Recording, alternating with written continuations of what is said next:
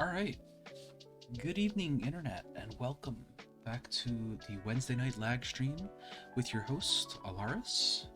Tonight we will be continuing our adventures in the quote-unquote tactical visual novel, ReZero, Starting Life in Another World, Prophecy of the Throne.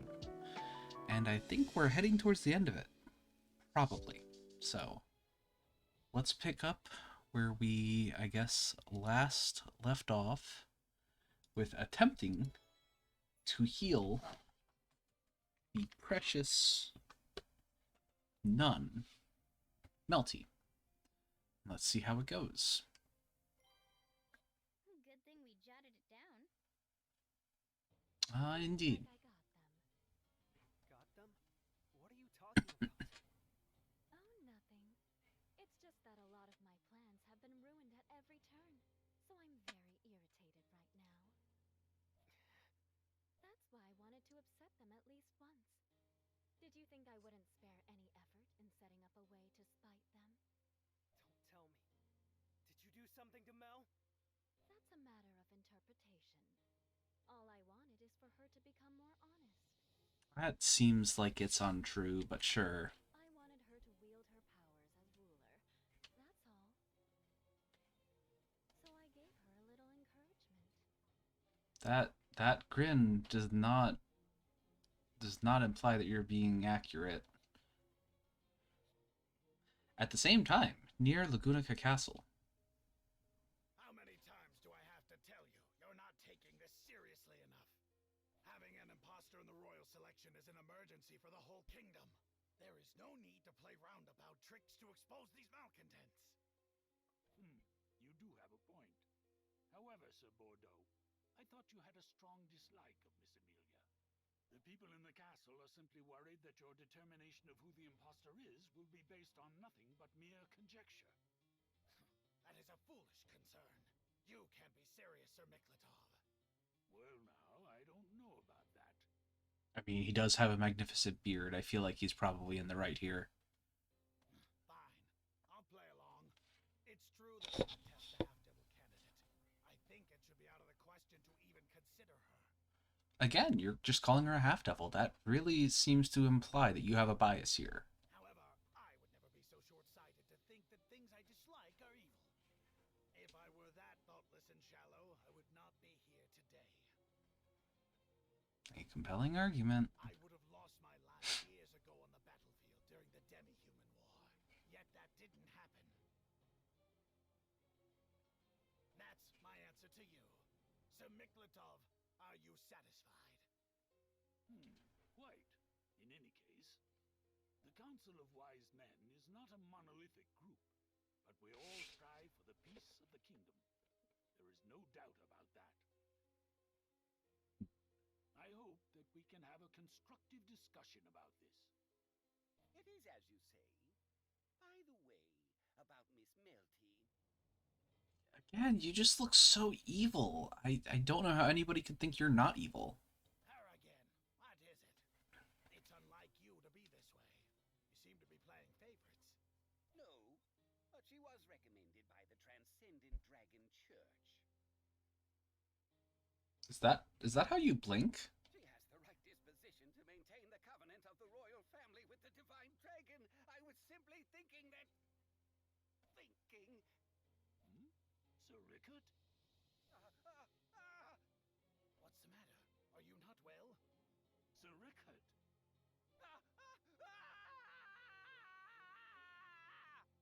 I think something's wrong with him. Something is very wrong.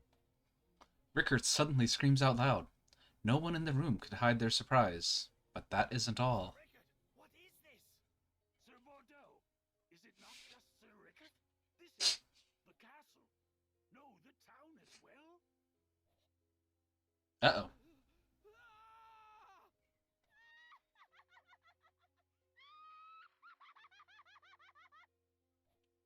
People all over the city began screaming out, quickly causing confusion everywhere.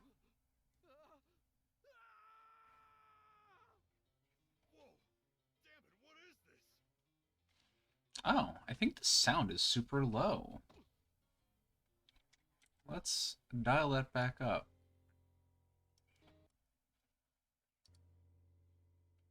This can't be happening. What the hell is going on? Oh. Laksha, Plum, please be safe. Huh. Princess! Princess! Princess! We got trouble! What's with all the noise? I am in the middle of a book here. Don't interfere. Yeah, sorry, I'll come again later. Wait, no! Now's not the time for that! There's something terrible happening in town. Everyone is wreaking havoc out there. Please, Princess. I hope you don't go and cause trouble. I'm not confident I can stop you. Fool. This is where you should give your life to protect mine. In any case, I would never put myself in any compromising position. Sorry, were you saying something? I was distracted. Oh, well, I guess that's true. But this must have something to do with what Bro said yesterday. Probably. Probably. So what are we going to do? Are you just going to let things... Is there anyone attacking the manor? None yet. I can't put Schultz at risk. So I did tell him to go into hiding. Then it's fine. Good on you that you did your job without me having to tell you. The rest is up to them. We have nothing to do with this. Is that really what you want? Do you still not understand, Al? The world exists for my sake, after all. No matter how it all ends, it is nothing for me to trifle over. Just do your part and do it well. That is all you can do.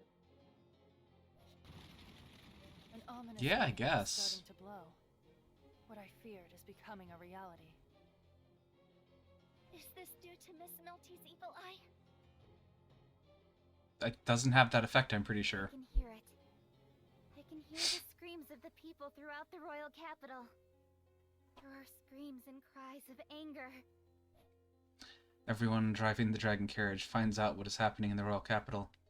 Everyone is affected by something horrible. At this rate, the Great Escape will not be lasting too long. Well, everyone except for the main cast, it looks like, is affected. Miss Amelia, Miss Crochet, please make your decision. Let's do this. That's why you two were brought here. What's going on in town? It's Melty. What? Melty's evil eye is going out of control. The people under her indoctrination are starting to wreak havoc. That woman must have done something. Sakura, I knew that woman would do something like this. Damn, we've been had. For a brief moment, Wolf hesitates. But it was only for a brief moment. We can't let this opportunity go to waste. Find the dragon carriage that Melty is on. I'll blow away the other two. Got it. I'll try. Puka nods, but then her eyes suddenly widen. The fleeing dragon carriages all go off in different directions. Why would they do this now? Now I can't tell which is the right one. They play such petty tricks. Damn it. Melty! Hardly a petty trick. She laid a trap. Damn that conniving woman. No time to complain. I can't do the surgery at this rate. We're completely short on time. Miss Rom, can you match my movements? Who do you think you're talking to? Fear and bow before me. Now then. While Ferris and I wonder what's going on, Ram and Julia synchronize and dive towards Melty. Stay put. We don't want to get rough on you. Melty tries to fight them, but she doesn't stand a chance against both of them. Melty isn't a fighter in the first place. Her power of indoctrination is the only thing dangerous about her, but you only need to avoid being touched by her hands. So, We have her held down. Do it now. Ferris, please. Got it. I'll make sure it doesn't hurt, so sleep.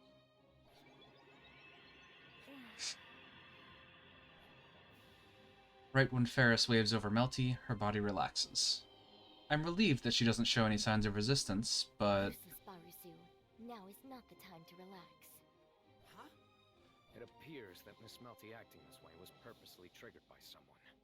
It's likely that it also affected the people under the effect of her evil eye. What? Then... Yep, that's right. It's a then... good thing we asked them to stay behind in case something happened. Subaru should have been affected, right? Unless being aware of it would make you free of the effect.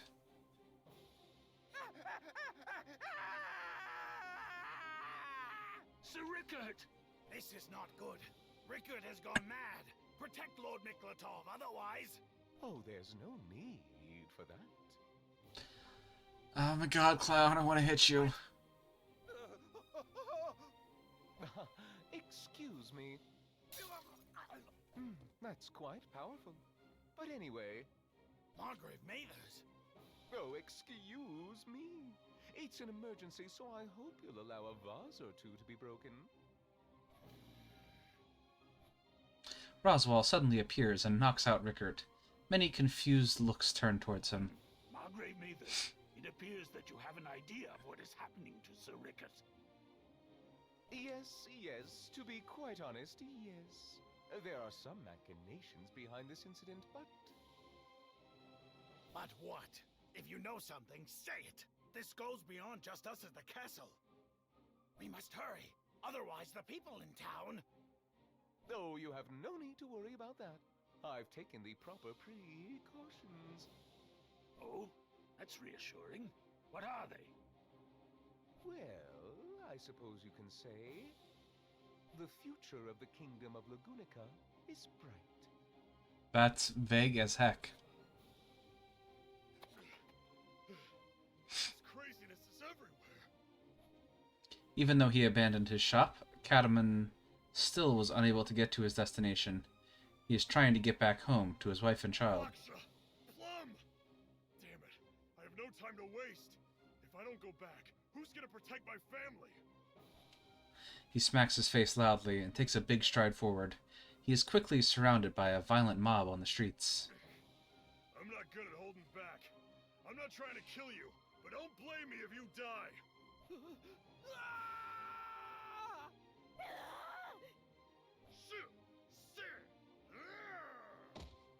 He punches, kicks, and throws the mobs that rush him, but they aren't acting on their own will. He doesn't want to go too hard on them. It would have been so much easier if he attacked to kill, but Cataman did his best to hold back. It may be foolish, but he isn't confident he could hug his family again if his hands were stained with blood. Come on, stop hiding and run away! I can't hold them back all on my own! While fighting off the mob, he continues to help others get away. He shouts at people cowering in fear. He pushes people who are trying to hide. Hiding is useless when you're up against beasts. They attack based on primal instinct, so he fights them using fists, legs, and elbows. The feeling of impact is sickening. Amongst it all, out of the corner of his eye, Cataman sees a small silhouette, and he quickly jumps in that direction. If such a frail body is attacked, they'll be broken easily. He has to go and rescue them before that happens, but... Hey kid, if you stay here... Cataman hesitates for a split second. In assessing the enemy, he never imagined that a child could be among them. The child grabs onto him, stopping him in his tracks. The mob then rushes over. If he gets pinned down, he'll be done for. He tries to protect the child from being crushed on his way down, but before then... I like your courage. You're a man among men. What? But you should never give up. Never ever, until the very end. Anyway, Tivy. Understood. Let's do this, everyone. Weirdly, they all have the same face. It happens in a matter of seconds. Right when an unfamiliar girl appears, she gives out orders that cause many beastmen to rush onto the scene, suppressing the entire mob. All the men, women, and children grabbing onto Cataman are shut down, one after another. Seeing their coordination, power, and, most of all, the fact that it was a group battle consisting of only beastmen, Cataman immediately comes to the realization. Are you the Iron Fang? Oh, you know your stuff. I thought we weren't all that well known around these parts yet. At this rate, maybe I should reconsider how to sell myself. How to sell yourself? Mm-hmm. I'm Anastasia Hoshin. You'd better remember this face and name. I can make things worth your while. Anastasia Hoshin. Cattleman squats down on the spot upon hearing that name and seeing how quickly things have been taken over. Seems like the minor players are done here. It wouldn't hurt to take a break now. Anyway, you sure showed yourself to be a man back there. How about it? Would you want to work with me? It's an honor, but I think I'll pass. Because I have a wife and kid I need to go check on. That's a manly answer there, too. My lady, we cleaned up things over here. We're heading to the next spot, right? Of course. We have to get more people to owe us favors. This is where we do our business. We can't fall behind other kids that are working hard. That is one way to look at it, yes.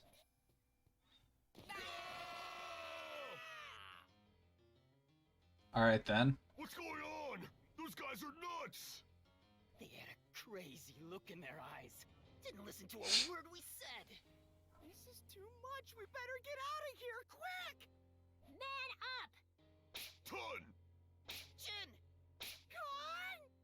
You're all so pitiful for being so ready to run away. You don't have much chance to show off in your entire lives. If you don't stand your ground here, when are you going to? You don't know what you're talking about. What the hell can we do in this situation? All we can do is run around like headless chickens! Yeah, what could a bunch of outcasts like us do anyway? Do you seriously think that? If you're serious about that, then there's nothing more I can say to you. Be the loser that you are, and just turn tail and run. I'm going. I don't want to make excuses for myself. What good is thinking like that going to do?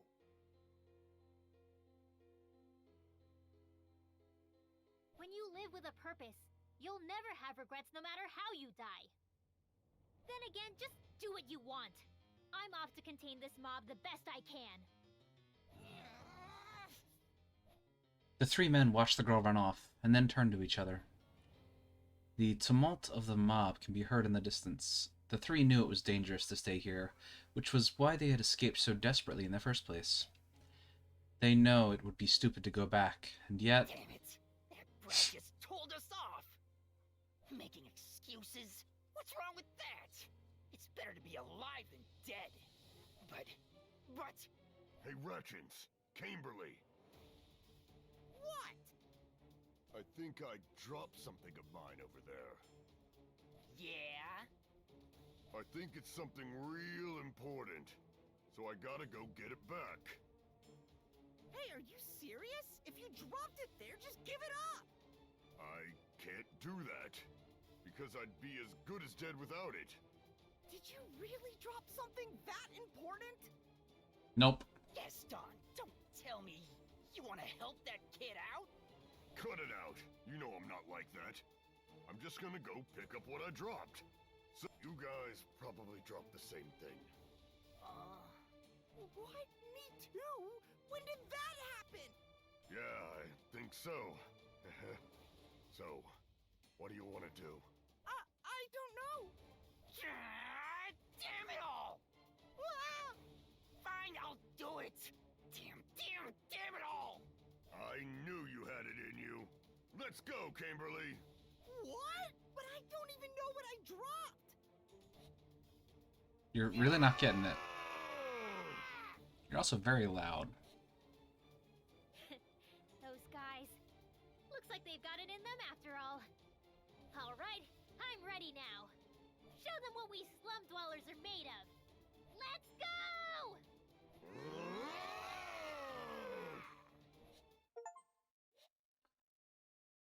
Achievement unlocked. Strange Unions. Unlocked all characters in the album.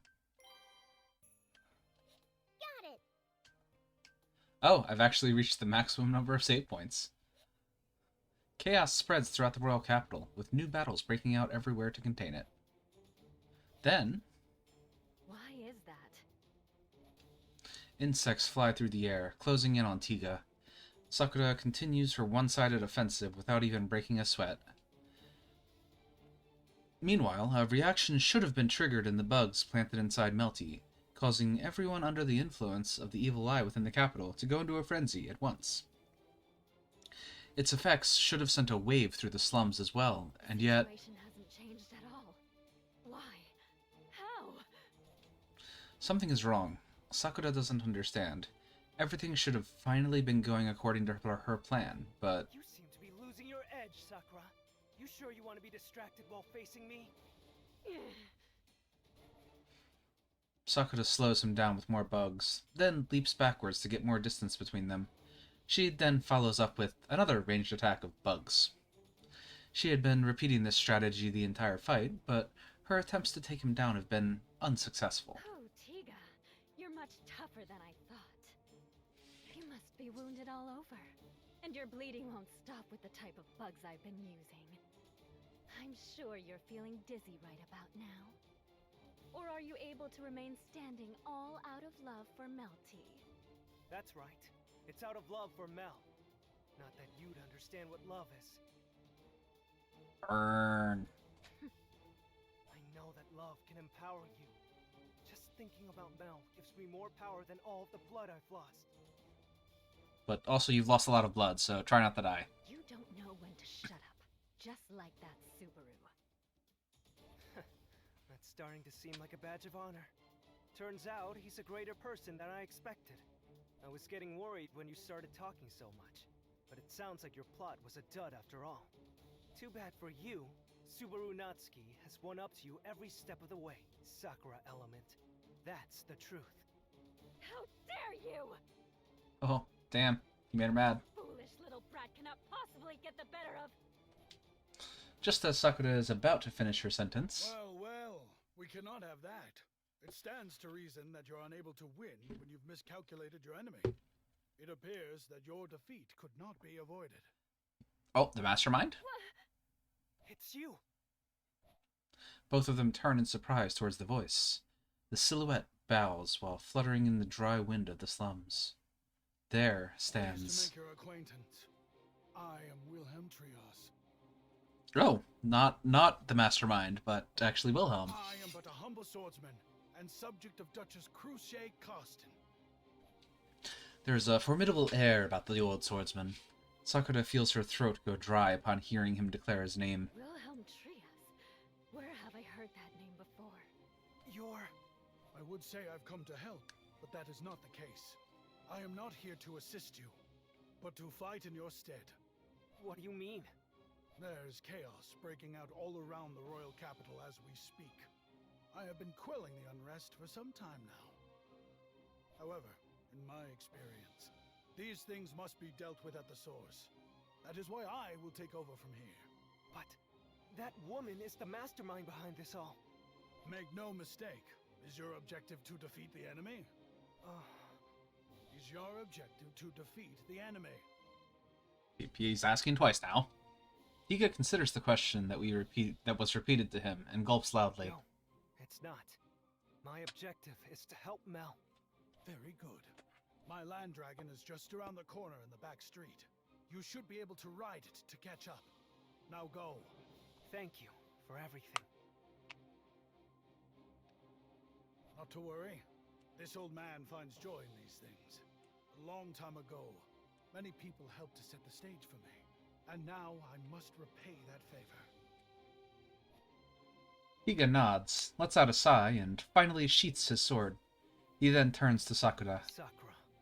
Tiga, I won't allow this. Mel is not fit to be ruler.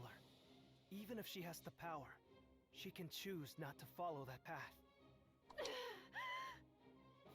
I want to have Mel choose for herself. Higa turns around and runs off. Sakura reaches out towards him as he leaves. Stop! Tiga! Sakura's bugs swarm forth at her cry, their wings buzzing in a frenzy. However... Oh, he looks mad. As they fly towards their target, a flashing blade cuts through them in an instant. Sakura feels a chill go down her spine upon witnessing the sheer mastery of the sword. You call yourself a humble swordsman? This is... Oh, that's fear in her face. I've simply wielded the sword for a long time. With my lack of natural talent, that is all there is to it. though in my years I've learned to understand the principle of things. Principal? Indeed. A man will go to the woman he loves. Standing in the way is the epitome of boorishness. Prepare yourself. Our paths may not have crossed until this fated day, but your head shall be mine for this aged sword devil's taking. Sword devil. I see. The sword devil. Upon hearing the alias of the old swordsman, Sakura looks up at the sky. Tiga is nowhere in sight now.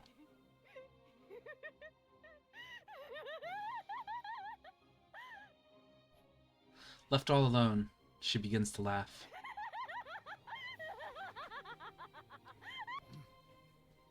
This can't be!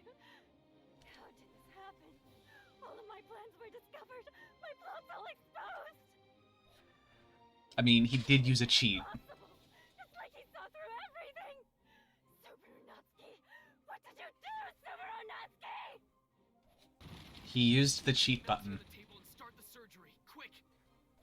Going to the castle, Anastasia's going to the Nobles District and Shopping District, and Felt's heading to the slums. But we aren't out of the woods yet. We need Melty to get back to her senses as soon as possible. You don't have to keep repeating yourself. I know my role here. Subaru, you should calm down.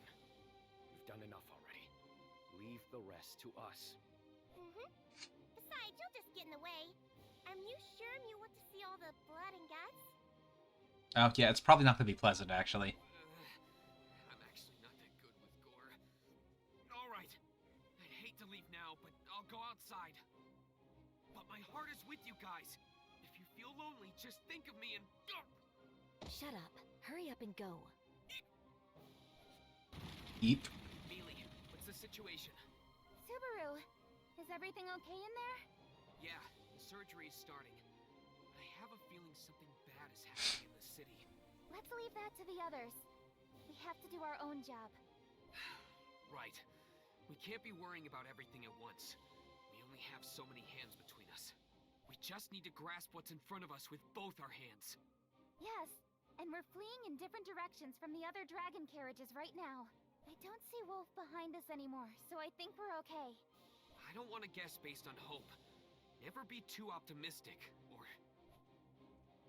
Right as I was about to review our plans to make sure we didn't miss anything, That's... Amelia cries out, and Subaru also sees what's directly ahead of the dragon carriage. It's probably Wolf. Somehow having conveniently guessed. There he is! Did he circle around us? But how did he get in front of the dragon carriage? No, there's something else going on. The three dragon carriages had split off into different directions, but their ultimate destinations were the same, south of the royal capital. So all he had to do was wait at the south of the city and attack all three at once. Normally he shouldn't have enough mana to do this, but... It's coming! You can stop me! Wolf howls, and a horrifically large ball of fire appears above his head. I don't know much about magic, but even I can tell that thing is abnormally powerful. I only have a few drops of mana, according to Puck and Beatrice. I could use my reserves thousands of times without filling up that much firepower. Wolf launches the attack towards us without mercy. Wolf! What? Tega! I won't let you! Malice in that dragon carriage! Damn, Tiga! Tiga slices deep into Wolf's arm. The giant ball of fire is slightly veered off course as it's hurled away from Wolf's muscular arm. The brief exchange between Tiga and Wolf is obscured by the fireball in the way. It continues towards us. Don't worry, Subaru. We should be able to handle that. Mealy? It might have been dangerous if it was just me here, though. I'll follow your lead. There's no time to practice, but can you do it? Yes! Leave it to Subaru's run! You didn't need to add the possessive noun there. You heard them. Hang tight, Subaru. Got it! Wait, where do I hang on? I tried to follow Amelia's direction and look for something to hang on to on the coachman's seat. One blow, 100 felled! Ow, Yuma!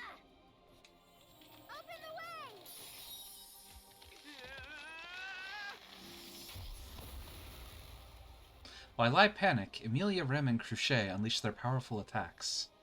They shoot forth and collide with the fireball, causing it to break apart in an explosion of light. Even sound vanishes in that moment, and the world is engulfed in a white light. No, it just disappeared from the world. Slowly, sound and color return.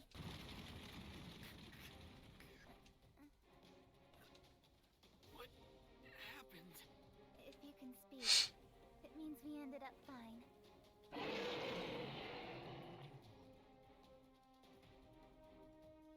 Patrasche cries out while pulling the carriage, as if in response to Emilia's comment. She smiles. I'm fine too. Does it hurt anywhere, Subaru? I think I'm fine. Wait, Mealy, don't you think you're really close? Because you grabbed onto my hips. Oh my.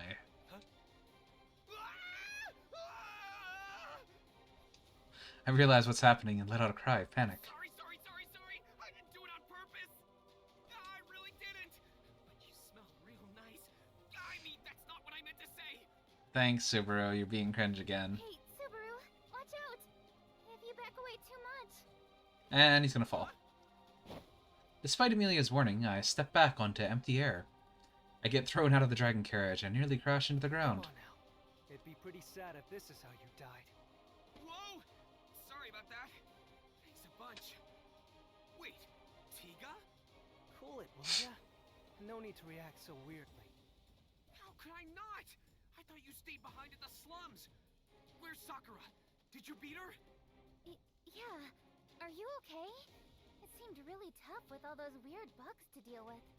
Oh, but thank you for saving Subaru. You're such a scatterbrain, Subaru. Haven't heard that in a while. Whoa. Both of you, calm down. First, I didn't defeat Sakura. Someone else took my place. Took your place? Who? An old man called Wilhelm. He claimed to be a swordsman who serves Miss Cruchet. Wilhelm, did Cruchet send him out for us? Cruchet really knows what she's doing. But you said you didn't defeat Sakura. That's because I left before the fight ended. That old man gave me a lecture. He said I have to do what a man is supposed to do, by being next to the woman I love. That's the gist of it anyway. It's like you to say that. So are you here for Melty's surgery? Yeah. I want to watch by her side. If I won't get in the way, that is. That depends on the guys inside, but I think it's okay. That said... I look at the silhouette on the ground in the wake of the dragon carriage. Wolf lays face up on the path as we continue to move away. His all-out attack was deflected by Emilia and the others. Then he was struck down by Tiga's ambush.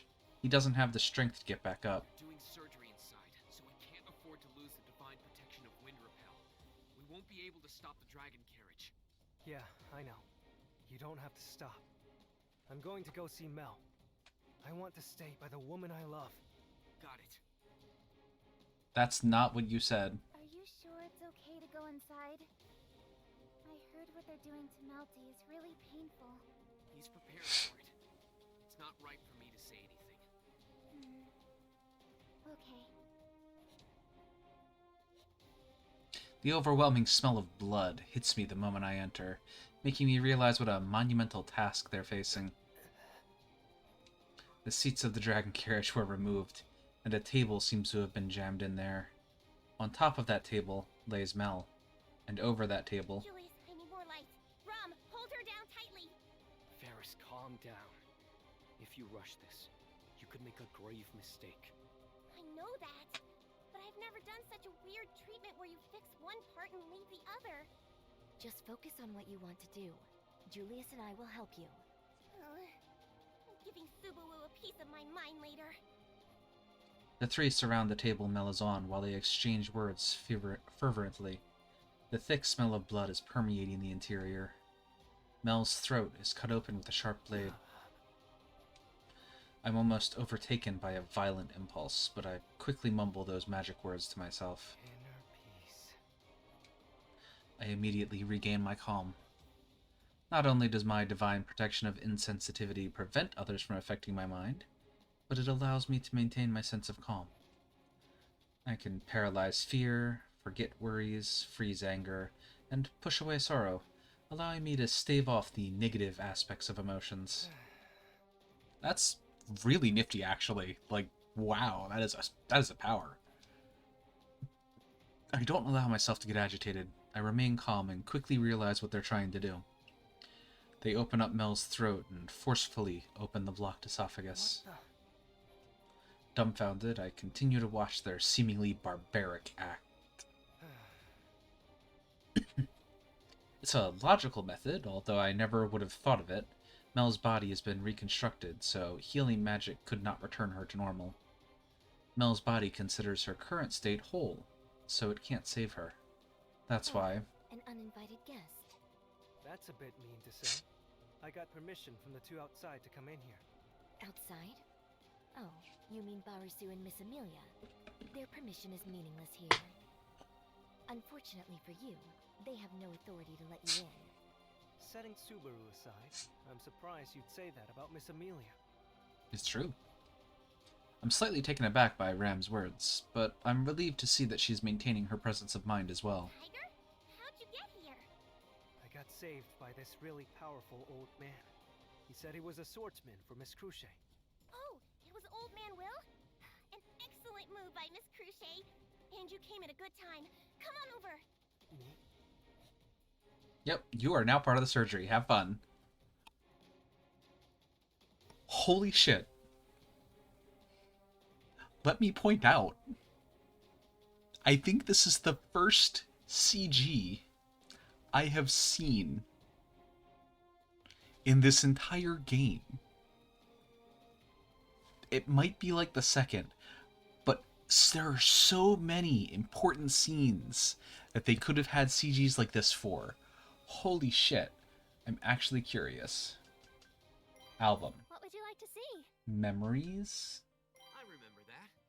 Okay, so there were some other ones. But they are so few and far between, and there's so many that we missed. Yeah. I remember Hun's that. Handshake. Yeah. I remember that. All the royal candidates. Okay. Don't remind me. Tragedy's End. That's just from the anime. Remind me. Betelgeuse. Yeah. Don't remind me. Oof. Well, Did we ever get access to his other attire? No. Most comfortable in these. This is kind of embarrassing. Alright, we're gonna continue. But that was just me pointing it out. I walk over to where the three are crowded around Mel to get a better look at her. Mel is unconscious with her throat cut open. Seeing her lying there, pale as a corpse, I feel the color draining from my own face. But I see her small chest moving with each breath, and I wash away my anxiety with inner peace. What should I do? I'll have you know that I probably can't help in cutting open Mel's throat. It's impossible for me to put a knife into the woman I love. You'll have to ask someone else. I'm not going to ask someone to do something so advanced on the fly. It's something else. Can you hold on to Miss Melty's hand? Her hand? You get the best job out of all of us. Yes, hold onto her hand. I'm confused by their request. I'm not. I actually do understand it. He's immune to the effects. They can't touch her hand. They want me to hold on to Mel's hand while this grand procedure is going on. I don't have a clue as to what the point of doing such a thing would be. I wouldn't recommend it if we were working with healing magic here. You wouldn't want to transfer mana onto the patient through touch. But when it comes to this surgery thing, I want you to be holding her hand. At times, that can be what saves the patient. Rom? When nightmares keep you up at night, having someone's warmth by your side can make all the difference. Does she know this from experience? I don't feel like she would. That is enough to get you through those sleepless nights. Even such cheap miracles can happen. The cheap part was unnecessary. Despite her brazen tone, there's kindness in Ram's words. I take a deep breath, and then... Fine. I gently hold Mel's hand. She's unconscious, her throat open with its interior exposed. Despite everything going on, her heart pulses strong and hot, like she's fighting for life. I feel like this is Mel's response to me, and I set my mind on staying by her and never letting go. I can't do much else, but I won't let go of your hand, Mel. I know you don't like having your hand held, and the reason behind it, but I already decided long ago. I won't let go. It appears you're all out of tricks. Crochet points her sword at Wolf, who lies at her feet. How pathetic of me. I fell right into the trap. No matter how much you may plot, you are no match for Subaru. Your acts of barbarism end here. Barbarism. Barbarism, huh? Is that what the desperate struggles of outcasts like me look like to you? Yeah, pretty much, actually. Pretty much. Don't make any sudden movements. I've heard from Subaru Natsuki that he wants to help you. But I will show no mercy if you resist. That goes for Rem here as well. Yes, Rem will not hold back. So please do not resist. She went all demon mode again. It's creepy. You want to help me? How kind of you. But I reject your help. I have no desire for your mercy. Wolf spits out the words like a curse. Rem and Crochet feel their bodies weighed down and immediately realize the cause. Wolf's evil eye can absorb the mana of others. Knowing this, they were quick to react. I did warn you. There will be no second warning. Crochet and Rem take a stance simultaneously, while Wolf smiles under his mask. They strike at him, and he's unable to dodge with his body being unresponsive. Puka's gone too. He cracks a wry smile at his own pitiful words. His partner was now gone, which was completely understandable. There was no bond between Puka and himself in the first place. Puka was simply assigned to him. Or rather, solemn, to keep an eye on things. Hey, welcome to the stream, Grand Calabash. Very few people understand how much of an influence ReZero had on, what, the, like, people who watch it, the anime industry as a whole.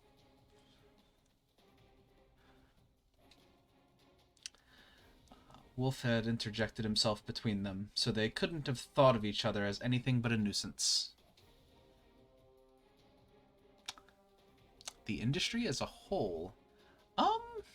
Yeah, no, I could definitely see it. I mean, from what I've seen of the anime, it was very solid. I very much enjoyed it. It's the isekai anime that kind of didn't suck. It didn't fall into a lot of the tropes that most of them seem to these days. Which is sort of depressing for the other animes, but I mean, it did lead to a few choice ones that managed to do the same, or at least similar. It was the anime that made isekai. Was it like the I guess it might have been like the first in the modern isekais. Or the modern isekai. And I guess that, yeah, that makes sense. Obviously there's old anime that were technically isekai, but this is definitely, I can see that being argued that this is like the birth of modern isekai. And I feel like they did it really, really well.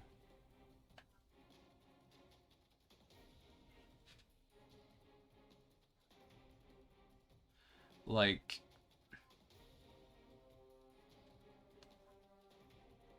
honestly, one of the base things you need to do with an isekai is not having an just like a ridiculously overpowered main character. Because you do that and he can just solve everything.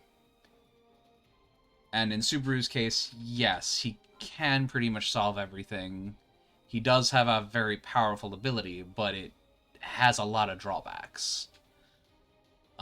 Mostly in the mental capacity, but you take oh, what was that anime I've seen like 5 episodes of? I think it's called In Another World with My Cell Phone, which I thought was a cool concept just based on the name of it. but it's so bad. The character obviously dies, ends up in another world, gets to keep his cell phone and all the internet access that comes along with it. But also, when God reincarnated him, he or she or whatever it was also gave him access to all the magics at the highest level. So pretty much any issue he runs into, it's just, oh, look up on the internet the solution, and then use my overpowered magic to solve it. And there's so little, like, there's conflict, but it's so quickly and easily resolved. There's just, it's so boring. And I feel like most isekai anime fall into that same kind of trope. And some of them are still popular with it. Like, I haven't actually watched more than, like... Well, I don't think I've really watched any of it, but... That time, like, reincarnated as a slime or whatever it is, that's very popular. I don't know if it's actually good. I hope it is popular because it's good. But from what I hear, it's another case of a ridiculously overpowered main character. I'm not sure if there's drawbacks or what. I do have to watch that one someday, but...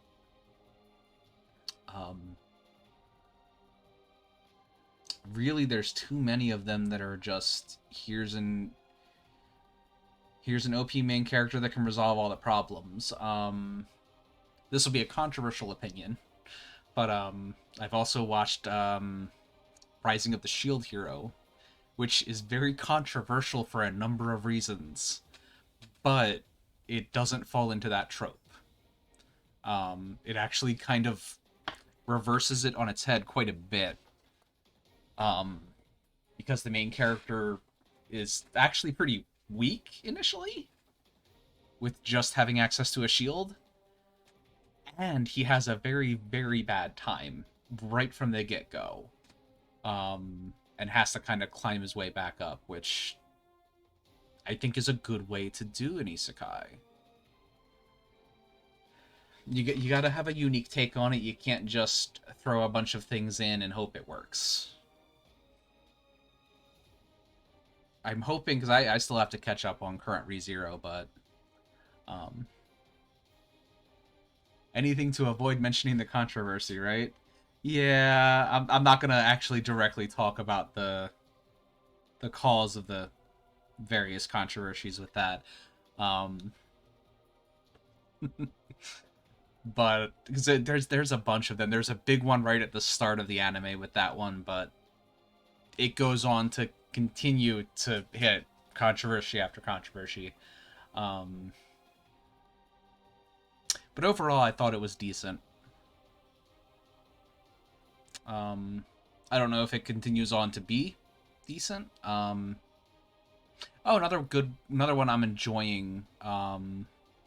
Here I'm turning the stream into just, list off the isekais that are good or bad, I guess. Another one I've been watching recently was Jobless Reincarnation, which has its issues with the main character's personality to a degree, but I like the overall world building with that one.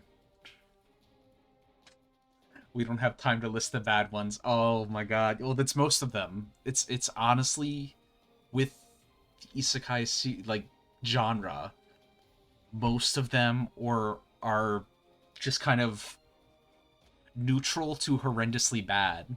And then you have just the handful of, well, these are pretty decent. And in the case of ReZero, I think pretty dang good. But alright. Let's see. They ended up spending the most time with each other while following orders, but they never once trusted each other. Now he lay there in moments between life and death, but there was no way she would be around to... My goodness. Oh, Puka didn't run off. I'm such a softie.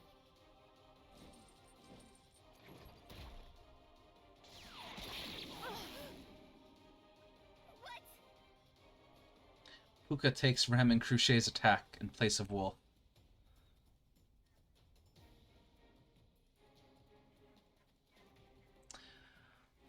Also good to see someone who instinctively sees the difference between isekai and trapped in a game and how they are nothing alike. Yeah, that's a completely different genre. Don't get me wrong, the trapped in a game genre can be good. Back in the day, I saw, what was it? Dot Hack Sign, I think. This is showing my age, but many years ago, Dot Hack Sign was in that genre and also very solid.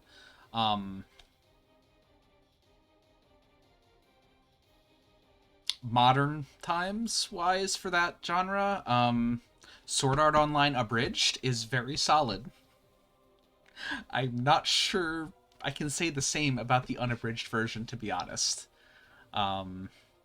If you haven't seen the abridged version on YouTube, I think it's done by something witty entertainment or something. It's hilarious. Highly recommend it. Abridged is the key word here. Yeah, I am thoroughly impressed that they managed to make that not only watchable but entertaining. Like, there are some anime I can watch that are fine, that are, you know, okay in their unabridged version. I enjoyed it well enough, and the abridged just makes it a lot better. A lot better in ways. Dragon Ball Z abridged is another one, though that one ended a long time ago at this point. And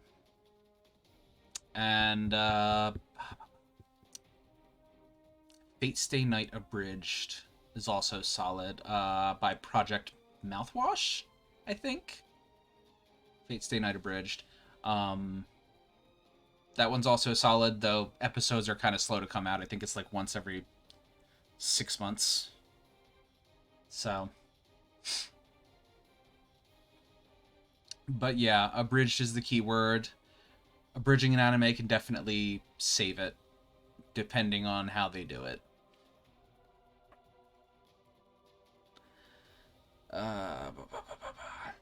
Yep, Puka takes the attack in place of Wolf.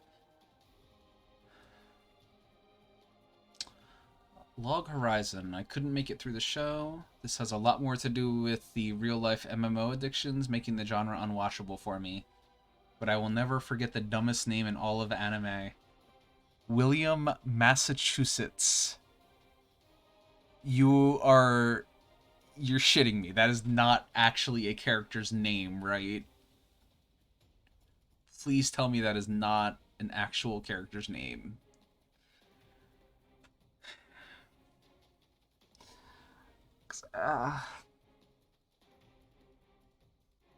Please, it's just...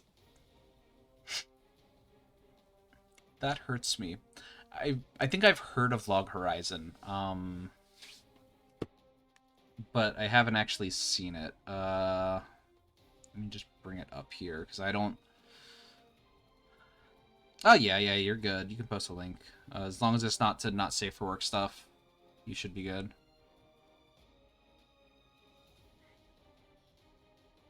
Oh, maybe not. I don't know if the auto moderator's, like, on hair trigger. You can DM the link if you want, but I think the auto moderator's on hair trigger from... I think we had a bunch of bots popping in at one point.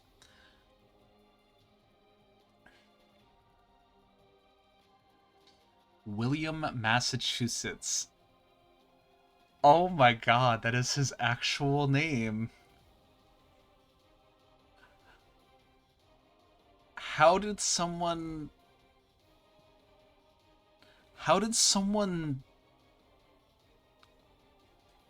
name them that and want them to be taken like this? Did they want them to be taken seriously? Did they want this character to be taken seriously? Because I can't imagine they did. But the guy looks like... a completely serious character.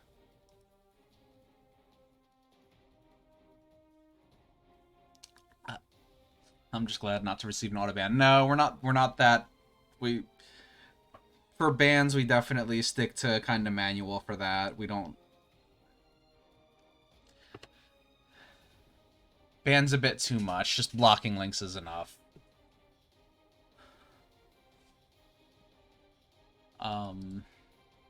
Was that his actual name in like the original Japanese? I mean, it wouldn't. I guess it wouldn't put it past them to name him something like that. Jesus, that's crazy. Alright, despite being a spirit with no physical body, the impact sends a fatal shock through her. Spirits are beings with an odd as their core. If it's broken, their soul scatters. Yikes. You think a localizer would do this? Bro. Maybe not as much anymore, but back in the day, localizers did some terrible things. Please see Sailor Moon and the Dating Cousins, which was somehow better than Sailor Moon and the Lesbians.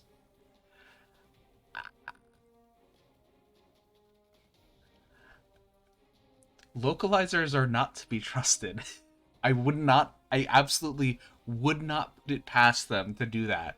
But taking that statement at face value, I assume that means it was original to the, like, original Japanese dub. And, wow.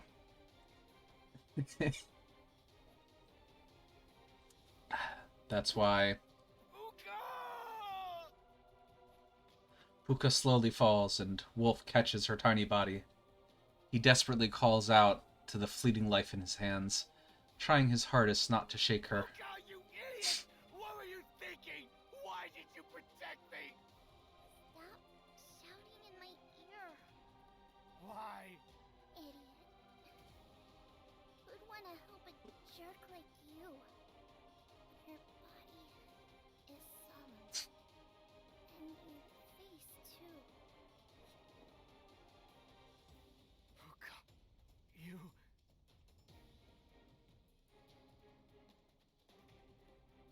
For that to happen with localizers would require something that they're required to censor. That's a good point.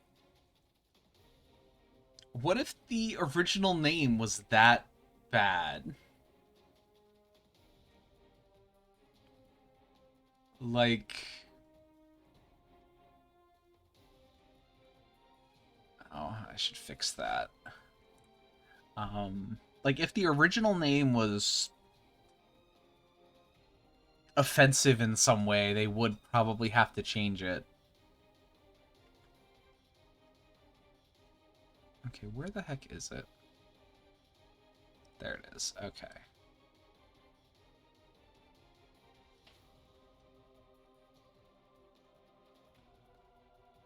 Oh. Interesting. Alright, we'll put it up there. That's fine. That'll probably be fine. But I'm guessing based on that it wasn't offensive, and they, for some reason, the original creators thought, let's name this guy William Massachusetts was realistic. I mean...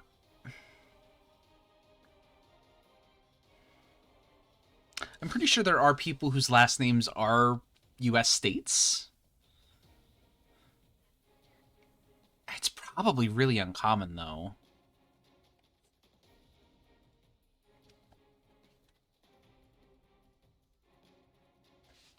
But I guess William is just an uncommon guy. I like some. No, I hate you. You're solemn, only on the outside. So this is sort of a compromise. Puka smiles weakly and goes limp.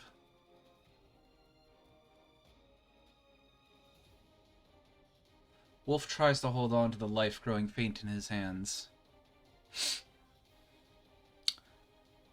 I didn't actually double check the original Japanese, but it doesn't give me the reasons to think it's at the localization level. Alright.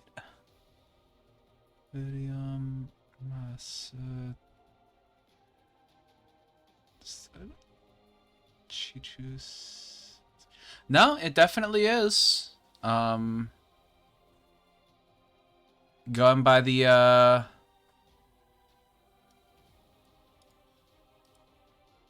katakana, that is in fact William, Massachusetts in Japanese.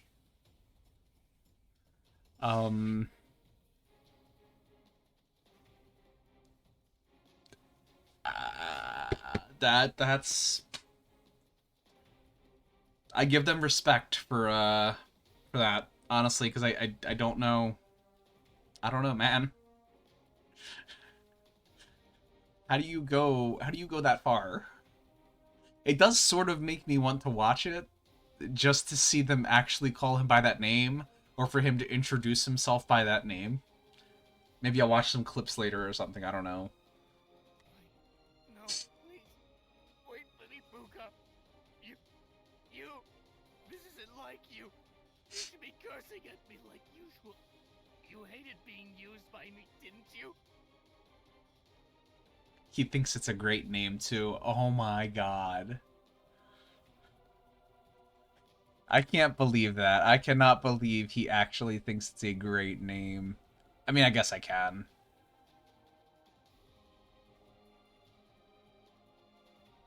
Okay, we'll put that there. Or it won't actually get cut off.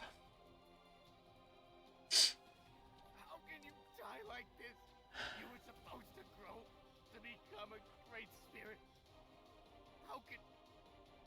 Yeah, I'll have to watch it later. I'll hopefully there's some clips on YouTube, or it's on one of the few streaming services I have, like Crunchyroll or Netflix. Oh, poor Puka. I actually feel bad for Puka. Puka didn't deserve this. Probably. Puka's body begins to glimmer and fade. It's a sign of impending death that even spirits cannot avoid. A precursor to disappearing and melding into the rest of the world. Hey, no. This has to be some kind of joke. Don't die, Puka. Don't die for a coward like me. Miss Crochet. The attack landed, though the intended target was not hit. Yes, I believe it's over. Even without exchanging many words, they knew the result of what they had done. It was clear that there was no need to pressure Wolf, the man who had called himself the malevolent masked magician, any further. I will need to report this tragic incident to Subaru. But we can't change what happened. I will go apologize to Subaru Natsuki with you. I have enough reason to do so. Yes, and now... All that was left to do was to restrain Wolf and regroup with Subaru and the others. Once Melty's surgery is complete, everything would be settled. Though, they still had to capture Sakura. The fuck is that noise? That hurt my ear, man. This is... Just then, as the two turned their attention to what they would do next, a powerful sense of fatigue suddenly came crashing down upon them. They had been hit with the same effect earlier, but the draining sensation is far more powerful this time. I won't let you die. Oh! Wolf without his mask, and actually... yeah. I won't let you die. No way. Wolf mumbles to himself as he stands. Colorful mana shimmering thickly in the air around him like a rainbow shroud. The concentration of mana is so thick that it's visible. Is he absorbing it endlessly? Crochet shudders at the thought. They knew Wolf's evil eye could absorb mana from others, but... All vessels have their limit. If you absorb mana beyond your capacity, you will crack and shatter. I don't care! Okay, the sound? That is an awful sound effect. Wolf absorbs mana at an accelerated rate as his emotions heighten, bringing Rem and Cruchet to their knees. Wolf holds Puka in his arms, transferring mana into her while crying tears of blood. See, this is a moment where they could actually have a CG. Like, there are so few, like, CG art scenes in this game. Calling it a game is very loose. This is practically a novel. You barely get to make any decisions. But that aside, this is a moment where they could have done it. They don't have budget. Yeah, that is the feeling I kind of get. They probably spent all their budget on the live 2D models and the voice acting.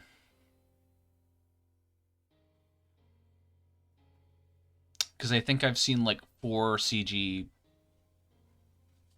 scenes total. And yeah, but budget has to be it. That has to be the explanation. They missed out on some good scenes they could do, though. It's disappointing. I don't care if I end up breaking. Her core is already cracked. I have to keep feeding her mana to keep her from disappearing. Those muscles, nothing but a texture. Oh, God. I didn't look at them, but, yeah, actually. And that's what I'll do. I don't care if I end up training the whole world. I'll keep her alive until the very last moment.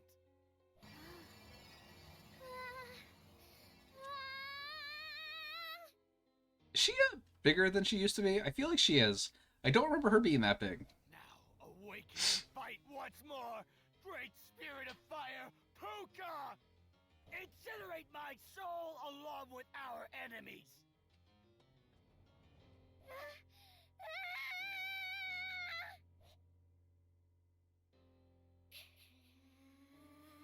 Is that a giant squirrel? Giant fire squirrel. Alright, well, I guess now we need Giant Puck to, lay down the law. It can't be. Let's do this, Puka! We will destroy the enemy! You know, because we couldn't actually win here. To the south of the royal capital. Pursue the fleeing enemies. Melty must be there. We need to get her and her evil eye back.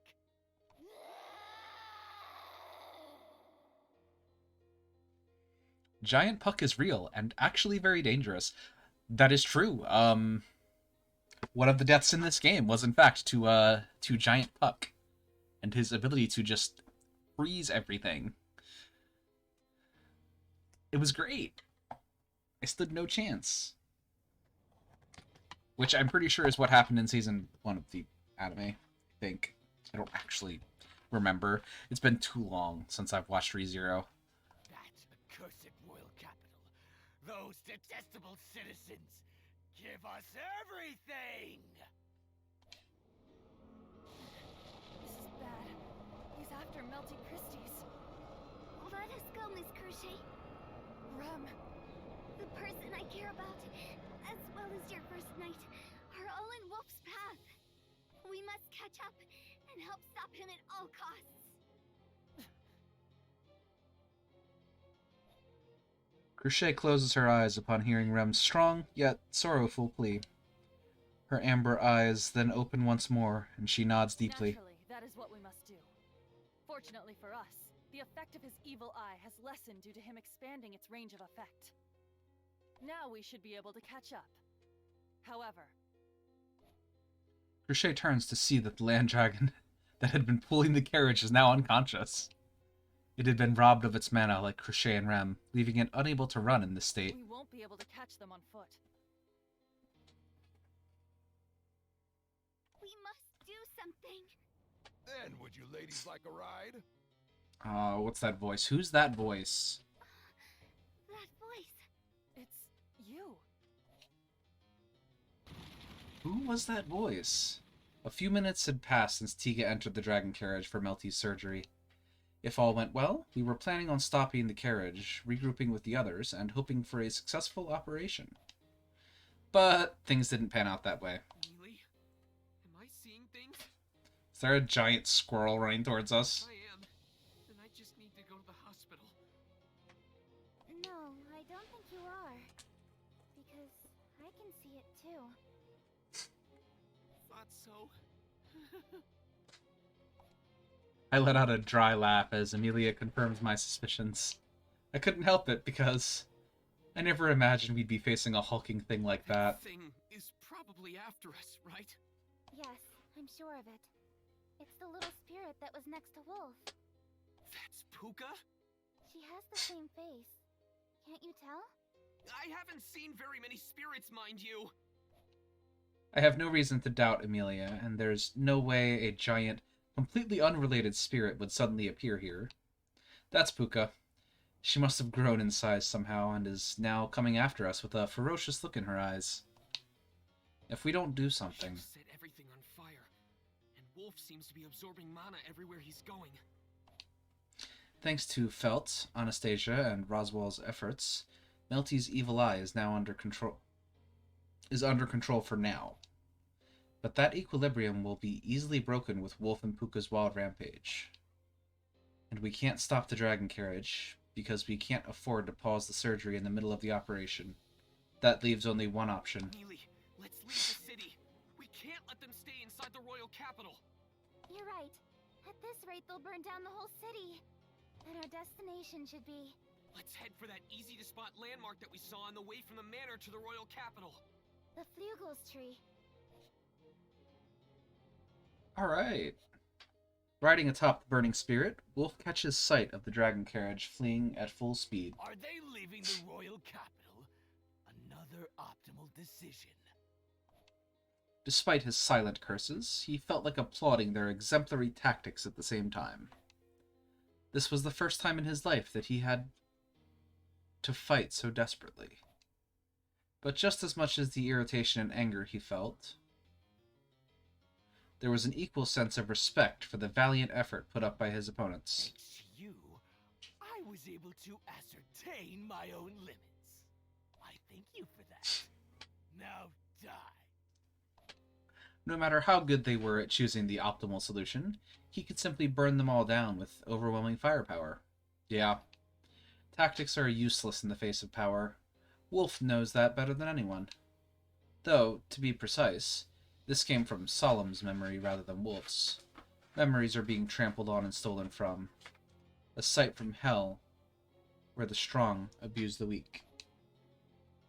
He was born, or rather, came into existence because of that hell. I came straight from hell. Burn just as brightly. I will absorb everything and show you what hell is like.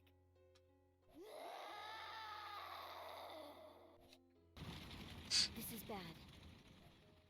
Ram comments while looking out the window, and Tiga looks up while still holding Melty's hand. The surgery is still ongoing.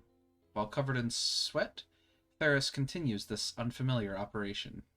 Yes, let us perform a surgery we've never done before. Thank God healing magic is a thing. Julius assists his friend, and they continue on with the delicate, impromptu procedure.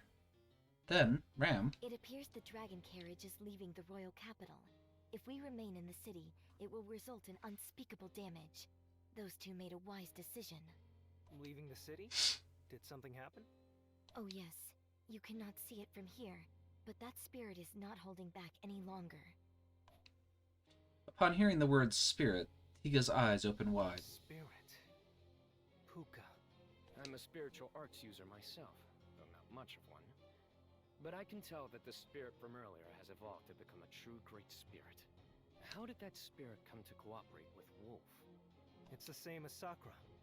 This mother that Sakura serves ordered Puka to keep an eye on Solemn. Puka's been with us ever since. Compared to Sakura, she's much better company. Even so, I could never figure out what Puka was really thinking. She appeared to be kind and considerate, but she purposely sided with Wolf, someone who let Sakura tell him what to do. So...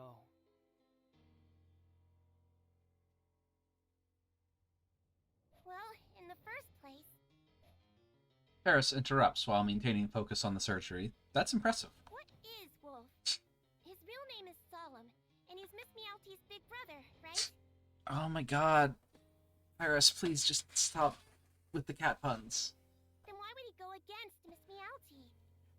I don't know anything about Wolf, but anyone can tell that it's not just Solemn putting on an act. Solemn and Wolf are too different. They really are different people. A deafening silence overcomes the carriage after Tiga's explanation. There are two people inside of him. I have heard such things can happen. Ferris says Neo. That there are two people in one? The vessel of the human body is much more complex and deep than it appears. So this sort of unusual circumstance is possible. Then, if that's the case, Solemn is on Mel's side, just like me. But I don't know about Wolf. He could be fighting his own battle. But what? we've come this far without ever exchanging words. That's it. I see. There's sorrow in Tiga's eyes as he speaks, and no one has the heart to question him further. The smell of blood grows stronger in the carriage. Melty's breath becomes more shallow and drawn out. How is the surgery going? Is it going well? Or perhaps something unusual is happening? No one is talking about that. No one knows for sure what will happen. But everyone shares the same desire to save her. Sound. Did something hit us? We're in the middle of something important here. Cut out the shaking. The healing magic activates to reduce blood loss while Ferris continues the surgery. While looking to the side, Ram whispers softly. The sky begins to turn red, but not from the fire spirit's flames scorching everything in sight. The sun is setting, casting a hellish red glow on the world itself. We continue forward in the dragon carriages, surrounded by the all-encompassing light. We left the royal capital. We've been running for hours. That poor dragon. I'm more worried about the land dragon and everyone we have in the carriage. Amelia is right to be concerned. Surgery that lasts for hours can be incredibly draining.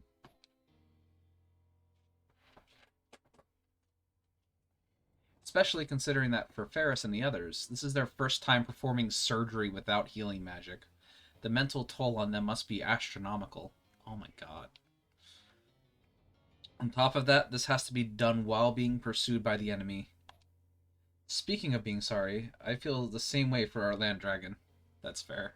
He's had a rough day. Sorry for making you run for hours, Patrichet, but you're our only hope. Thanks to you, we reduced the damage to the royal capital. We'll fight the best we can. Please, hold up with us till the end. Maybe my voice reached Patrichet, because he gives us a reassuring cry, as if in response to my plea. But still. You keep running forever. Mealy. I'm sure you're thinking the same thing, Subaru. Even if we keep running, he'll catch up to us. It'll be too late then. Amelia's decision-making is bold. If we delay now, we'll just end up losing. However, the only one who can fight. I can't bring in reinforcements. The most I can do is give moral support. I could pat myself on the back for contributing to this plan, but that's all I did. In the end, whenever we're in serious danger, I'm completely powerless. Maybe. I should return by death. Now that I know we'll end up cornered like this, I could go back and prepare better. The thought crosses my mind, but... Subaru, look! Mealy? What are you... Suddenly, Amelia's hand grabs my face from both sides. She presses against my cheeks and I let out a weird sound. Mealy? Mealy. Oh my god. Oh my god, Super, you're great. Don't make that face. You can't blame yourself. Don't worry, it'll be alright. You've worked so hard. Now it's my turn. Oh, do we get the appearance of Giant Puck? This'll be easy peasy. Subaru? That's a phrase I haven't heard in a long time. Subaru? Sorry. Mealy, you're amazing. I seriously think that. She doesn't just think about defeat the moment things start to go south. But it makes sense, considering there is no second chance for Amelia, or for anyone else. Watch, as Puck doesn't even have to go giant. I mean, it's possible. I don't actually know his power level. I know it's ridiculous. In one of the loops, he threatened to destroy the world. Or turn it into a frozen hellscape. So, maybe he can actually do that. In my arrogance, I had forgotten that fact and been too eager to sacrifice my life. How foolish I was. It's always been for everybody. We all fight and struggle as long as we live. In that moment, Subaru, Miss Amelia. how did they catch up? That voice. You caught up. How? We may be a bit late, but Subaru's Rem has arrived. Again, you don't need to use the possessive there. You're just Rem. You are best girl, but you are just Rem. Looks like we got here just in time. Thank you, Ricardo Welkin. If you want to thank someone, thank the mistress for me. She'll love it. I don't remember who you are, sir. I feel bad about that, but I don't. She ordered the main forces of Iron Fang to join you guys. Oh, you're with Anastasia, okay. Woohoo! That's right. All thanks to my lady. Big sis, it's dangerous if you keep jumping around on the coachman's seat. Hey, Tyrell, you're such a scaredy cat. You'll never grow up to be big and strong. Watch and learn. Big sis. Ricardo! And Mimi, too! You picked up Rem and Cruciate for us? Anastasia is amazing. Subaru, we can do it. Yeah! I mean, if Mimi and Mealy, this makes things very confusing. Yeah, I can get that. Mealy and the Iron Fang. Now Rem and Cruciate, too!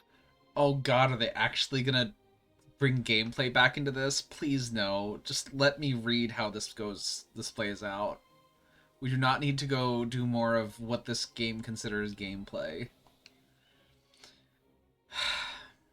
The situation that seemed so hopeless is now turning around. I grip my fist tightly with hope. Now we can fight! Once Melty's surgery ends, the people in the back should be able to join too. Mealy, let's do this! The objective is to buy time for the surgery to finish. Yup, it's absolutely gonna do gameplay. Right. The look you have on your face now suits you much better, Subaru. Honestly, I'm impressed this game has gameplay. I almost want to see the shitfest. Dude, it is so awful. This game was described to me as a tactical visual novel.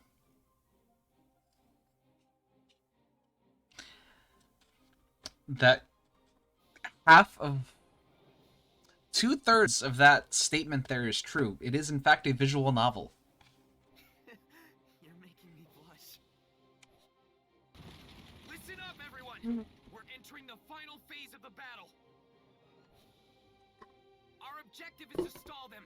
We have to buy time until the surgery is finished. To everyone who is fighting alongside us, and to those at the royal capital who are fighting where we can't. This wouldn't have been possible if it wasn't for every one of you. Thank you all. I know it's still too early to say thanks. Damn it! I know that better than anyone. But I just had to say it. Once we take care of everything, the royal selection will finally begin. Then we'll be back to being enemies. But we'll cross that bridge when we come to it. We'll fight it out fair and square. Now, let's start the final battle! Yeah, sure, we can save. I'll jot it down. What is your choice? Oh, yeah. All right. Charge! The big one's mine! Don't just go charging in yet. We need a plan. You don't get it, Heitaro. These things are all about momentum, so let's charge! Sure, that sounds like a plan to me. Not so fast, Mimi. Momentum is indeed important, but when coordinating with a group, we must agree on some key points before making any moves. That's true. Some of us are fighting together for the first time, so we need to hash it out before charging in. Okay then. Mimi will wait for now. Don't talk too long. Keep it short. Very well. We lack the time for such idle conversation anyway. Let us keep this brief. Subaru Natsuki, there are several things I must confirm before we engage in battle. Yeah. What? To begin with, how long do you require we stall for you? We should know at least that much before we begin combat. That's true. It's important to know the amount of time we need to buy before we fight. Yeah, good point. Our goal here isn't to kill Wolf or Puka. It's strictly to buy time for Melty's operation. As long as we accomplish that, a lot of our problems will be solved. I can't say for Wolf, but I'm sure we can talk things out with Solemn. And Puka, too. They appeared to be kind-hearted when they helped that lost child reunite with her parents. Our real enemy is Sakura, and her mother backing her. I'm really actually curious who the mother is. They can't possibly introduce her this late in the game. Since I'm pretty sure we're at the tail end, this is probably the final fight. So, I'm really curious who the mother is. Since Wolf is actually Solemn, I want to avoid killing him if possible. Wonder if a witch. That's a good question. I wonder if it could be one of the established witches, too. And that they're just calling it Mother for this game. Because this isn't canon, obviously, for the anime or light novels. Melty doesn't actually exist in those, or the whole scenario, but I'm curious if it's an established, like, canon witch. We may not have the luxury of avoiding it, but we should confirm with Ferris and the others how much time they shall need. You're right, Cruchet. We can't really make plans without a standard to base them on. Sorry, Ferris, but would you mind giving us your input? Oh, yeah, you just walked in on the surgery. As the door opens, the stench of blood leaks out from the dragon carriage. Ferris and the others are working on the operation solemnly. Even Ram looks tense as she provides support. Right now, they're working to open Melty's throat, cutting out the part blocking her esophagus. I may not know much about medical science, but even I know having a functioning throat is vital. Wait, they want you to go through this and this isn't canon? I mean, it references canon events. And like the whole witch cult thing with Petalgoose, or however the hell you pronounce his name, like that happened in an early hat bit me in an earlier loop. We've managed to avoid that this time, but yeah, it's not actually canon. I mean, the gameplay's garbage, but like I enjoyed the story and the voice acting well enough. But yeah, it's not canon.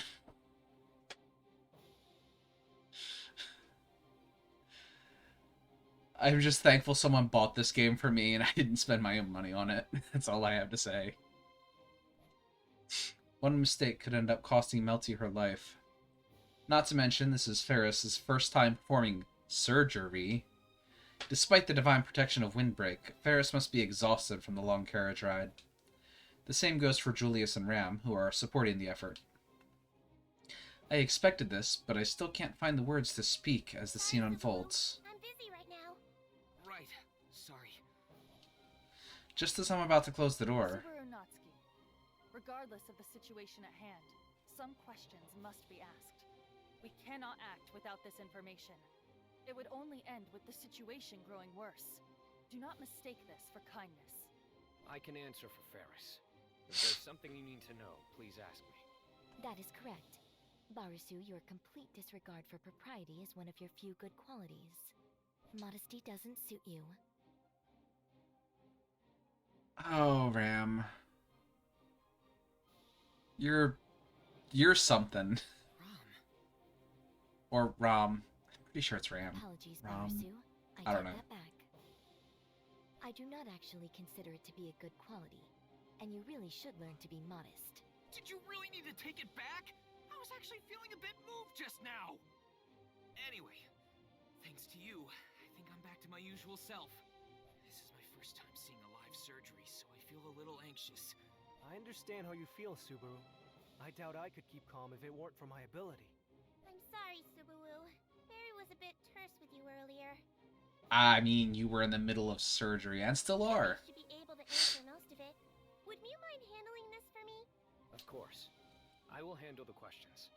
You focus on the surgery, Ferris. What would you like to know, Subaru? I want to know the progress of the operation, including how much longer you think it'll take. To be honest, the surgery has been a struggle. It's been about 4 hours since we started, but it could take another hour before we finish. An hour? Surgeries take time. Complicated ones could take 10 hours or more. Considering that, the fact that Ferris's first operation could only take 5 hours is incredible. Still, turning point.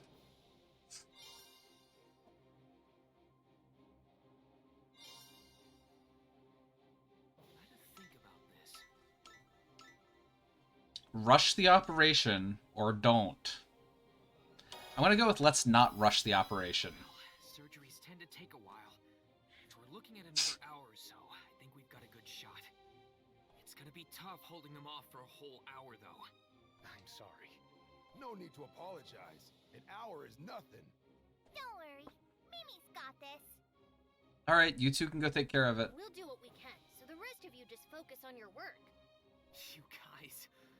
Looks like Anastasia has a good thing going on in her camp. Right. Julius? Melty's surgery is the #1 priority. We'll hold them off. Probably.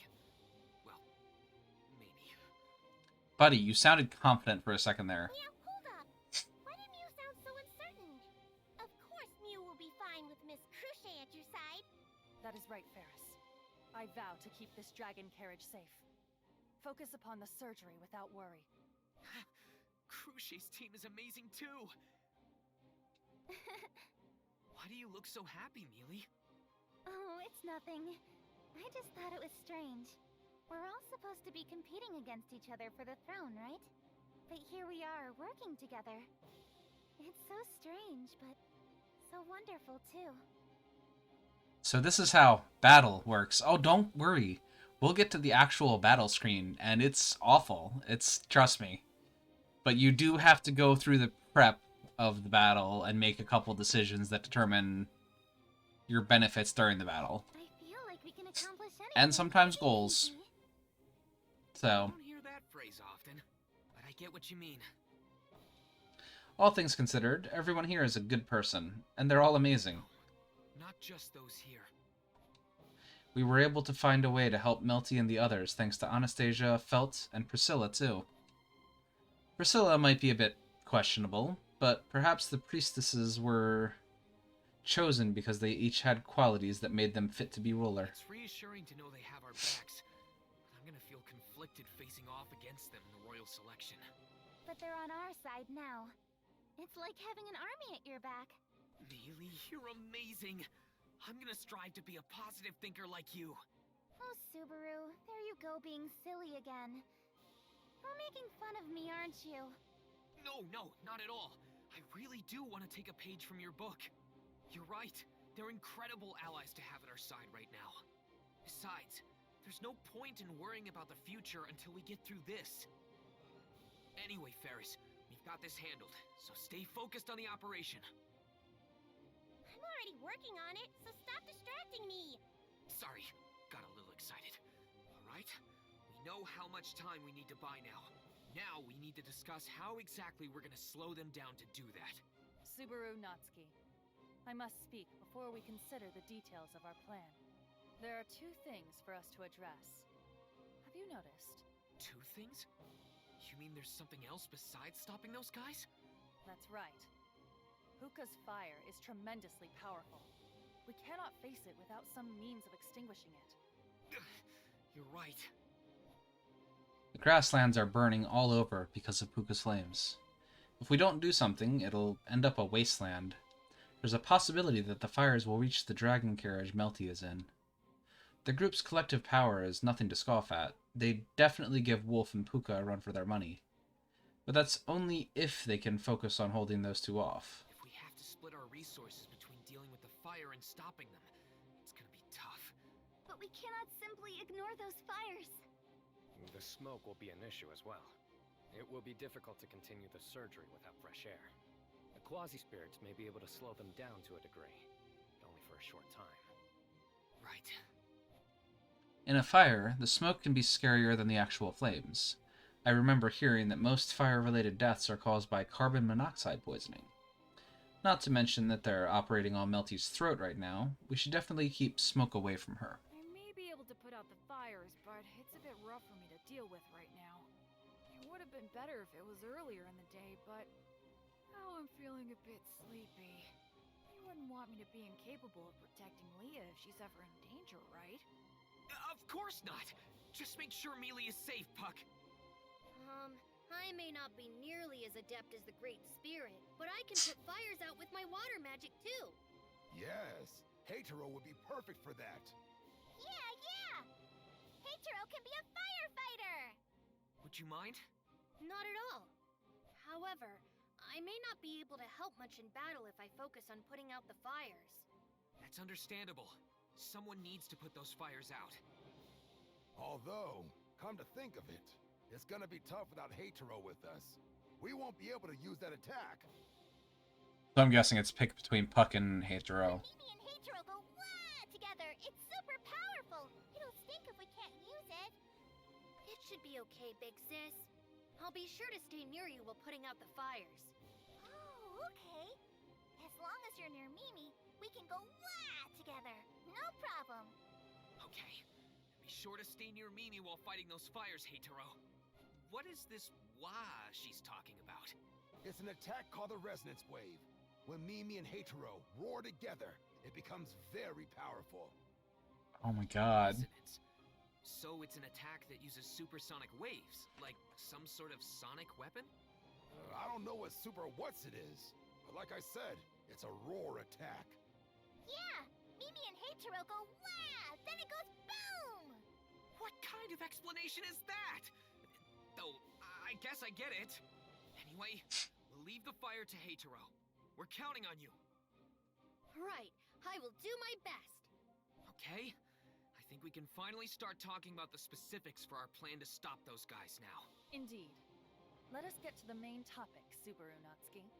God. Now, how exactly should we stop them?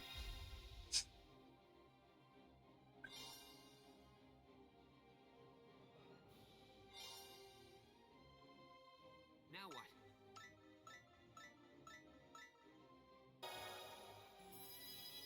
I'm just throwing out ideas here, but what if we made an ice wall to slow them down?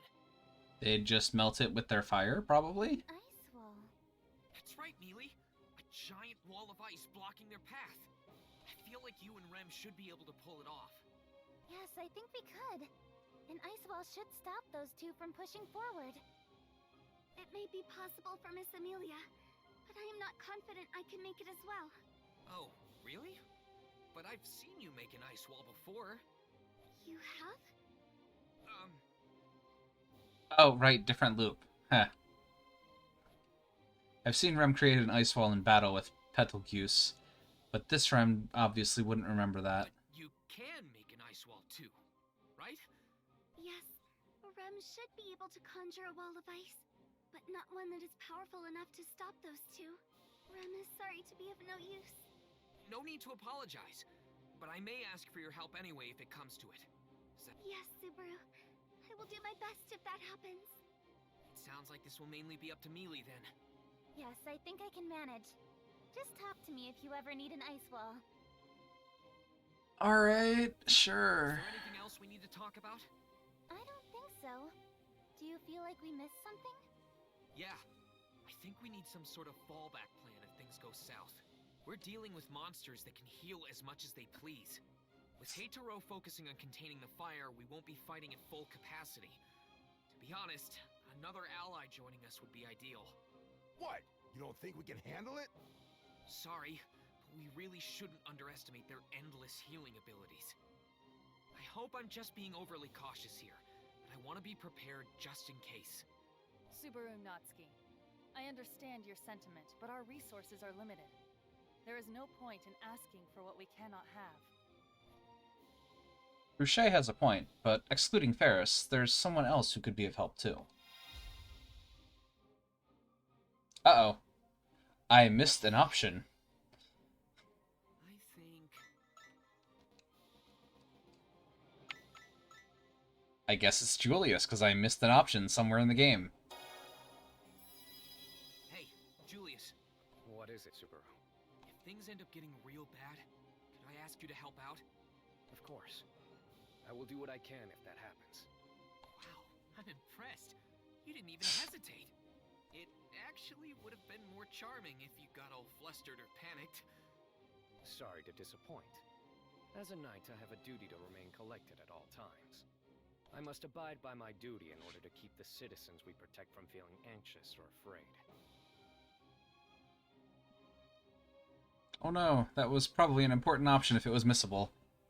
Possibly. Honestly, I'm not sure.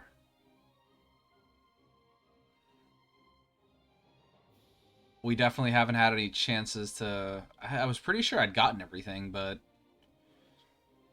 I don't know who else we could have asked for help. I guess Tiga or Ram. Again, with the seriousness. You could try going for a laugh or... Subaru Natsuki, what are you trying to accomplish? Do you not have a request for Julius Eucleus? Sorry, Cruchet. You're right.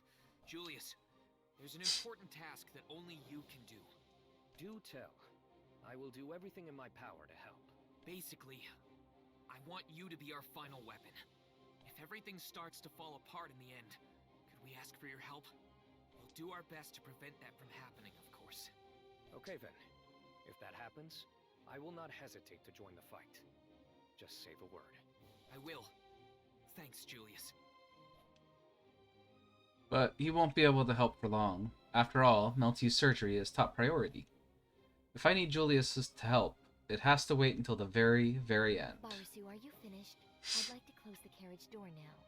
Yes, keeping the door open will affect Miss Melty's surgery. You're right. It would defeat the purpose of sanitizing the carriage in the first place. Oh, it already has, don't worry. Now, Barisu, we will continue to focus on the surgery. Oh, yeah. Sorry, Subaru. I don't think I can offer much help. What are you talking about? There's something only you can do. Just focus on that. I'm counting on you to watch over Melty, Tiga. Right. You take care of those two, Subaru. Of course. You can count on me. Subaru Natsuki, they are approaching. There is no more time to talk. Oh, thank God. Right. We're done talking here. So now's the time for action. Okay, here we go! Rem will not hold back. Thanks, Ram. I am ready as well. I'm ready to go, Subaru. Me too. All right then, everyone. Let's stop Wolf and Puka. All right, that looks like a good time to stop the stream. Well, I guess we'll catch up next now. I'm kidding. I'm kidding. We are actually going to go through with this stupid fight.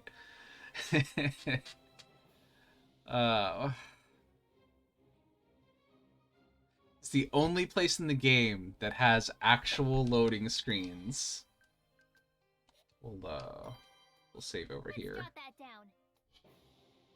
All right, so we actually got all the briefing bonuses.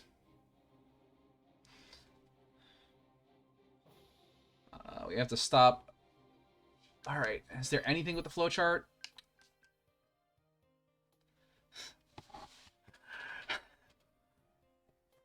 I don't even know why there is a flowchart. The only options are ever if you die on a mission, something happens, and you loop back around.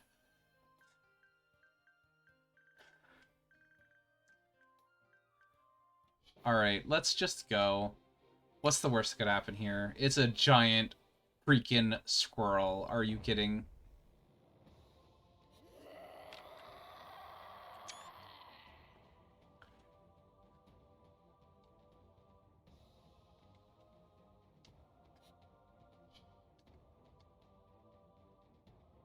You don't need to tell me twice. Here goes.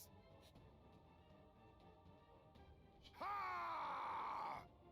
Alright, I didn't actually mean to do all that, so... backlog. Okay. Finally caught up. Now hand over the evil eye. Damn, they've already caught up. Mealy, Ricardo, please slow down Puka first. She's out of control. Alright, cool. Mimi is going to! Rem is going in! Wait, something seems wrong.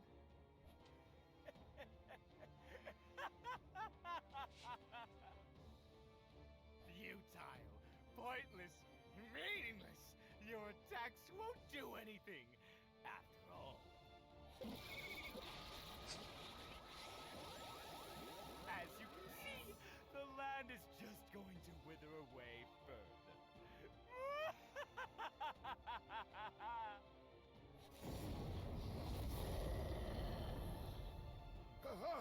It's not working! She got all shiny! She's all healed up! Attacking is useless right now! Mimi is right. Continuing is just going to wear us all out. Damn! Think! I have to think! It's Wolf, Subaru Natsuki.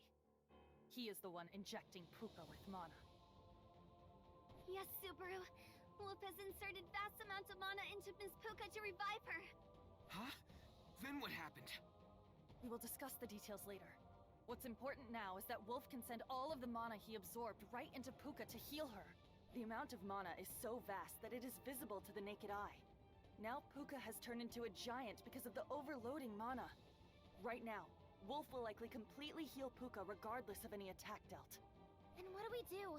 If we can't slow them down, they'll catch up to the dragon carriage that Melty is in. Mealy is right. We have to do something. I need to calm down. Think. Puka can heal up even if we attack her. Unless they're stopped, we have no future. I can't help fight, so the only option I can do is think. We have to break through this situation and buy some time until Melty's surgery is over. Crochet, I have a suggestion. What is it, Subaru Natsuki? Don't tell me you want to retreat. What? We worked so hard to get here. You want us to hightail and run? Kill Wolf, Baka. Yeah, pretty much. That is the solution here, actually. Man, you really don't hear that phrase much these days. Wait, now's not the time to talk about this. Wait, what phrase did she say? We worked so hard to get here. You want us to hightail and run? Yeah, that is a weird phrase. And declared that we were going to fight. We can't run away now. That's true. So, let's hear it. You've managed to make it here. What is your plan now? We have to strike Wolf, not Puka. Let's attack Wolf. But what about Miss Puka? It's true that Puka stands out more here. She seems to be the bigger threat. But we can stop Puka after Wolf. Otherwise, Puka is unstoppable. If we strike Wolf, the healer, he shouldn't be able to supply the mana anymore. I don't know what you mean by that exactly, but it's a common strategy to crush the supply lines in war. It certainly is worth trying. Yeah, I'm sure Wolf is busy absorbing all that mana. And he's also supplying that mana to Puka. Absorption and supply. Doing these two at the same time should require lots of concentration. If his concentration gets interrupted even a little bit, it'll probably make it hard for him to keep up. I agree, Subaru Natsuki. But the problem is, who will be the one to attack Wolf, too?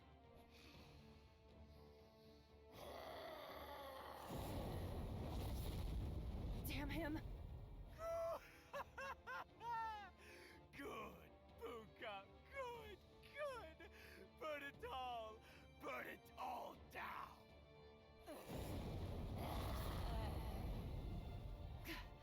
We can't take any more. I leave the rest to you, Subaru Natsuki.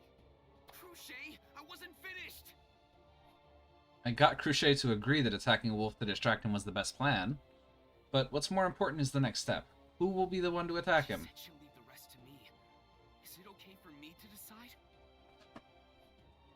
On the way out, Crochet did say she'll leave the rest to me. Is there any game in this game?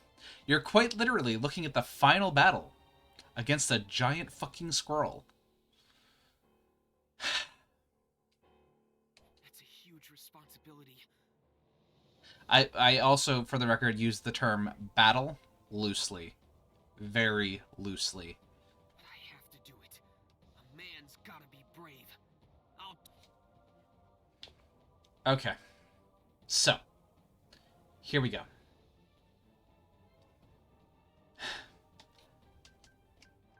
Kit, I'm gonna save again, so that way we don't have to listen to all the chatter. As we know, Subaru's useless, so we're gonna have him talk to someone. Ricardo! What is it, bud? You want something from me? Yeah, attack him. Yes, that's right. Can I ask you to do something? Let's hear it first. Then I'll tell you. I'll be direct. Can you attack Wolf? If we can disrupt Wolf's concentration, it can stop the mana supply to Puka. I see. If I attack that guy, he probably wouldn't be able to keep it up. Can you do it, Ricardo? Of course. You can count on me. And don't get hit by the giant squirrel's fiery fists. While you're at it, please. Sorry, bud. It's nothing personal. Actually, it is. You attacked my lady. All of the royal candidates are my targets. I'll attack them every chance I get. My lady is a merchant. She's used to people holding grudges against her and coming for her head. But when you're so open about it, I won't stand for it. Your luck has run out, you fool! How were you able to move like that? This is the end for you, bud. You attacked the wrong guy.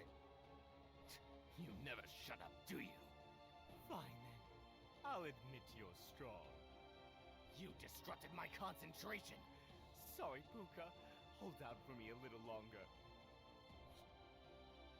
Subaru! It seems that the mana supply from Wolf has stopped! Looks like it. Just like I planned. Puka's invincibility has been removed. Now Puka will take damage and we can slow her down. What to do now? We have to deal a powerful blow to Puka to slow her down before Wolf resumes supplying mana. Who should I ask? I have no time to hesitate. I have to make a decision now to give out the order. Alright, we will... You're strong. Let me have you do it. Crochet! The mana supply from Wolf stopped! Puka isn't invincible right now. Please use a powerful attack to stop her! Naturally, that is my intention. I will unleash my one blow 100 felled. That sounds powerful! Puka won't die from it, right? Crochet going all out might kill her.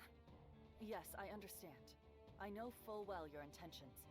I won't take her life. I know worrying about overdoing it is a luxury we might not have, but I'm counting on you, Crochet. Yes, leave it to me. Stay right there! Huh? These models are just disturbing. Oh my god. Puka is slowed down. Puka! Puka! How dare you! I won't take her life, but I can't guarantee that next time. Stay still. It's for your own good. Damn it! I'll wipe that composure right off your face! Cool for the boss to let you take time talking to everyone. Yeah, like, all the bosses in this game are just really chill about letting me talk to all my allies. We're almost there. Our counterattack is coming. I'll twist your face into fear. I suppose you are not the kind to stay still. I don't know how much longer I can spare you mercy. Subaru Natsuki, you must forgive me should that happen.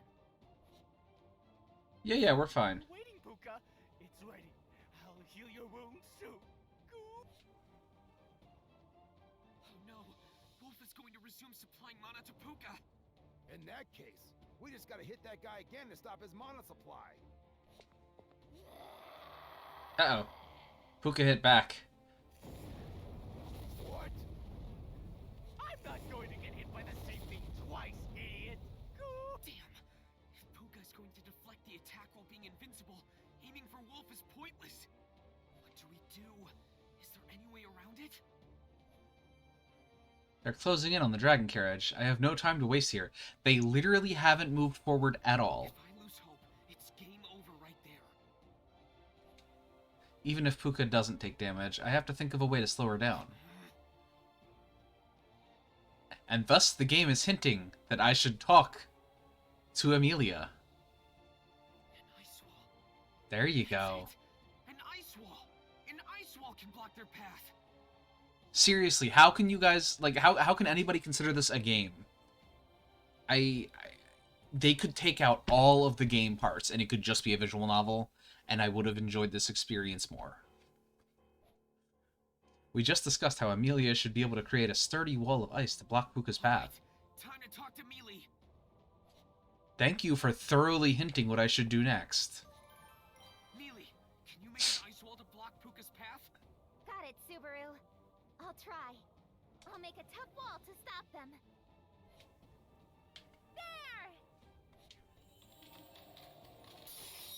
How's this? Now you can't keep going. They're just gonna punch straight through it. He's a fire squirrel. I don't want to hear that from someone who heals with absorbed mana. You got that right.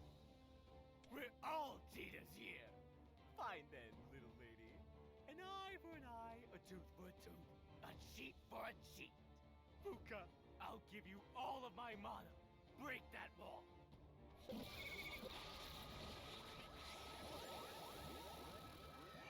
The ice wall created by Amelia was able to stop Puka as planned, but I don't think it'll hold out for much longer. Come on, Puka. Break through that wall. Subaru, it won't hold. Damn! The ice wall! Oh no. I gotta go make family dinner. Okay, thanks for joining in on the riveting gameplay that is ReZero. It was nice having you. Let's keep going, Puka. Incinerate anyone that gets in the way. Smash them with any extra mana.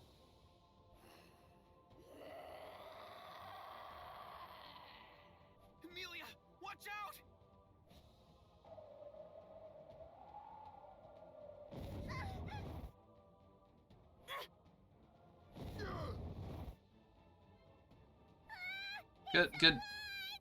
Good job, Puck. You blocked. Leah, are you okay? Thanks, Puck. I'm fine. You saved us, Puck. I'm fine too. But Seems like the others weren't so lucky. damn, we can't fight like this. I have to do something. Fortunately, Amelia should be able to use healing magic. I guess I should talk to her about using healing magic? I don't know, man. Subaru, who should I heal first? Let's see.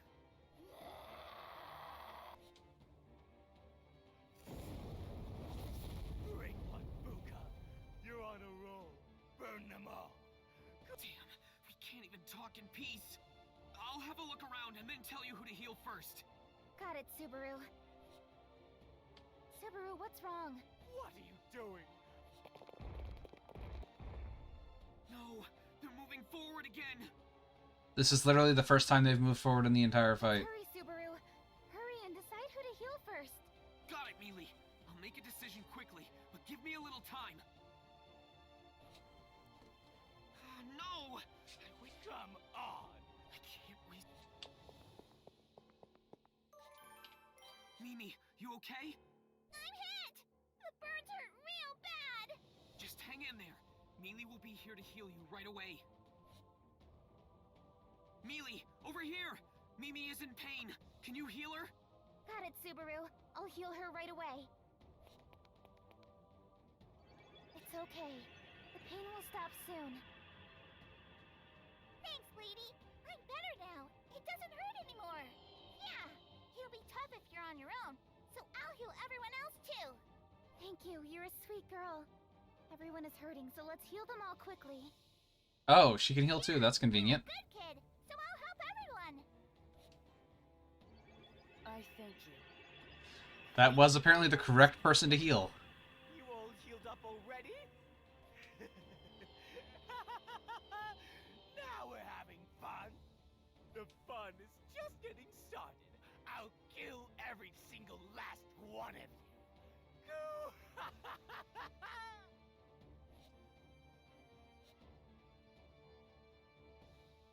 Seems like we're done healing everyone. Now we can regroup. But even then, Still in grave danger. Wolf and Puka are dangerously close to Melty's dragon carriage. Oh my god. Be cornered at this rate. I have to do something. Everyone is completely fatigued. It'll be dangerous unless I come up with something soon. Think. Wolf and Puka are close to the dragon carriage, but Melty's surgery should be done soon. We only need to buy just a little more time. There's no point in thinking about it alone. I should talk to someone for advice. Mimi, you got a second? I need advice on what to do here. If you have any good ideas, let me know. So tired. But Julius might be able to... Julius. Part of me doesn't want to rely on him, but Mimi is right. If Julius joins in, it would greatly change the tide of the battle to our advantage. Thanks, Mimi. I'll go off to the dragon carriage and bring him. Sure, go do that. Julius is real reliable. If he comes along, we win.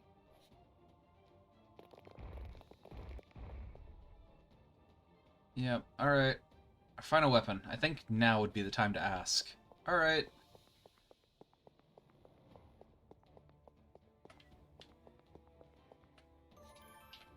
Julius, Barely made it. Sorry to barge in during the surgery. I need your help.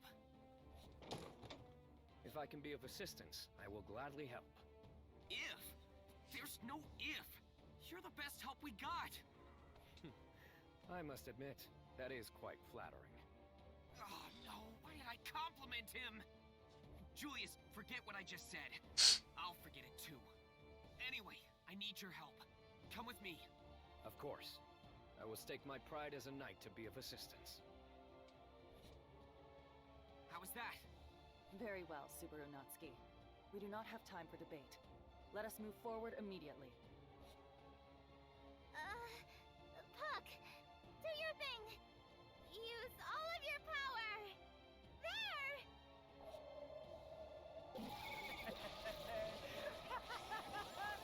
What kind of great spirit is that? All of your power? Well now, it's all mine. I'll absorb it along with all of your own. I'm not done yet. It's useless, meaningless, foolhardy. That won't work on me. All right! Solemn, can you hear me? Oh, I know you're in there, Solemn. that coward isn't here. He might never surface ever again. He's smoking. Quite literally. Shut up, you imposter. I'm talking to Solemn right now. Don't you dare interrupt. I'm sure he's just another victim. Being cold to him does hurt my conscience a little. Plus, he looks exactly like Solemn right now, and to think we have to fight him. I hope that Solemn would wake up, and that we can resolve this by talking it over. Solemn, come on! You just called me the imposter? Yeah, what's wrong with calling an imposter an imposter? You called yourself the malevolent masked magician or whatever, but you're just a fake version of Solemn. Hey, Solemn! When are you gonna stop lending your body to this guy? Shut up. Hey, Solemn! We don't want to fight you! We want to help you! Shut up. We're trying to save Melty! We came to an understanding with Tiga. He's on our side now! Shut up. Solemn, you must also want to... Shut up! Shut up! Shut up! Shut up! If you don't shut your damn mouth, I'll kill you first! Solemn, I know you can hear me! Let's talk this out! Come on, Solemn! Now you've made me mad. Looks like you want to rush to your death. Very well. I'll grant that wish of yours. Puka! Send him to his death first!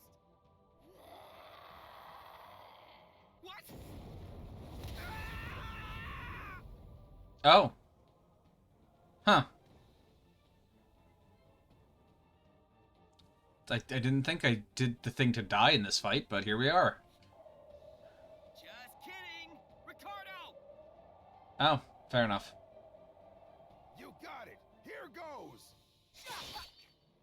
What's going on? I thought I burned you to a crisp! Thanks, Puck. You saved me. You're very welcome. Subaru, you do such dangerous things. What were you going to do without my help?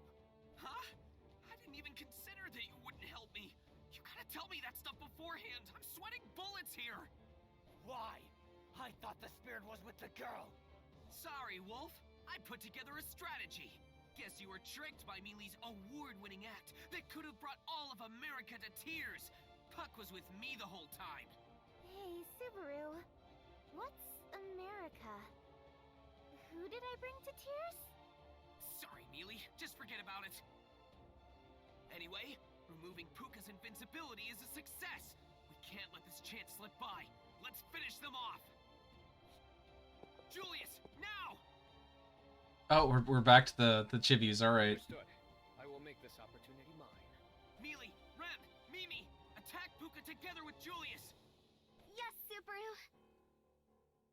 Got it, Subaru. I'll do my best. I won't let you. I'll steal your mana. Unfortunately for you, I shall be your opponent. Ah! What? Don't forget about me! Ah! Damn! Puka! I'll defeat them all. Just wait a little more. Cruce, Ricardo! We're ready. Leave it to us. I will. I'll do what I have to do. Mimi, do it! You got it. Come on, Heitaro. Got it, big sis.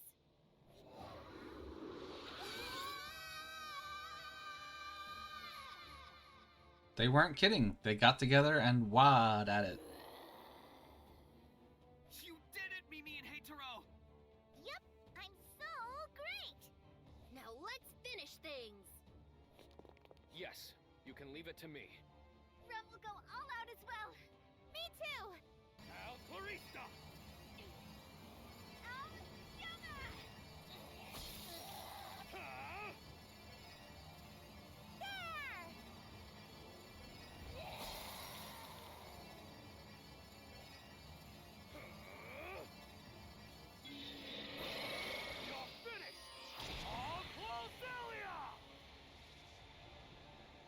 Okay, then that happened. Puka!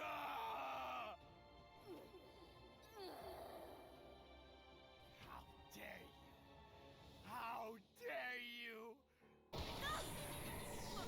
What happened? What the? You pay for this. You will. All of you are dead. Right now. Run away. Now. No! It's still not over yet! It won't end. I won't let it end. I can't end. It will not end until I steal all of the mana in this world.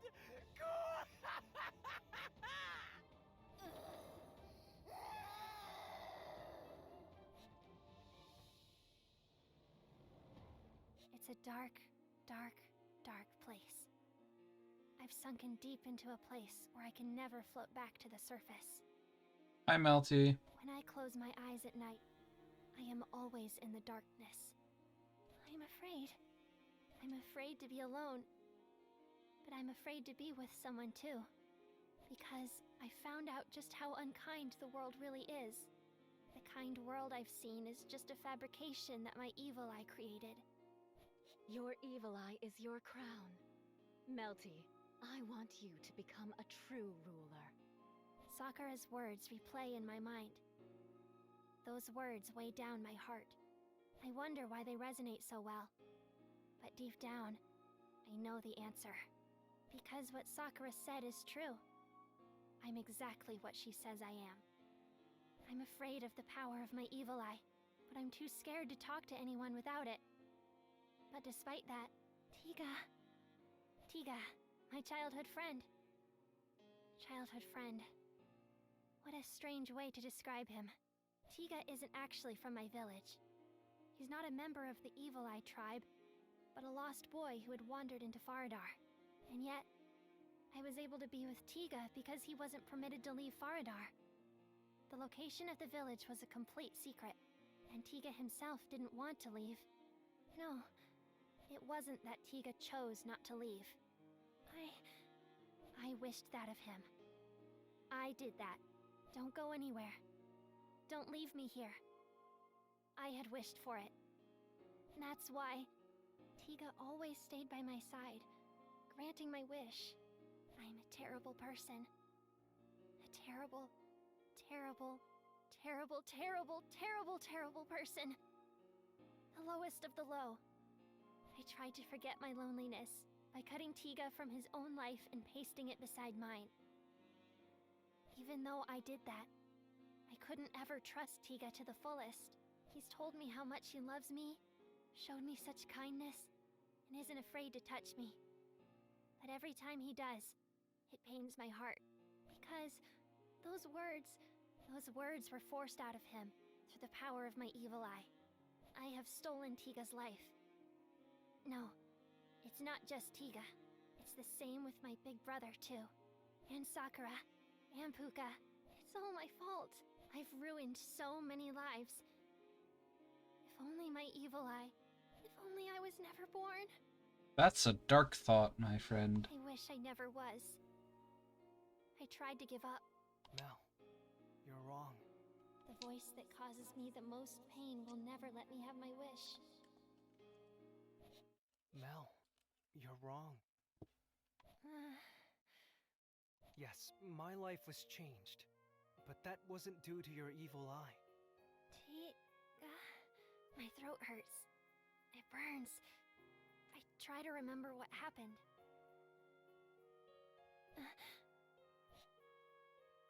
But that thought instantly dissipates. Oh, damn. Our lips touch. I feel Tiga's warmth through the soft sensation. My mind goes blank. I can't think of anything but the feeling left on my lips. It's all I can think about as I'm left in a haze. Then...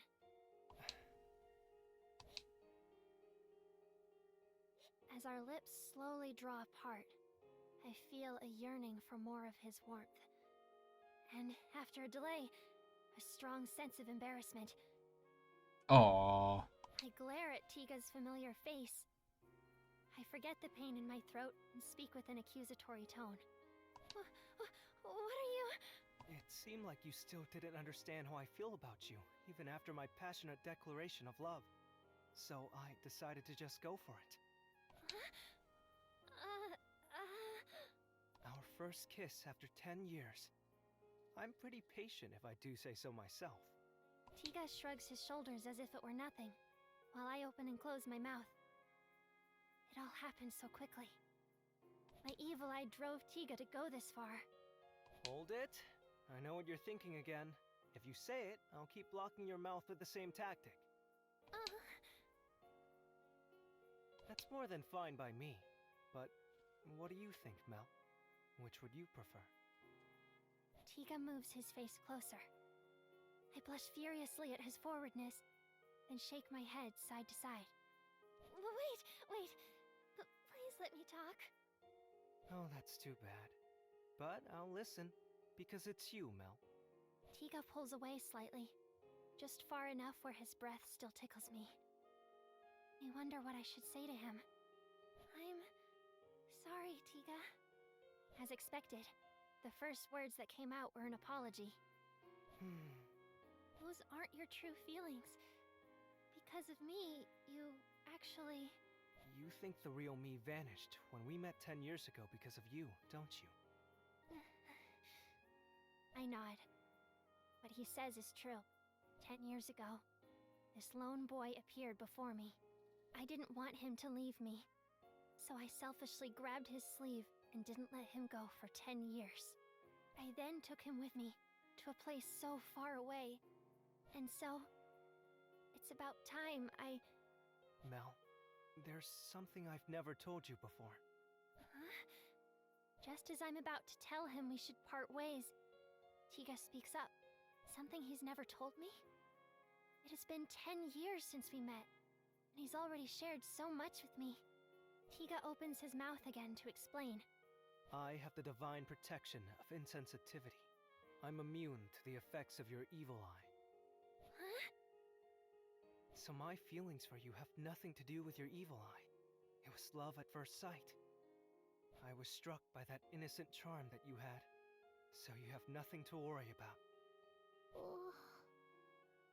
Mel. Tiga peers into my face as if nothing happened. I'm at a complete loss for words. The divine protection of insensitivity? What kind of ridiculous name is that? She's echoing the audience, because that is a ridiculous name. You can't fool me with a lie like that. Tiga, you jerk. I was serious. You don't believe me? Even though I supposedly do your every bidding because of your evil eye? That's... Wait... But... I won't lie to you, Mel. And if I were under the spell of your evil eye, I couldn't lie and say your evil eye isn't affecting me. With that, Tiga moves his face closer again. I slide backward without thinking, but Tiga chases after me and touches my eyelid with his lips. Wait! Tiga! Tiga! Mel, I was a coward. That's why I've been avoiding telling you the truth and ended up making you suffer for nothing. If you knew that I was immune to your evil eye, I thought that you would become afraid of me. I thought you'd push me away. Tiga's words tinge my heart. He is probably right. Girlfriend has an eye. Oh, okay. If someone immune to my evil eye did appear, how would I have reacted? Random person, what? I would have turned around and run away. I didn't want that. I didn't want to become someone that you feared or didn't care about.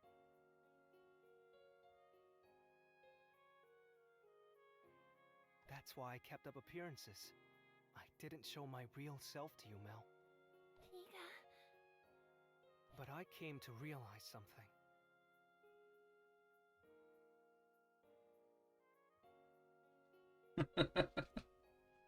No, I got the joke. It makes sense in the context of the story. They explained what an evil eye is. It's a whole thing that mind controls people, basically. Or at least hers does. Makes people like her. If you knew the real me, you could get scared and run away.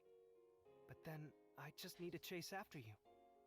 Just taking a page from the book of the person who did the same thing to me after we had first met. Tiga smiles. It's the same smile that I've known since we were young. During that moment, Tiga and I had not touched yet. That was the smile from before he was under the effect of my evil eye. When I saw that, I realized something. I wanted to see this smile more. So I... Mel. Tiga holds my hand. Even though my evil eye is hidden, the powers still remain in this horrible hand. Sakura called my hand my crown. He holds it tightly as he stares straight into me. When I hold your hand, I'm not under your control, Mel. That's just how it is. But... can I stay by your side and be in love with you? Looking at Tiga's smile, I finally realized something. I realized what a fool I've been. Oh. Back then in that shack, I didn't want to let go of the boy who gave that innocent smile. I was always in love with you, Tiga. I didn't realize that simple fact for 10 years. Then...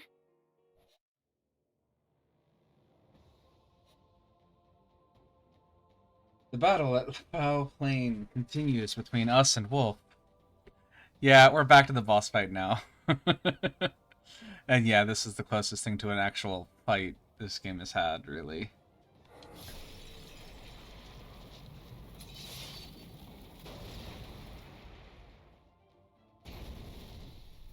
It's a back and forth battle, but in the end, we were the ones slowly getting pushed to our limits. He absorbs mana from the surroundings and transfers it. It's like a perpetual motion machine. Except there's a limit to the mana in the world, probably. Wolf directs the now giant Puka to wreak havoc while keeping up his own offensive. The two of them seem to have the benefit of years of teamwork. Their attacks work in tandem, pushing us further back. I'm surprised you can still move after I've absorbed so much mana from you all. I commend you for your tenacity. Oh god. Now die. We will not. We can't be defeated here.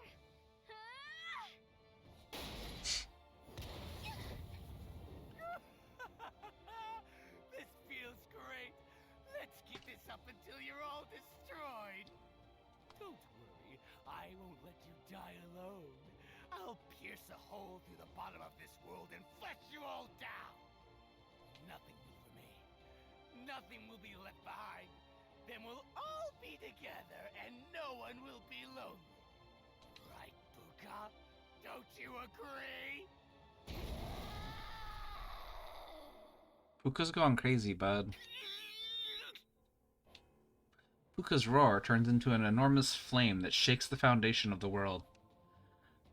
True to her title, the Great Spirit of Fire is about to engulf the world in flames. This is no good. The battle is only gonna get worse from here. I understand your concern, but the opponent is getting worn down as well. We must endure this for now until we achieve victory. Mimi is pumped up! Come on, Heitaro! Now you do it! Hey, I really don't have the energy for this. I turned to my right to see Cruchet and Ricardo out of breath, along with the rest of the Iron Fang. Rem, are you alright? You can stay back if you need some rest. Not at all. Rem can still go on. Sister is still working hard. I cannot fall now. I hope you're not pushing yourself too hard. Well, I guess we do need all the help we can get right now. I look to her left and see Amelia... my left, and see Amelia, Rem, and Puck preparing for their next attack. They spur each other on with the objective in mind, and it's clear to see they still haven't given up. It goes without saying how important morale is in battle. As long as our spirits aren't broken, we can fight on. But as long as we're up against an opponent that can't tire, we'll slowly fall deeper into a disadvantage. The situation gradually worsens. Oh no! Subaru! Look out! Amelia calls out, but my reaction is too slow. I don't have the agility needed to dodge the enemy's attack in the first place. This is bad. I screwed up. I'm already useless in battle, and now I'm dragging everyone down. Just as the horrible thought courses through my mind. Worry not, Barisu. That voice. Careful, Subaru. You could die if you stay there. She called him by his right name. Something is very clearly wrong in this situation. Was that extra hit really necessary? He's not even going to notice, is he? Why waste time nitpicking? Simply shout out, "Praise be Mistress Ra." I know you want to. Yeah. Amazing, sister! Thank you for saving Subaru! Naturally, I am your sister after all.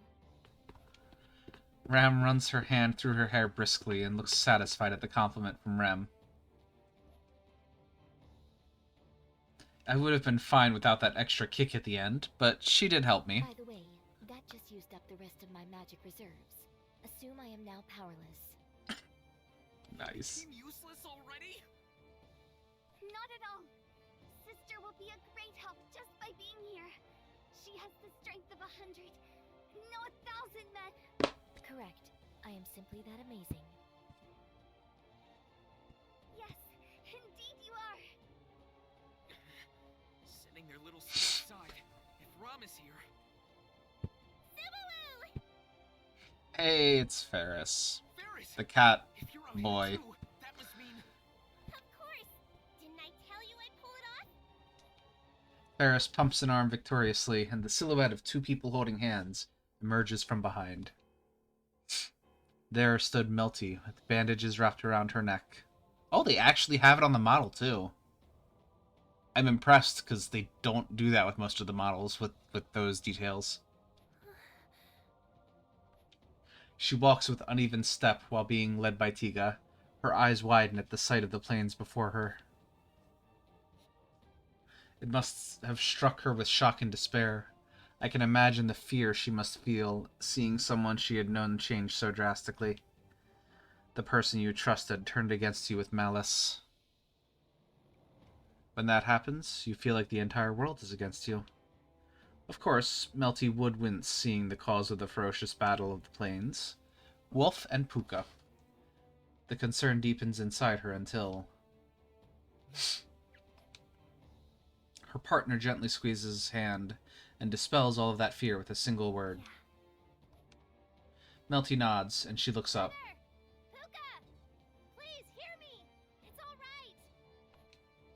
She usually appears quiet and reserved, but she yells loudly, piercing through the battle.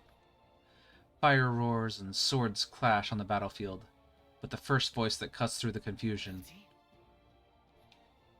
Wolf notices the two of them and pauses. Amidst the fierce battle, a momentary silence fills the air. The two siblings face each other on the field of red. The air is burnt, and an unstable whirl of mana circulates around Wolf, proof that his evil eye is now uncontrollable. But just standing here feels as if the insides of our bodies are about to be yanked out. Everyone watches on, ready to jump out and intervene if anything happens. What made you finally decide to show up after sneaking around all this time? The silence is broken by Wolf's spiteful remark. No response, that's fine. You should all know by now. The more you act stubborn, the more you hurt the countless people around you. It's the same with the people of Faradar. It's the same with the people who gathered here for you. Right, Melty? You're just the harbinger of misfortune. Haven't you had enough? You've been selfish enough already. Let's go back to Sakura. I'll drag you all the way there. Don't worry, I'll take Tiga too. Sakura will allow it. Brother. Wolf's abusive words were an attempt to cut Melty deep. But Melty interrupts Wolf and stares at him straight on. Brother. No. My other brother. I'll be fine now. So you don't need to hurt yourself any longer. Melty's words seem to freeze Wolf, as though he were struck by lightning. Wolf's eyes widen as if he'd been slapped in the face. You know me? Yeah. I've always known. We were never able to meet because Sakura didn't allow it. But even when we were separate, I never forgot about you, brother. Sakura told me. She told me what you did, why you were working, and that you were hurt because of me. Damn her. Wolf is reminded of Sakura's twisted ways and her cruel plot to keep Melty and Solemn apart. Sakura forced him to do the dirty work for Melty's sake, then tell her all about what Solemn had done. He is the elder brother that stained his hands for the sake of his sister. That brother's only saving grace was that his sister was ignorant of what he did. I knew all along, but averted my eyes. It was cowardly of me. My brothers, I knew that both of you were doing Sakura's bidding, all for my sake. No, make no mistake. I don't know about the weakling inside of me, but I've never thought about anything noble like that. It just happened to be at the right place at the right time. I got a thrill out of causing pain because my other self is nothing but a coward. He can't fully embrace the power of his evil eye. That's why he fails even at the simplest jobs. But I will do things in his place. He jumped at the opportunity. That's why I did what I needed to. You chose to do all the dirty work. Mel would have been punished otherwise. What? If we displease Sakura and Mother, who knows what punishment was waiting for Mel? That's why Solemn sacrificed himself. No, it's not just Solemn. You were the same, Wolf. Hey now! You gotta be kidding me! What is going on here? Don't look at me like that! You and I will never see eye to eye! Tika, that was your role. Keeping Melty away from me was one of the jobs you were assigned with. Are you reneging on your duties just like that coward? And what do you think will come of that? You know what Sakura will do to Melty. Brother, look. Melty takes a step forward and touches her neck. No. Seeing the bandages wrapped around Melty's neck, Wolf's expression twists in fear.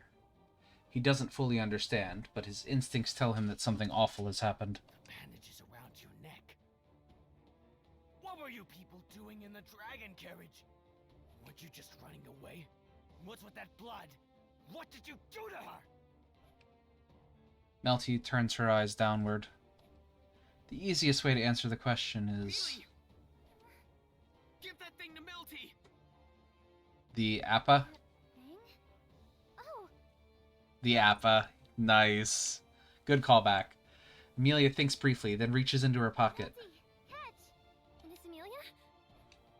Something is thrown from Amelia's hand, and it flies in an arc towards Melty. The object sails through the air, and Melty does her best to catch it.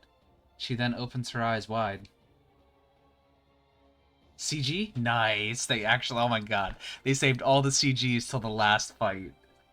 To see a single, bright, red, ripe Appa. Melty looks at the Appa in her hand, then at Amelia and me.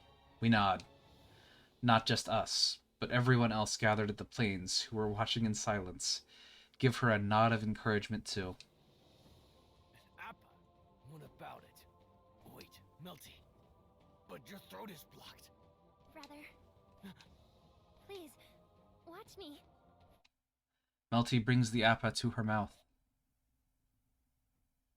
Another one, really? Dear God, they literally saved all the CGs. She bites into the bright red Appa with a light crunch.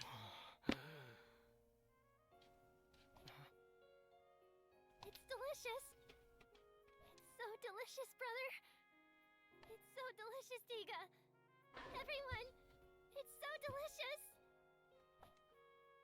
Her esophagus was closed, denying her the joy of eating. Her life had been taken hostage for all this time. Yet eating that single, ordinary Appa brought her so much happiness. Melty smiles while eating, large drops of tears streaming down her cheeks. She laughs and cries at the same time as she takes bite after bite, all from eating an Appa.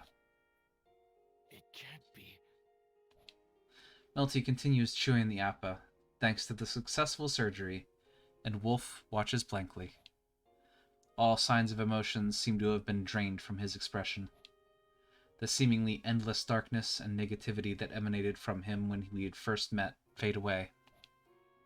He had discarded his mask, removed his robe, and exposed his face, but even his bare face still looks like a mask.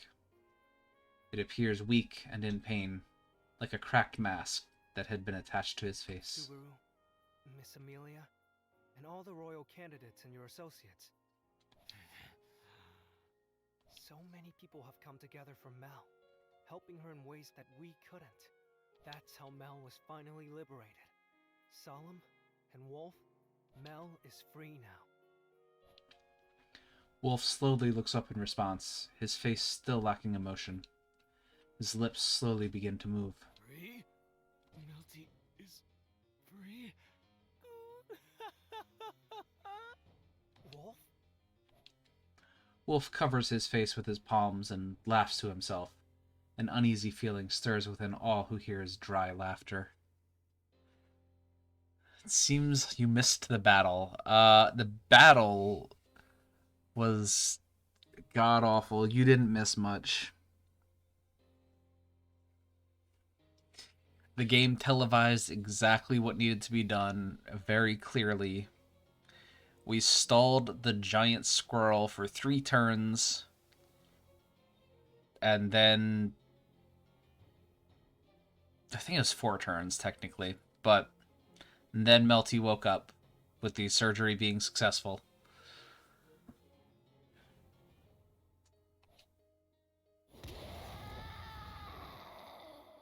Puka's still alive, and very mad, apparently. The Great Spirit stands idly and begins to burn up in flames, as if reacting to his laughter. Puka's firepower is growing. This is bad. The Great Spirit is no longer sane. The contractor's state of mind is influencing her. Yes, you missed the battle. It was just cutscenes, basically. 99% of it.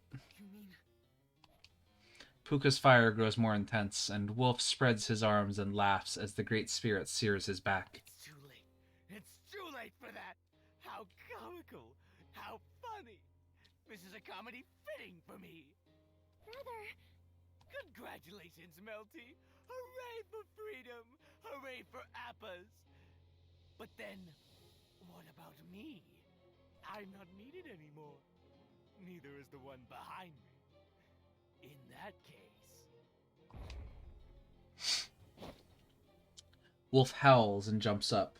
He lands on Puka's shoulder as he looks down on the plains. Tears streaming from his eyes as they burn with emotion. The malevolent, masked magician points down at us. Look at me, you lucky ones. I was born in a barren wasteland and lost everything. I robbed others and trampled them underfoot in order to survive.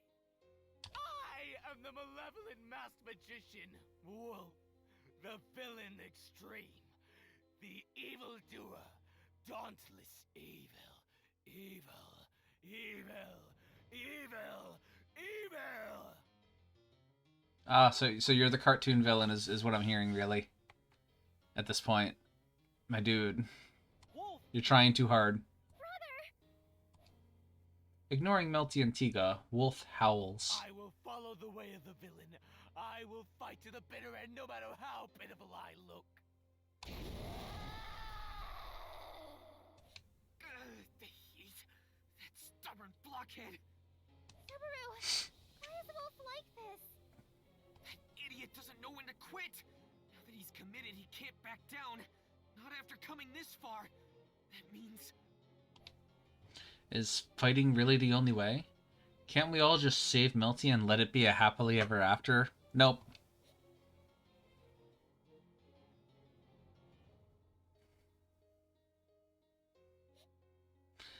We can't just have a happy ending? No, that's not true.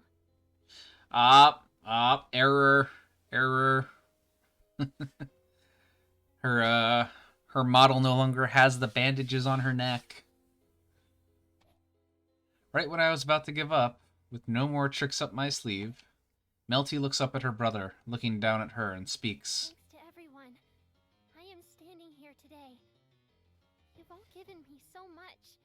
The delicious appa, my love for Tiga, and being saved by my brother. I used to think I had no choice but to endure it all. I don't want to simply give up and cry. I want to find happiness too. I want you there with me, brother. So please.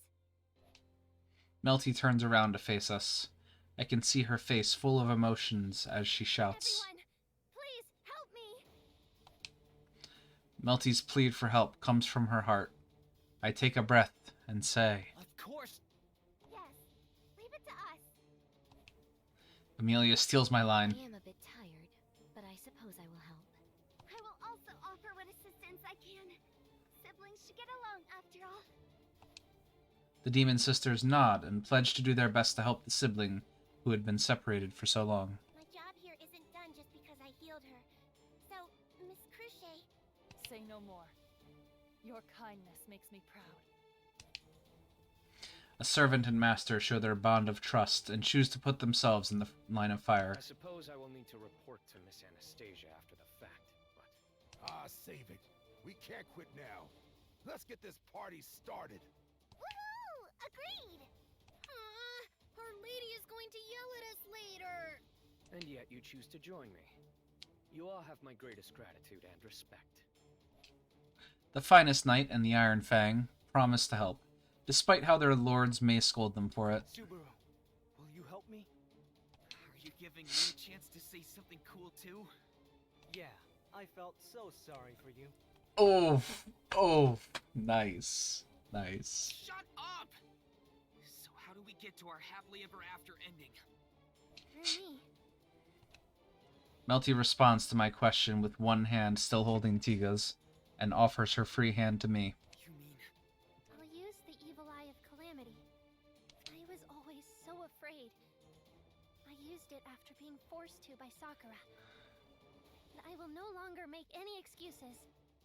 This is the power I was born with. It is the power I must live with the rest of my life. So... Mel. I will use the power of the evil eye to bond with my brother. To bond? Yes.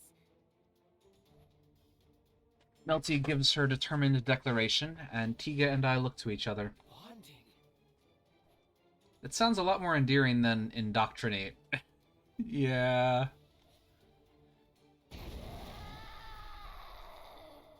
Done with your little strategy meeting? I'm going to crush you now. I understand you look up to edgy heroes and enjoy cliché romances. But you'll grow out of that one day. Don't worry, Wolf. I used to be into assassins and hidden weapons. One time I hid a bunch of sewing needles in my school uniform. It was pretty bad when I tripped and fell. Ouch. That does actually sound really painful. So I'll help you end this embarrassing phase. What are you talking about? As Wolf points, Puka unleashes a powerful blast beyond imagination, as if in response to his rage. But... Do your thing! You got it, Leah. Guess I'll put in a little effort this time. Being the senior Great Spirit, I will have to educate my junior.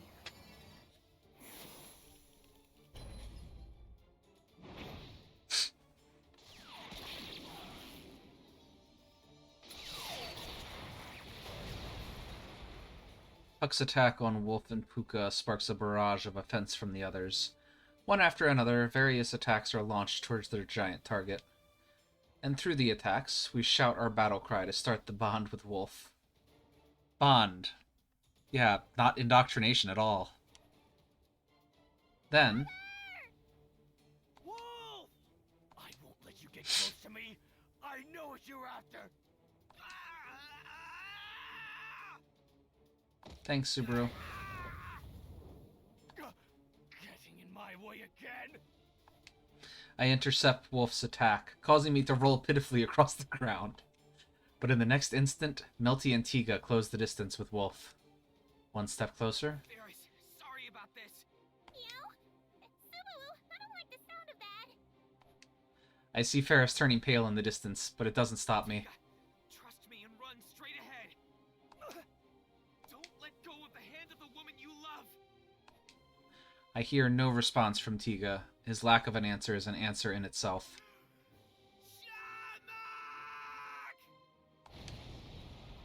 A casting of magic. In the next instant, I feel fatigue overcome me. What I gain in exchange is a darkness created from shadow magic that interferes with senses. It engulfs Melty, Tiga, and Wolf, sending them straight to oblivion. But, not really. But you're insensitive, right, bestie? Tiga jumps into the darkness right in front of him without hesitation. He holds Melty's hand as she runs alongside him. The darkness is supposed to blind all senses, but even that magic's effect is nullified by the divine protection of insensitivity. Some say that divine protection is a curse. Having powers that make you different from regular people usually brings misfortune. The same can be said with evil eyes, like Melty's. The supernatural powers they offer are much like divine protections. Just as Melty suffered from her evil eye, there are those who suffered due to their divine protection. I'm glad that I have this divine protection. Thanks to that power, he broke through the magical effect that chases people away and met Melty. He fell in love with her, without the power of the evil eye. And now, he can help the love of his life achieve what she wants to achieve. We're here, Mel. No answer. She can't see this. She can't hear. But that's I will okay. hold your hand and guide you where you want to go, like I always have. The darkness lifts. The imperfect magic unravels, bringing light again. Then...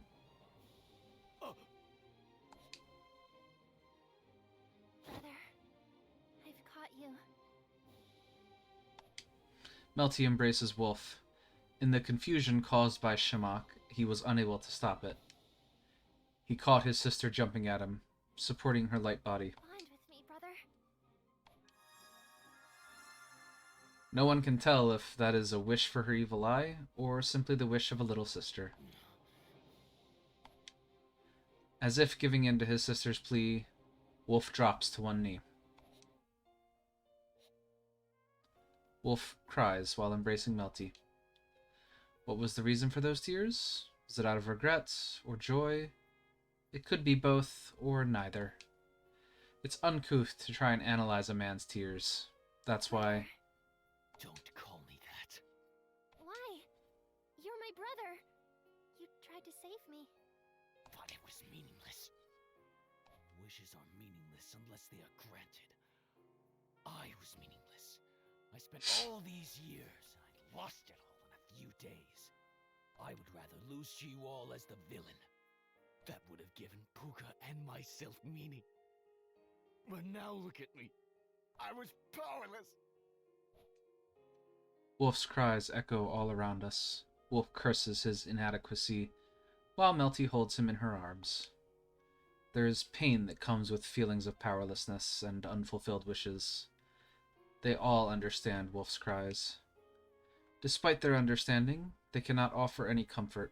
His pain is his, and his only. No one truly knows how it feels. That's why... I have no purpose. Let's stop this. Hey, Solemn. How you doing, bud? Just as Wolf was about to come to terms with it all, those same lips deny his cries. Wolf looks astounded as he touches his face. His expression seems to be split down the middle. Is that you, Solemn? Why would you come out now? I've been watching the whole time. I know your pain.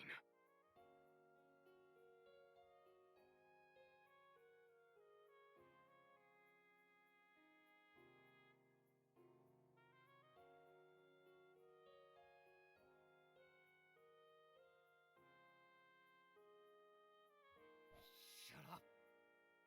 You know nothing about me. When Faradar was attacked, our family, tribe, and home were destroyed.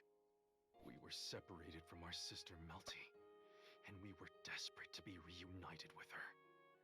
That is why I joined them. Solemn begins to explain Wolf's origin, how the malevolent masked magician was born. I've only heard bits and pieces about Melty's home. The bond that they had formed back then is still present, even today. I was weak.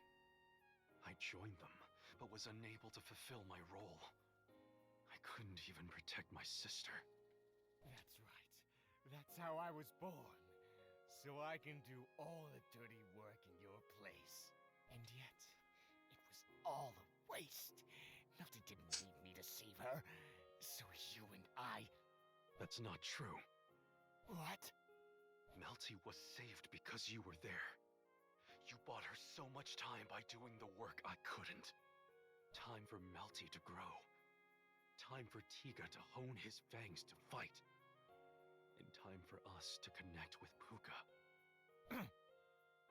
It all led to that one bite. Melty's bite of the Appa. I thank you, my other sibling. This is like some one-man comedy show, but no one is able to interrupt. It seems almost sacred. Solemn turns around. No, maybe it's Wolf. His gaze turned towards Melty. Her cheek is as red as the appa that she had not tasted in so long. Wolf squints.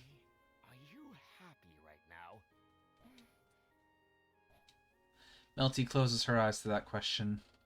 She then looks towards Tiga next to her, and then to Wolf and Solemn. Yes, it tasted of happiness. You heard her. I see. I see.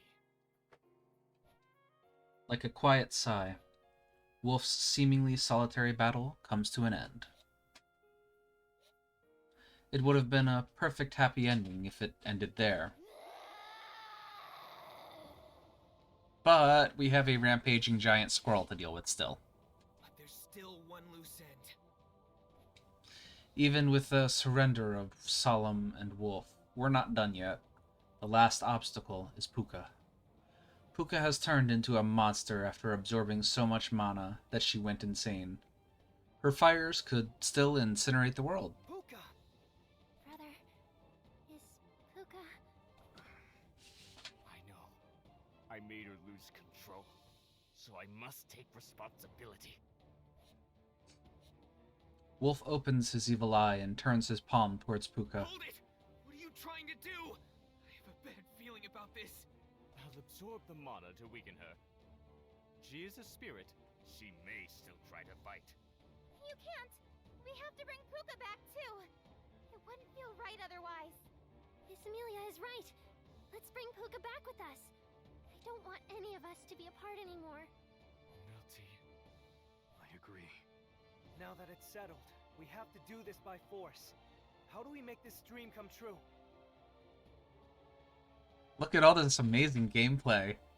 Hey, hey, hey. Say what you will. We had an epic fight just before you came in. I tell you, it was just chock full of gameplay and attacks and movements around a battlefield. It was just incredible. Subaru, are you sure you don't have another trick up your sleeve? Because now would be the time to show it. You're expecting way too much out of me. I'm not Rem. I am certain Subaru has prepared something. He has not. You are way too confident in him. This game has awesome action, and only a person of culture would have recommended it to you. Gee, I wonder who recommended it to me. Could it possibly have been somebody named Trinoia? You're really expecting too much. Now that we've come this far, it's just a matter of willpower. Otherwise... Otherwise what? Please, God and Buddha. Oh, please God and Buddha. That's fantastic. Culture or culture?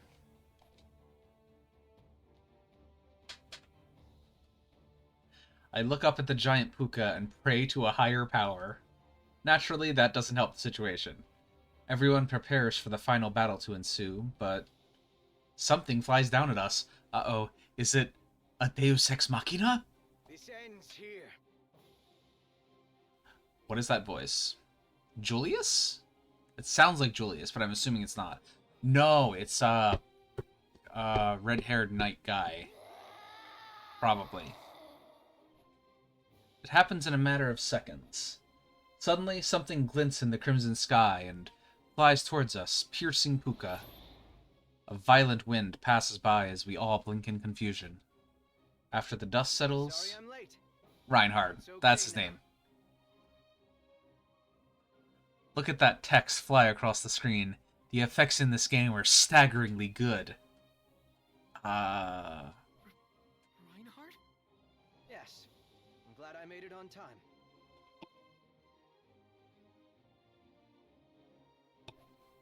Amidst the smoke stands the red-haired knight, Reinhard van Astria, smiles. In his arms is the shrunken and unconscious Great Spirit of Fire. You really are so dependable. He is literally a Deus Ex Machina. Now that the battle is settled, do we get to find out who Mother is? I really want to know. The slashes of the sword demon slice through all the mana wasps. Sakura spits out the dirt in her mouth and glares at the old swordsman, panting. The old swordsman doesn't appear winded at all. He calmly and coldly wields his sword. You appear to be adept at manipulating insects, but there seem to be much fewer of them now. Do you have enough of them to attack me and protect yourself as well? You monster! Says the person that was, you know what, we're not even going to go into what you did. I didn't think I would see something have more padding than Dragon Ball. Skyrim level graphics. I agree totally, Skyrim level. But I'm not sure what that means. That means what you think it means. Yeah. The countless mana wasps that were around Sakura have been reduced from tens of thousands to but a few hundred.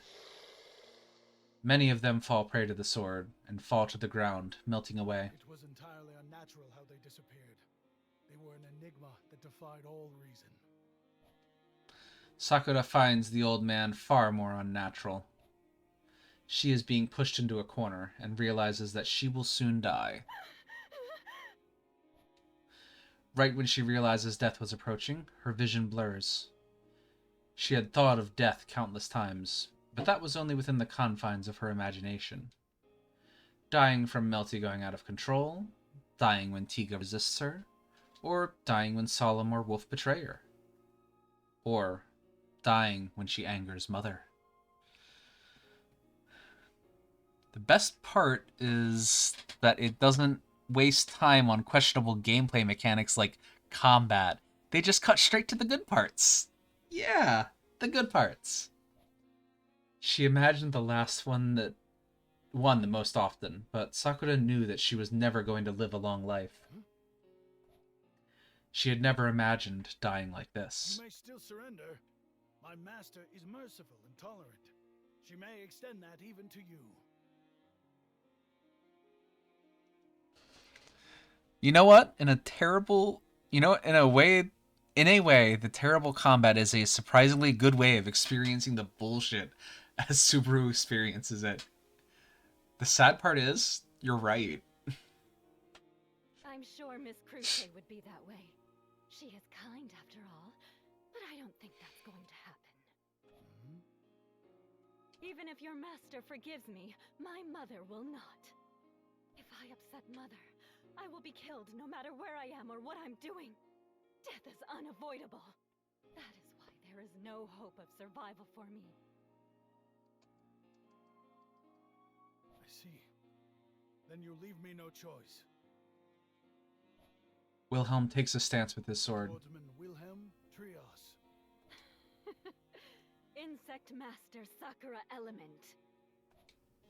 It is a custom to name oneself prior to unleashing one's full strength in a duel. A single sword strike from Wilhelm pierces through the swarm of bugs and connects with Sakura. A stream of blood gushes out of her body. She loses balance and flies backwards. She then falls into the river of the slums. Well, we've never seen the dead body, so she's definitely coming back.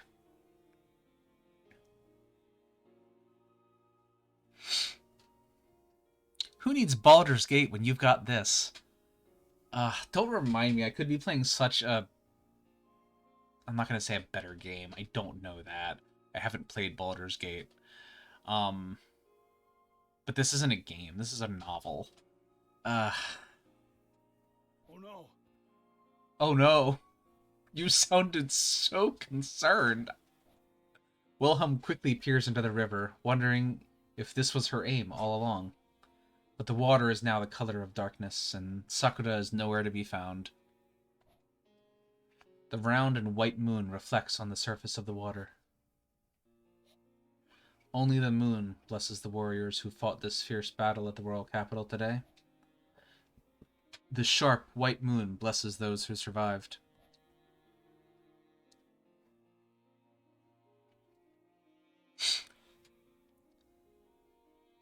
People who have this game, for one, could use Baldur's Gate. I think as long as it has passable gameplay, it's technically going to be a better game than this. Yeah, that's sadly true. And a blessing it was. Achievement unlocked. Put an end to the series of disturbances. I'll write it down. Should I save the epilogue for next time? No, we're gonna try and get through it. Loop 5, day 10. We have finally reached day 10 on a loop.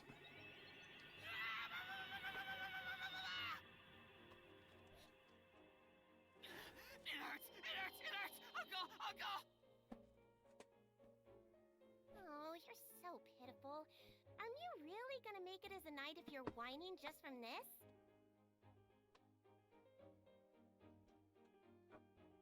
Yeah.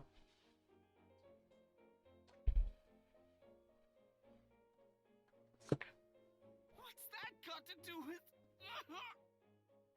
Please bear through this, Subaru. Rem will be watching and cheering you on. Are you a sadist, Rem? Because you're just watching and enjoying his pain then. I could use some actual help over some moral support. I'm still out of it as I lay face down on the bed while getting my back stroked. Seeing my treatment taking place, Rem does her best to cheer me on. Discomfort isn't getting any better. Okay. Nonsense. No game can ever top this. Hell, I think Pac-Man is technically a better game than this. Look, you can't put it up against such a perfect masterpiece of a game like Pac-Man.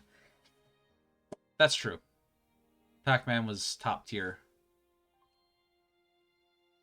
Yeah, Rem is there to watch him be healed.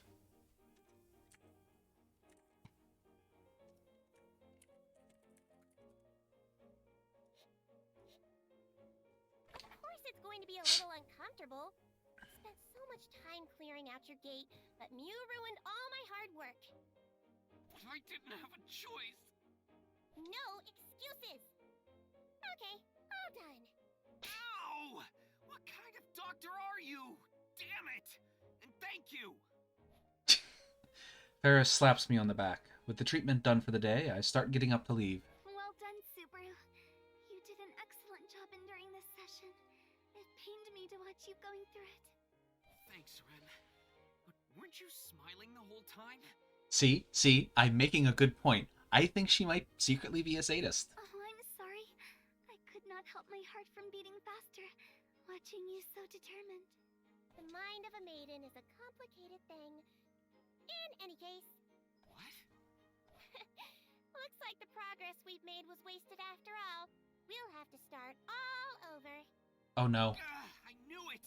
I had a bad feeling about that. And after Mew spent a whole week going through so much pain...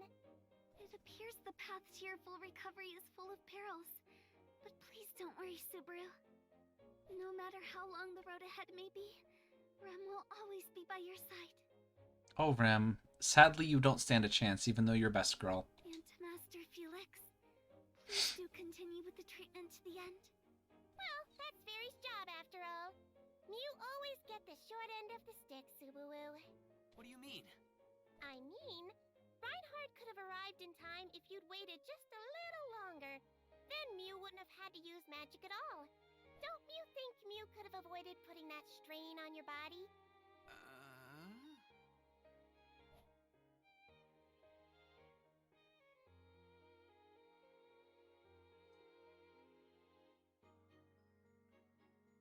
Do you know what happens in Season 2?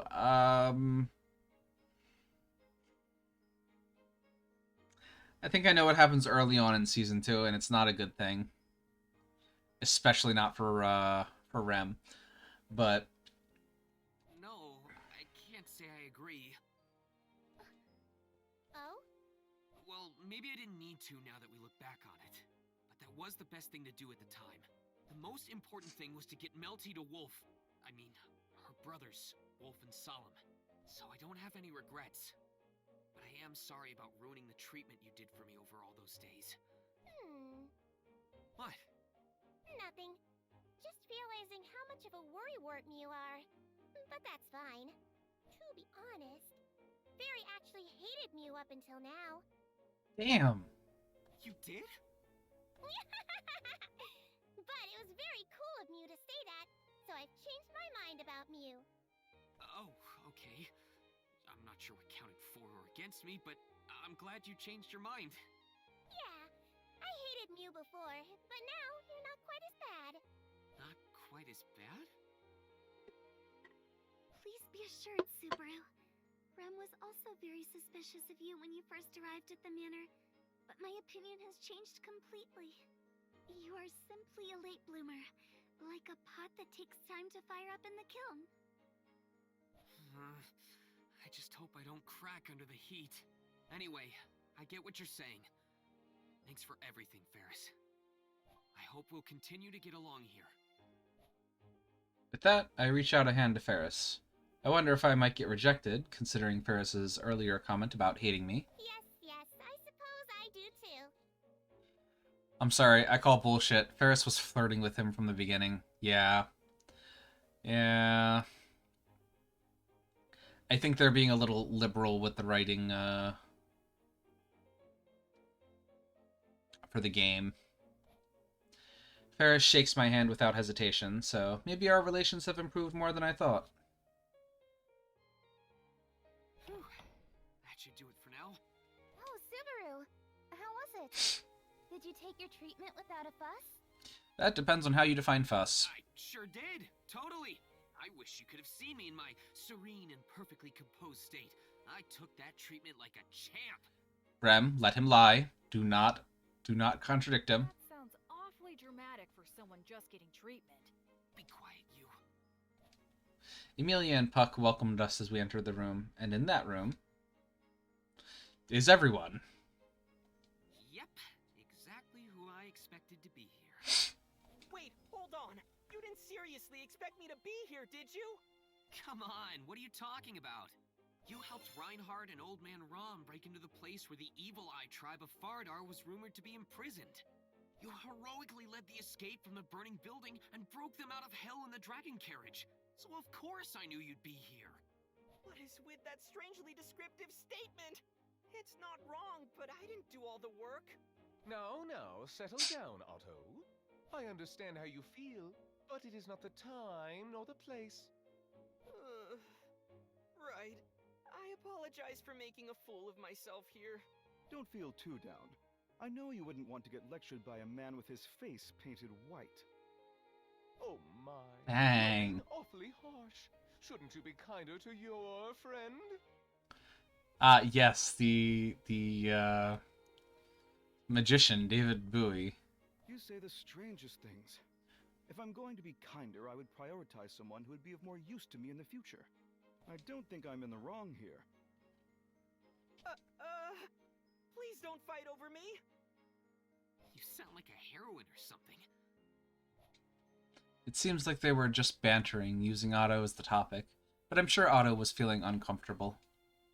Roswell and Russell are both more than difficult to deal with. Setting aside the topic of Otto, there are much more important matters to discuss. Forget about Otto. You basically said the same thing twice, and the second time was meaner! Poor Otto, I actually feel for him. Ram scoffs at Otto's sensible response with her usual brisk attitude, but she's right. Everyone here was, more or less, gathered to have that discussion in the first place. So, how are the talks going? Well, allow me to explain. But first, good work on the treatment on the gate. Did Ferris do anything to you? It seemed Ferris was quite angry. When it comes to treatment, Ferris is all business. But I did get told off. I hope you'll discipline Ferris a little later, Cruchet. Oh, will she ever discipline Ferris? Understood. I'll be sure to tell Ferris not to be as scathing. Or you can just tell Ferris to stop. Considering Ferris's state of mind, I don't have the heart to say that. Cruchet smiles a little bit, but then her expression grows serious. No, we were talking about what to do with the rescued Evil Eye tribe which Otto Suin brought back. Reinhardt and Feld's grandpa went to go help them. I was so surprised when I heard that. Right. Mr. Otto appears to be used to violent matters in spite of how he looks. The second one. Discipline with the quotes. He just lives dirty like Barusu. I don't know how to respond to that. But in this instance, being used to violence didn't matter one bit. All Old Man Rom and I did was to negotiate with the Evil Eye tribe. Reinhard was the one who... Defeated everyone by himself. I suppose that's not surprising, considering this is the Sword Saint we're talking about. He then flew all the way back and made it in time for the climax with Puka. He's totally the hero of the story. He arrives at the perfect timing when we want and need him most. He fits the bill perfectly. I believe you are also there when you are most needed, Subaru. No, in that sense, you have Sir Reinhard beat. Good for you, Barisu.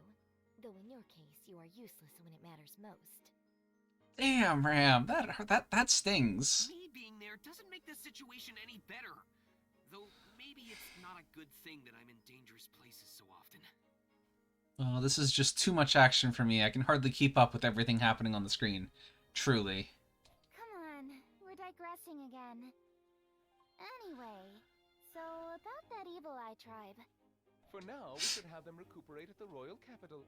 Have a good night, Shania. To remain will be allowed to do so, but the others...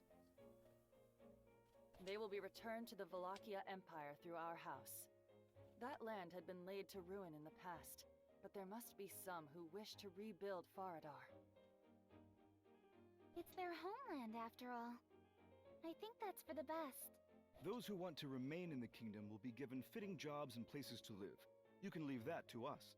But if Margrave Mathers, known for his affinity for demi-humans, wants to take care of them, you can talk it over. Aha! That would be quite interesting. Setting aside what I am known for, I do want them to find happiness, considering their troubled past. We have to avoid handing them over to the Merchant Guild of the Royal Capital, as they are practically a criminal organization.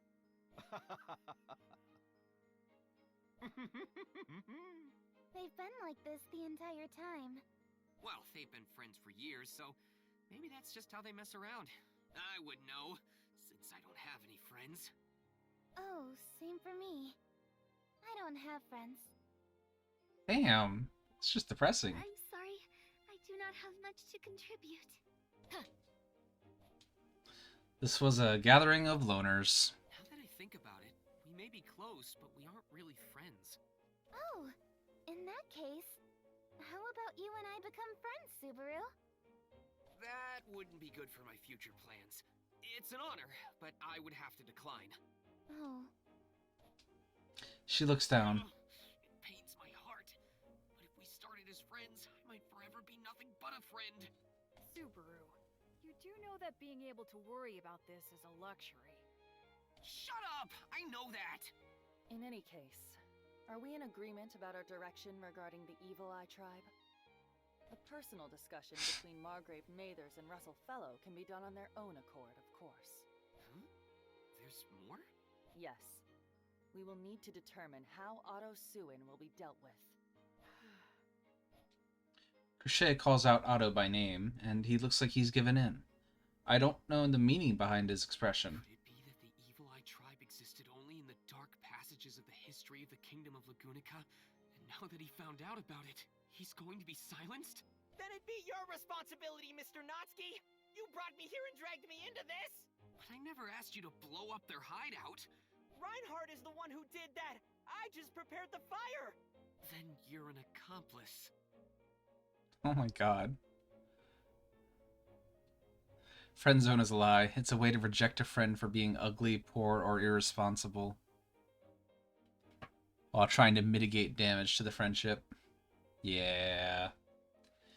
He's not just a suspect, he's definitely guilty. What do you mean about how Otto is to be dealt with anyway? It's not like he did anything wrong. Yes, quite the opposite. It's actually a major matter this time around, taking into account that Miss Cruchet must negotiate with the Empire. As a diplomatic matter, there's great significance in the Empire owing something to the kingdom. Otto is the one who provided that opportunity.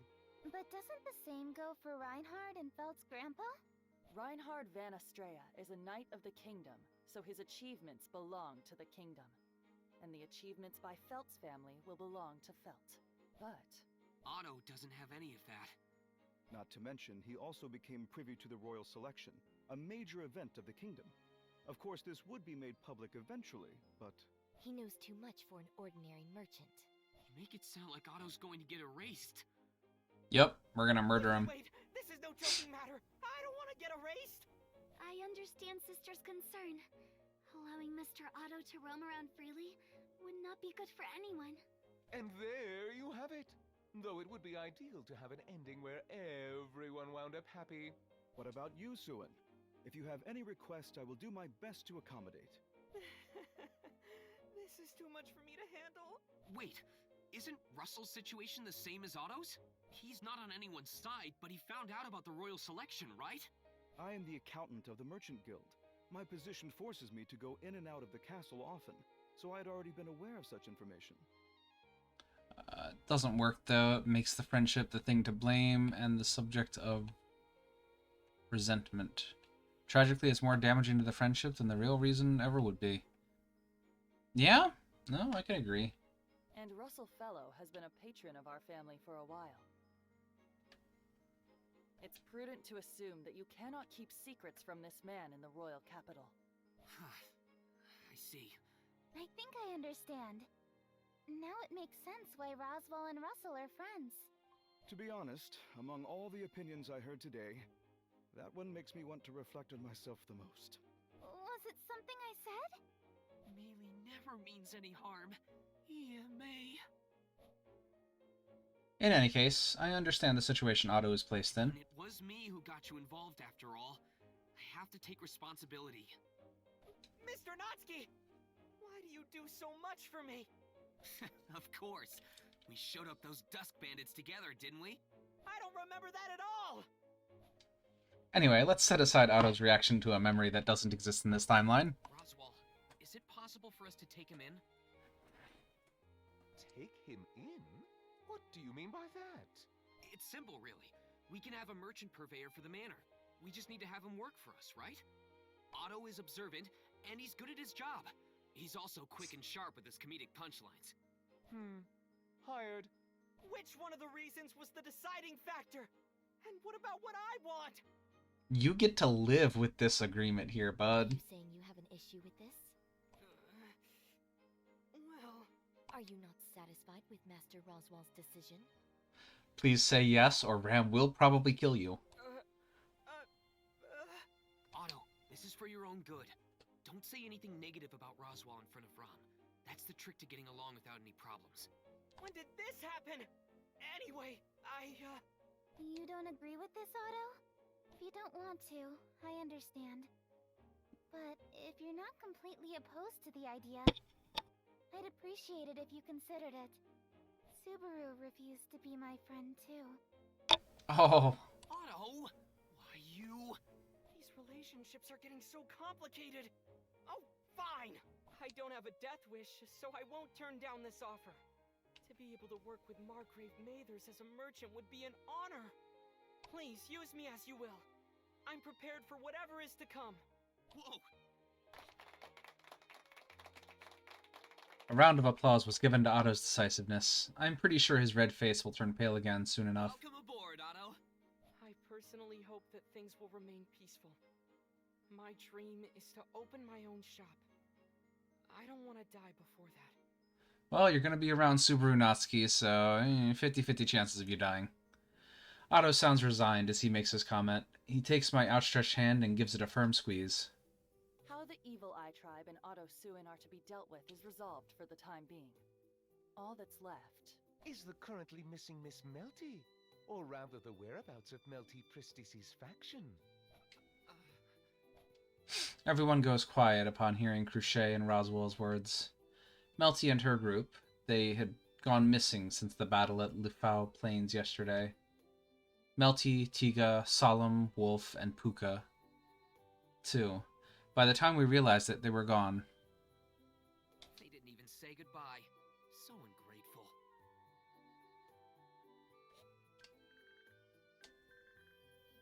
Do you mean Roswell? Do I know the truth about him? Or somebody else named Oswald? I'm assuming Roswell. Oh, Subaru, don't say it like that.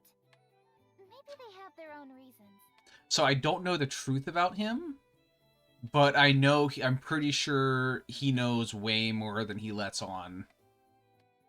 Like, he's not just actually a clown. He's gotta be way more, like, in the know than he's letting on. I know he's a powerful mage, but outside of that, he's got to know a lot. I think the clown part's just a show, but I'm not actually sure. I haven't seen enough to know. Yes, I'm sure they did. They wouldn't have fled otherwise. Setting aside Barusu's ramblings, I'm not satisfied with the outcome. Master Felix, the knight Julius, and I put in so much effort. Sister, you had to help with the surgery, so I know what you mean. However... What is it? If something is on your mind, do tell. It's nothing significant, but perhaps Sir Reinhard was unaware that Miss Melty was gone. Cruchet crosses her arms and turns her amber-colored eyes towards me. What is it, Cruchet? Nothing. It's just that you had given the most effort throughout this whole ordeal. I supposed that you must be feeling rather discouraged. Discouraged? Oh, yeah, I'm totally feeling down. Gosh darn those guys. Huh, they got us. He knows exactly where they are. Darn. Cruchet stares straight at me. Her gaze makes it harder for me to breathe. Of the three things you described, I have seen the show display one of them. Okay, yeah, I'm not surprised. I have nothing more to say. The kingdom will put great effort into pursuing the whereabouts of Melty Pristis and her camp. Sir Rickard, who had been affected by the influence of the Evil Eye, is particularly motivated. Well, it figures. I doubt they'll find them. Really? Oh, it's not like I'm sure of it. Just a little hunch. So I suppose it was the right decision to call off the search for Sakura Element. She escaped. Sakura is dead, right? I've heard that his strike did connect, but even Wilhelm isn't sure. I did visit the scene to check for myself, but with that amount of bleeding and her falling into the water, it's sensible to think that she did not survive. Given that we haven't seen the body, she's definitely alive. I hope that's the case. Sakura was the one manipulating Melty and the others and taking away their freedom. Did she die after falling into the river at the end of the duel with Wilhelm? Is it really right for me to wish her dead? In any case, with the 6th imposter candidate gone, now the true royal selection can begin. I thank you for your efforts in making this happen. Cruchet bows. There is no doubt that it is directed at me. Wait, Cruchet, this victory is the result of everyone's efforts. You make it sound like I deserve all the credit. You worked hard to expose the enemy's plot, and you spearheaded the effort to get the candidates to work together. We got to the core of the matter thanks to you. You played the leading role here. Who else could claim the credit? My eyes wander about, not able to meet Cruchet's gaze and her straightforward remarks. How do I put this? I've rarely ever been complimented this directly in my life. So... Subaru, you should stand up straight and look at Cruchet. Really? Cruchet is right. You've done so much that other people wouldn't be able to do. It's not just Cruchet. Everyone who fought alongside us yesterday knows it. That's why you should accept the compliment. Everyone wants to express gratitude toward you. My lips tighten at Mealy's words. Then I slap both my cheeks with my hands. Cruchet, those words make me so happy. I was able to work hard thanks to all of you. And I'm so glad I did. Right. You have my gratitude. Amelia, you have a good knight with you. Subaru isn't my knight, but he's precious to me. He's a good boy, don't you agree? You're treating him like a dog. As I'm deeply moved by Amelia's comment, she turns and smiles, and then... He refused to be my friend, though. Wow. She's still stuck on that. You're not letting that go, are you? No, she's not. There they are. Hey! Well, if it isn't Natsuki. I heard from Julius that you got a little carried away yesterday. He told me Ferris was pretty mad. What happened? Please don't remind me. Why the long face? You were the hero yesterday. You have every right to act more proud. That's true. You should stand proud. Subaru boasts about small merits, but becomes humble with his grand feats. That's part of what makes him adorable. Please don't point out how petty I am. Amelia and Rem, I know a lot happened just yesterday, but you seem to be doing fine. Yes, you too, Anastasia. You defended the royal capital with everyone while we were gone yesterday, right? The everyone Amelia mentioned are the ones making merry at the bar. They're all beastmen and members of the Iron Fang. As part of the countermeasure against Melty's evil eye, I even asked a non-combatant like Anastasia to help at the royal capital. I've heard it was dangerous with so many people wreaking havoc. Were you alright, Miss Anastasia? Fortunately, my team is good at what they do. I'm sure you and the others know that full well, Natsuki. You got that right. If Ricardo and Mimi weren't there, we would have been burnt to ashes during the big showdown. If it ended badly there, all that was invested would have gone to waste. Explains why my lady was so desperate. Oh, be quiet, Ricardo. Being bold, no matter the situation, is a required talent of a merchant. Oh, really? Then Otto is one of the rare ones. Otto would feel hurt if he heard that. Ouch. Hey, he's here! Uh-oh. Uh-oh. Boom! Kaboom! Subaru, are you alright? Subaru! Oh no, the chairs fell on him. Yeah, I'll live. Hey, Mimi, watch where you're going. Huh? I was watching. That's why I crashed into you. Perfectly, just as planned. That's adorable. You ran into me on purpose? Mimi, don't run indoors. It's dangerous if you hit someone. Hey, Julius! You're late! I already crashed! What? I'm terribly... Oh, it's you, Sue. Bam. Don't it's you, me. Why are you acting so relieved? Because she bumped into someone that doesn't matter? You should be worried no matter who it was. Don't take your eyes off of little kids, especially in public. Mimi is actually 14 years old. Yeah, 14. 14? She's 14? That's like 8th grade! You're funny! I'm not trying to be funny. I got crushed under chairs here. Come on, Subaru. No need to be so mad. Just look how cute Mimi is. Everyone keeps spoiling her. That's why she's so relaxed about everything. Oh, so you can tell. Of course I can! I try to be as fair as possible, but I always end up spoiling her. She is frightfully adorable. Yeah, I totally understand.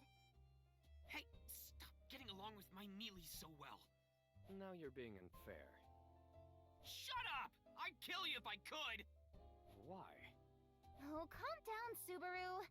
Apologize to Julius. Damn it! Natsuki sure seems busy all the time. So did he want something? Subaru and Miss Amelia wanted to directly confirm that everyone who helped yesterday is safe. And I think their objective is fulfilled. Oh, really? Then let's watch for a little longer. It's not often I get to see Julius make a face like that. Is that so? It's just as Marley says. Julius never had anyone he could banter with like that. He's a handful in a different way from my lady. Ricardo, I'm docking your pay. Damn. Why? Oh, what's so funny? It just seems that Miss Anastasia and Sir Ricardo, the Iron Fang and Sir Julius all get along so well. Well, we've known each other for a long time. They're like family to me. Once the royal selection starts, I have to be proper with Julius. I'll have you know that we still haven't started playing serious yet. Rem, Amelia, and Natsuki too. You all better be prepared. Understood. However... I would like to enjoy the sight of Subaru with his face red for the time being. You're quite the character, Rem. I never want to see your mug again! Unfortunately for you, as long as the royal selection is ongoing, we will have to see each other numerous times.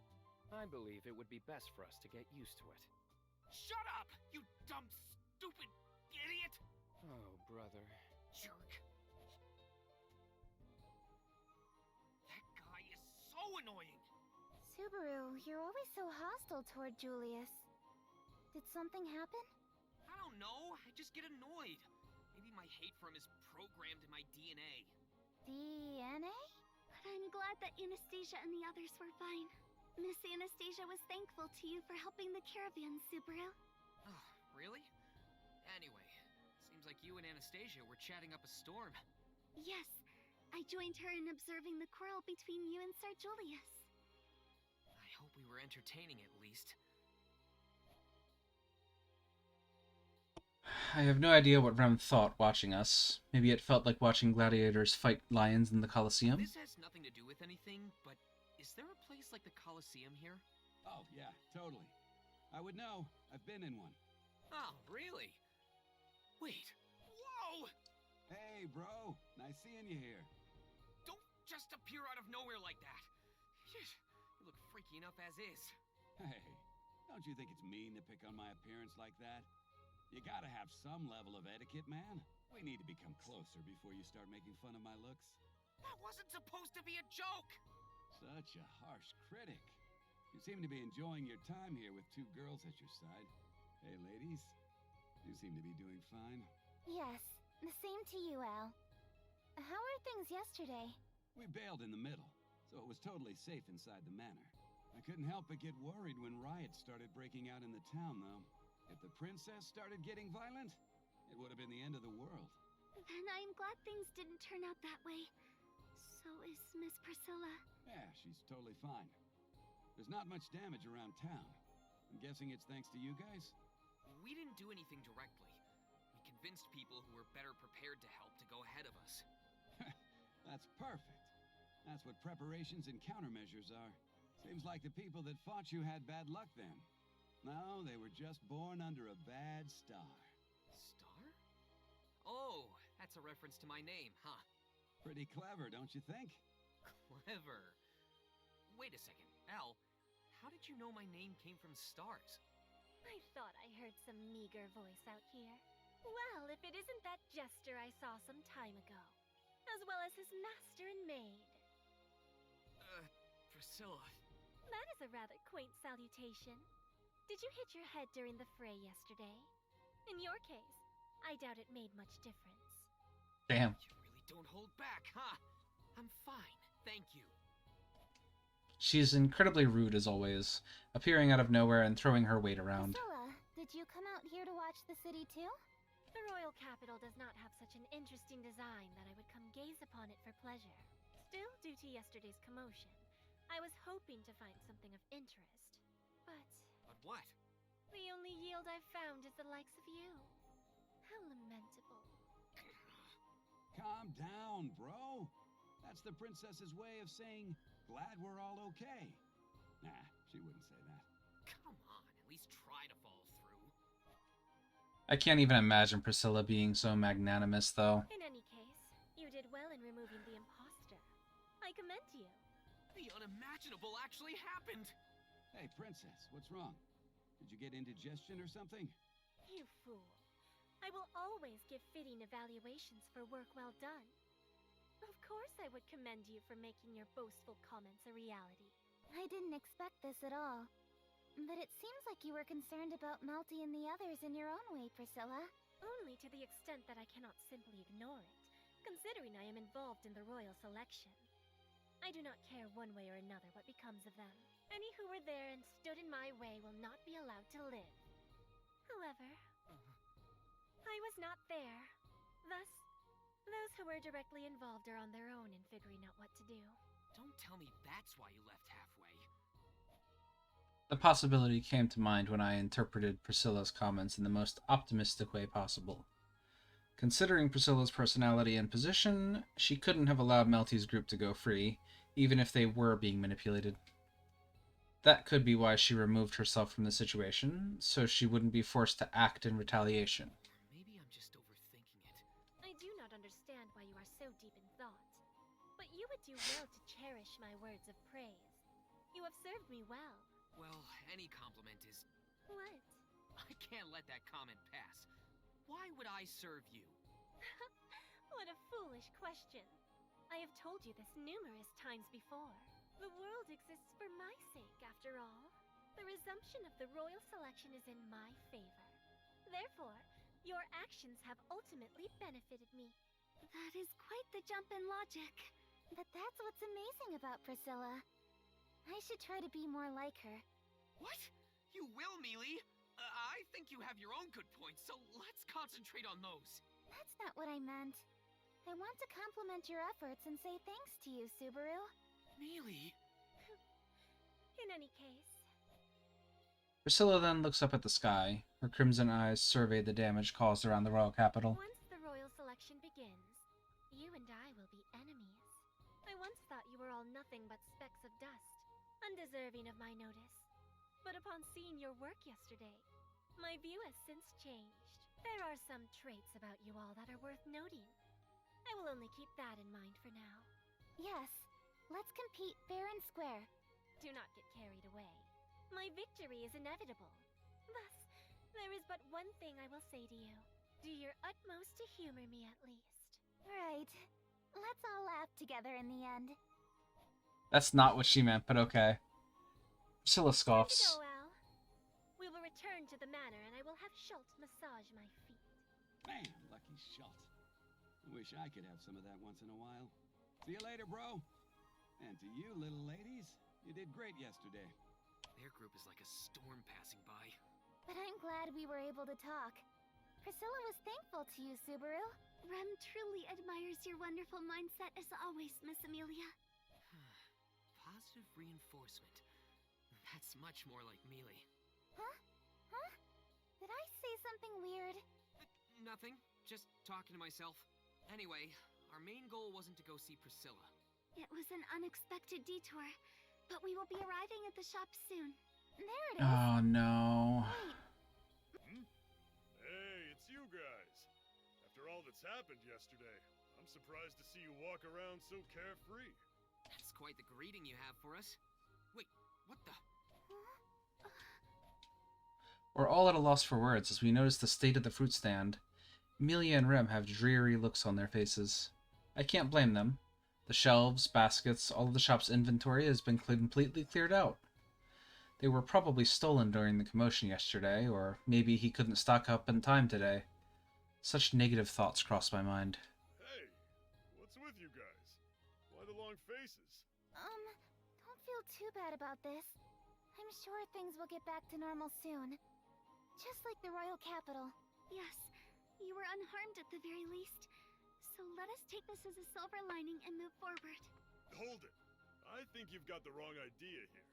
The shop's not empty because I was looted or anything. I sold it all. You're sold out? Everything? That's a little hard to believe. It's true.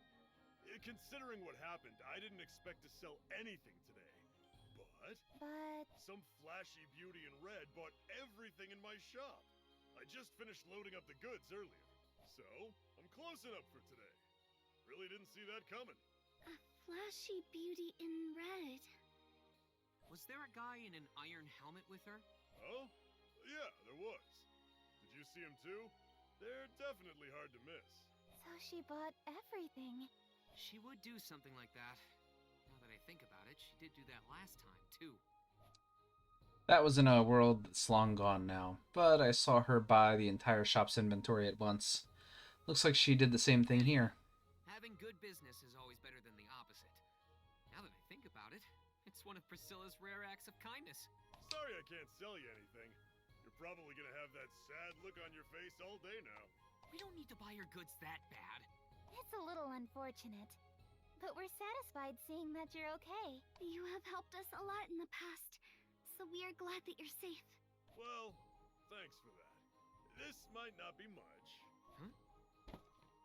He holds out a big paper bag to us. We look inside and find... So many of them, too! After all's said and done, you guys did come visit every day lately. Just thought I'd save some for you, just in case. Sir. That's what I'm talking about. A merchant never misses out on a business opportunity, right? That's right. Anyway, thanks for this. Thanks for your business. That'll be 2 silver coins. You're charging me? that's the end of that. Looks Like, the sun is it's... setting now. I should be leaving. I should have left for bed like an hour ago, but I feel like we're at the end game, so I want to try and finish this tonight if I can. I get the feeling it's always evening or night when we pass through here. You've been here before? Only about 3 times at most, but it just feels like I've been here more. I don't understand. But it might be dangerous to come here when it's late. I should be the one telling you to not walk around at night. But the fact is, I'm in far more danger than Amelia and Rem, so her caution is warranted. There's no need to worry, Subaru. If you were to walk around late at night, Rem will protect you. Even if you can protect me physically, my pride as a man will be torn to shreds. So, it might be best not to go wandering around at night at all. I see. That's unfortunate. Rem wanted to be of assistance to you. No need to worry about that, Rem. I would have been done for so many times if it wasn't for you. Subaru. That's why I rely on you and I appreciate you. I may keep relying on others to take on challenges, but I hope you'll keep helping me moving forward. Yes, of course. I hope we will be together forever. Are we still talking about the same thing? You two get along so well. But now that I think about it, it's kind of strange. This is where we met for the first time. Though it hasn't been too long since then. Amelia looks around the area, and I briefly hesitate, not sure how to respond. To tell the truth, this isn't actually the place where Amelia and I met for the first time. We had actually met a little before that. But this is a memory in a world that's now lost. The time I spent with her vanished with that world when I died. Maybe it's arrogant of me to think so, but that's how I see it. Amelia's nice to meet you will never overlap with mine. Same goes for Rem. There were countless encounters and goodbyes that I had with all the people at the royal capital too, so... Think of it. The only ones who have the same idea of when our first meeting was is probably Reinhard and Bayako, maybe? Oh, and the shopkeeper at the fruit stand might barely count. But then again, he forgot that we even met in the first place. Miss Beatrice? She should be at the manor alone at the moment. Subaru, you sure are close with Beatrice. The villagers have been going to the manor, so I hope Beatrice isn't fighting with them. I'm starting to get worried. If Bayako's drill tails lose their shine, that would be a great loss for the world. Or something like that. We continue walking about while we make idle chit-chat about that little girl. Hey, it's you guys. Yep, figured we'd run into Felt here. We were looking for you guys, of course. Us? We parted ways right after what happened yesterday. We heard that you were all right, but we just had to make sure in person. Felt seems like the type to bottle things up, too. We visited Sir Reinhardt's manor first, but the servant couple stated that you would likely be around these parts. And here we are. I see. It appears we've made you take the long way to find us. My apologies to you and your companions, Miss Amelia. It's alright. We came here on our own accord. I'm sorry if we got in your way. Don't worry about it. He just tagged along without me asking, so I don't mind one bit.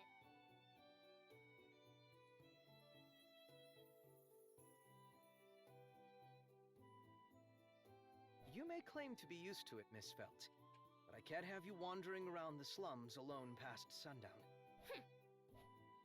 Reinhardt's sensible worries are nothing but an annoyance for Felt. It's a thankless job for you. In any case, it seems like her running away is becoming less frequent. We all get better every day. I feel bad for you. I don't think there's anyone else in history that could treat the Sword Saint this way. So you'd all just do whatever this guy says? Stand up for yourselves more. Live strong, you know? I think you're a little too strong. So, what brings you here, Felt? At a glance, there doesn't appear to be anything of note to do here. Rem chose her words carefully, but I agree with her. The old couple at Reinhardt's manor told us the two of them had been headed to the slums, so I figured this would be the place. Let's call it the Loot House site. This is where the Loot House Old Man Ram lived... Where the Loot House Old Man Ram lived in used to be before it was flattened. This is all because this guy doesn't know how to control himself. I apologize. I did make an effort to hold back. You don't need to apologize, Reinhard. It all started because I had my dragon insignia stolen. The fight broke out from there. But it's Felt who stole the dragon insignia, so it's Felt's fault in the end. She's the one who brought Reinhardt, too. What? If I didn't bring this guy, everyone would have been killed by that woman in black.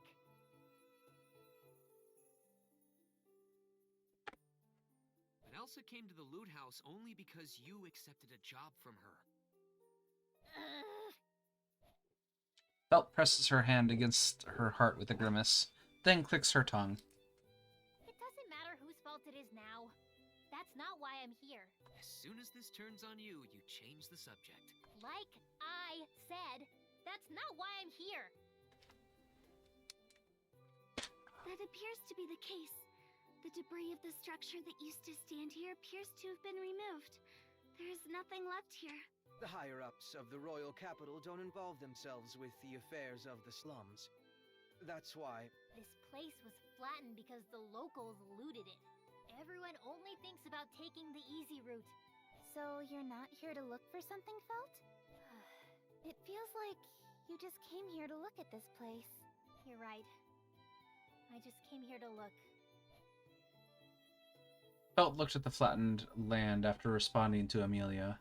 She narrows her red eyes before letting out a sigh. I hated the slums. I hate the royal capital, the knights, the whole nation. So I did lots of bad stuff to get out of here. I saved up money to leave, too. I ended up getting out of here in a completely... I hate the royal capital, the knights, the aristocrats, the slums, the kingdom, everything! I came back here to remind myself of that.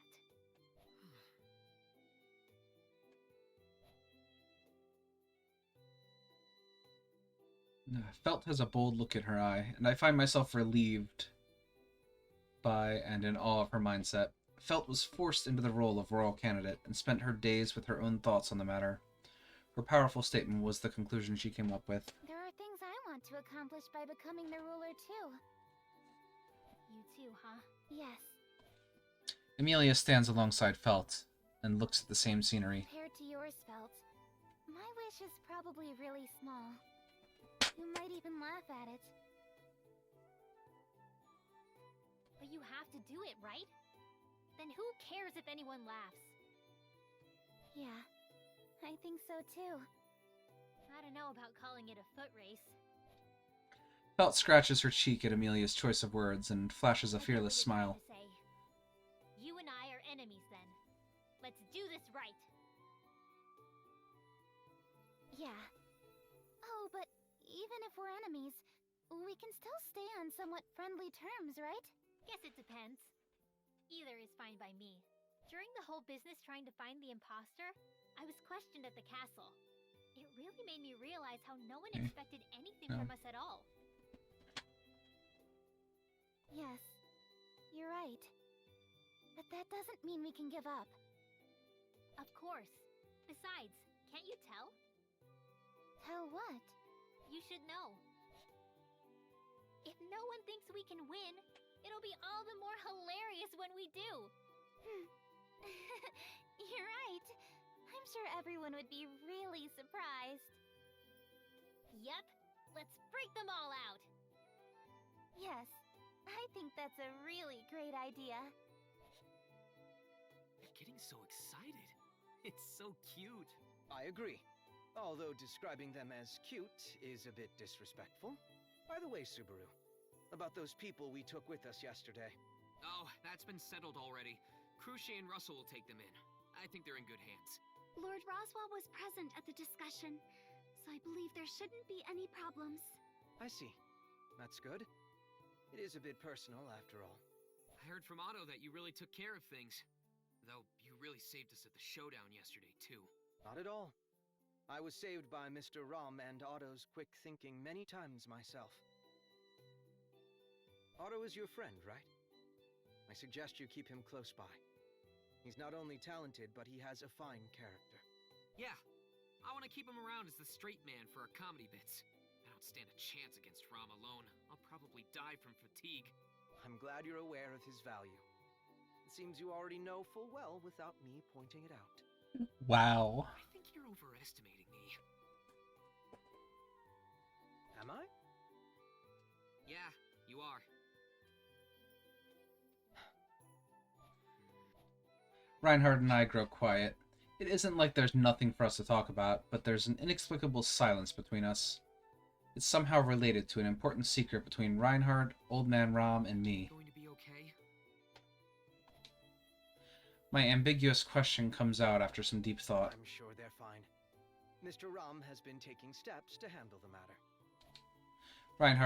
Reinhardt's answer is pretty vague, too. Rem, who was listening from beside us, cocks her head with a puzzled expression. I think that's for the best. The fewer people that know, the better. It's not an issue of trust or faith, but a different reason altogether. Well, I'm sure some people have noticed already, like Cruchet or Roswell.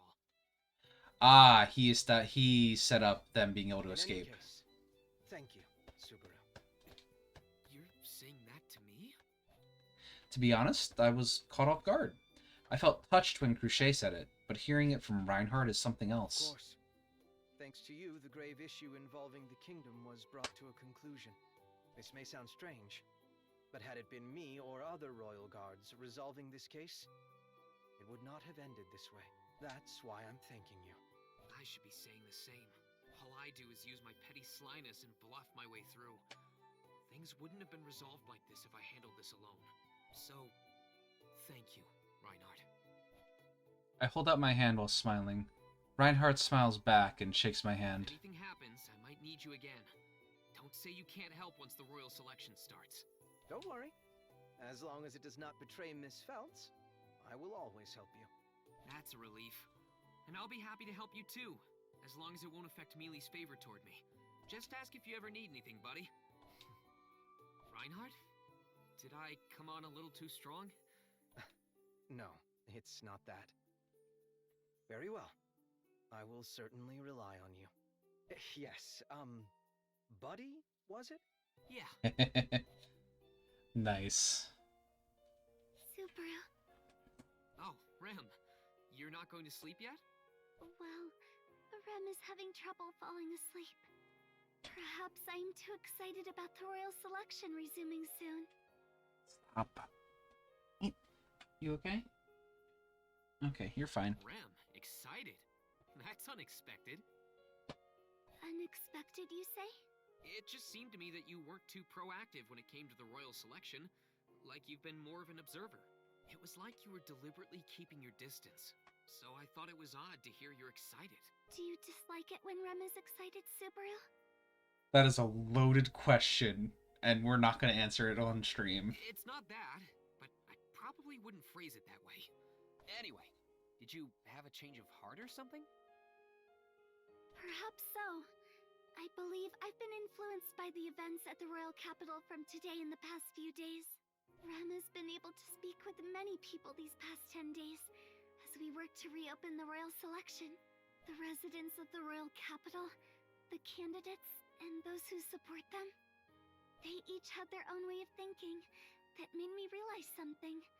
I became aware of just how narrow my world was. A narrow world. Rem was never good with these things. Before, worrying about myself and sister was all I could handle. Then you joined in as well, Subaru. I am in the process of being able to see and do more things, little by little. That is why everyone was so full of single-minded determination, and not one of them neglected the importance of the royal selection. Subaru, you were also working so hard. That is why I wanted to see what lies beyond the combined efforts between you, Rem, sister, Lord Roswell, and Miss Amelia. I see. So that is why Rem is excited. It truly is about to begin. Will it be all right? Oh no. Calm down, Rem. I know how you feel. I'm actually the type to get too excited before a big event and screw things up. Like when I overslept and missed the bus for my field trip, and ended up catching up to it at the freeway rest area. I don't understand that reference, but... Okay, listen here. You can forget what I said earlier, but this part is important.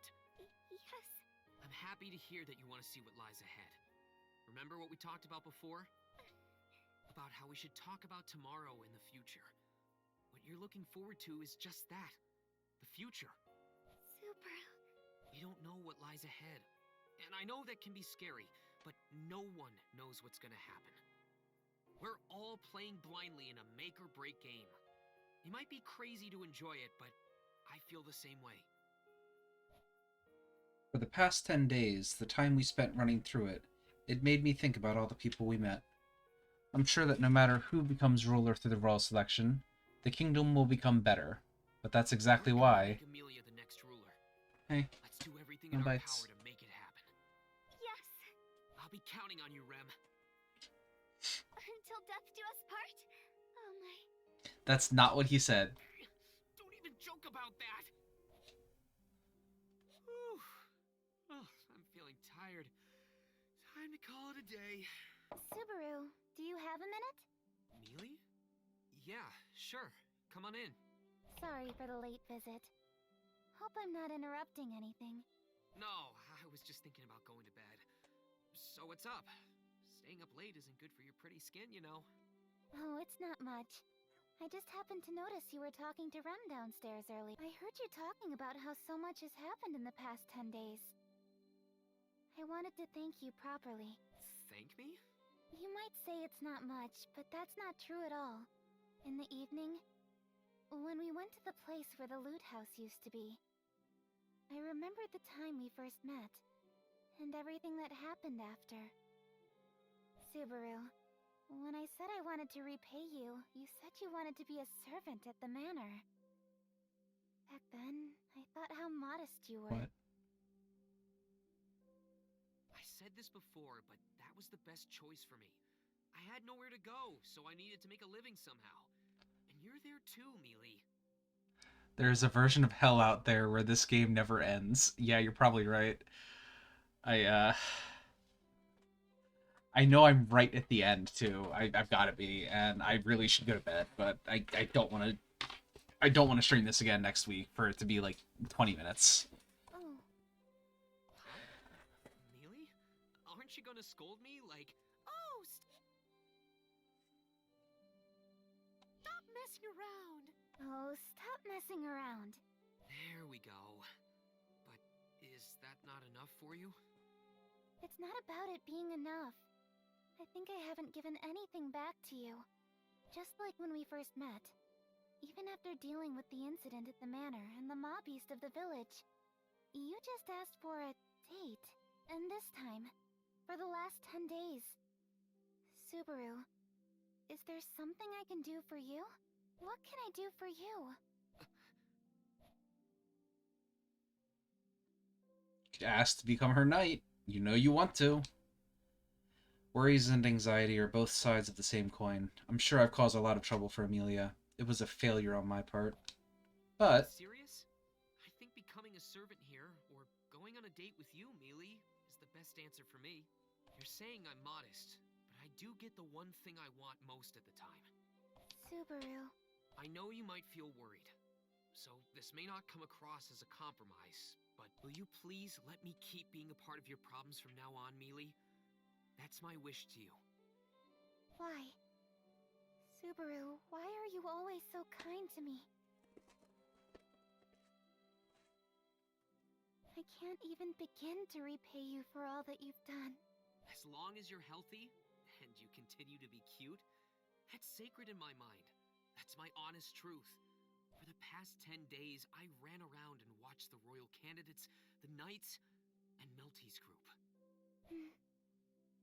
Everyone is doing their best, and they're so determined. They looked so cool in my eyes. I was just a wandering nobody. Mealy, before I met you, I was just hanging in midair. But after meeting you, something firm, like a backbone, grew inside me. My body was a squishy mess before, but now I can stand up with that backbone. To me, that's important. If I don't keep that in mind, I'll start to take it for granted and act selfishly. I don't know how to put it. Anyway, I want to work hard for you, Mealy, so this is all for my own sake, too. If there's more to it than that, I think that's something that'll come to you as we spend more time together. So, your answer is on hold? I guess so. Mealy, if you want to keep pursuing the answer, you'll have to give up and let me keep following you around. Meaning... Meaning...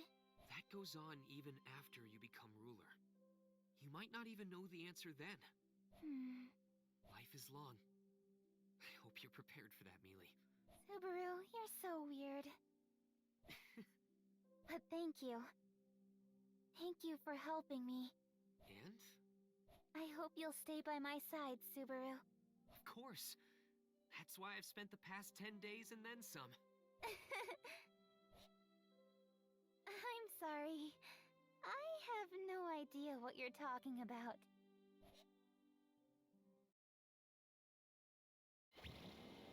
The credits. Thank the Lord in heaven that this game has come to an end. Kira Buckland did Beatrice. I believe that. I thought I recognized her voice. Aya Hirano did Sakura? I guess the Japanese voice. I'll have to go listen to the sub for that. Or the Japanese dub for that. Huh. I didn't think she was doing anything anymore.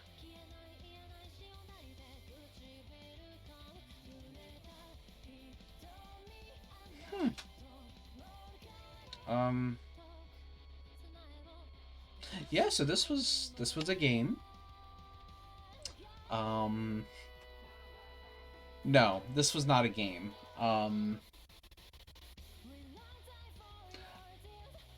You say that, Valigan, but I bet there is a scene after the credits. We'll bet money. Because we don't actually know what happened or where Melty and her crew ended up going. Christina V as Elsa. Nice. Let me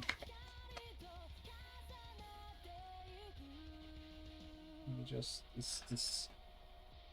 Curious. Oh. Okay, we can hold a button and kind of skip through it. Alright, well I am going to skip through it because I think there will be a scene afterwards, but this was an experience. I can say without a doubt, I did enjoy the story. I enjoyed the voice acting. I enjoyed the few CGs we did get to see. Those were pretty darn good. But the gameplay was complete garbage. It would actually benefit the game completely if it was removed. There is literally, it hurt the game. It made it worse. Leaving already? And you were correct, Valigan. Subaru? Why are you being such a stranger? I understand how uncomfortable it is, though. That's not why. It's just that... I know. I was kidding. You and Melty are in a tough spot. Subaru looks up at the night sky as he calls to stop the three of them. With the confusion at the royal capital subsiding, they also stopped Wolf and Puka's rampage. Melty's evil eye is now under her control. But what happened still remains. It is a fact that cannot be changed. There is also the issue of being a fake royal candidate. Along with the dangerous power of her evil eye, it is obvious that they will be judged to the fullest extent of the law. So... You're going to run away. Yes, we are. To protect Mel and Solemn. There's no other way. Looks like you guys have your hearts set. Subaru? I'm really sorry. I know I will never be forgiven. I've done everything to deserve the ire. My brothers and Tiga aren't kids anymore, so we have to take responsibility. But... Oh, Melty.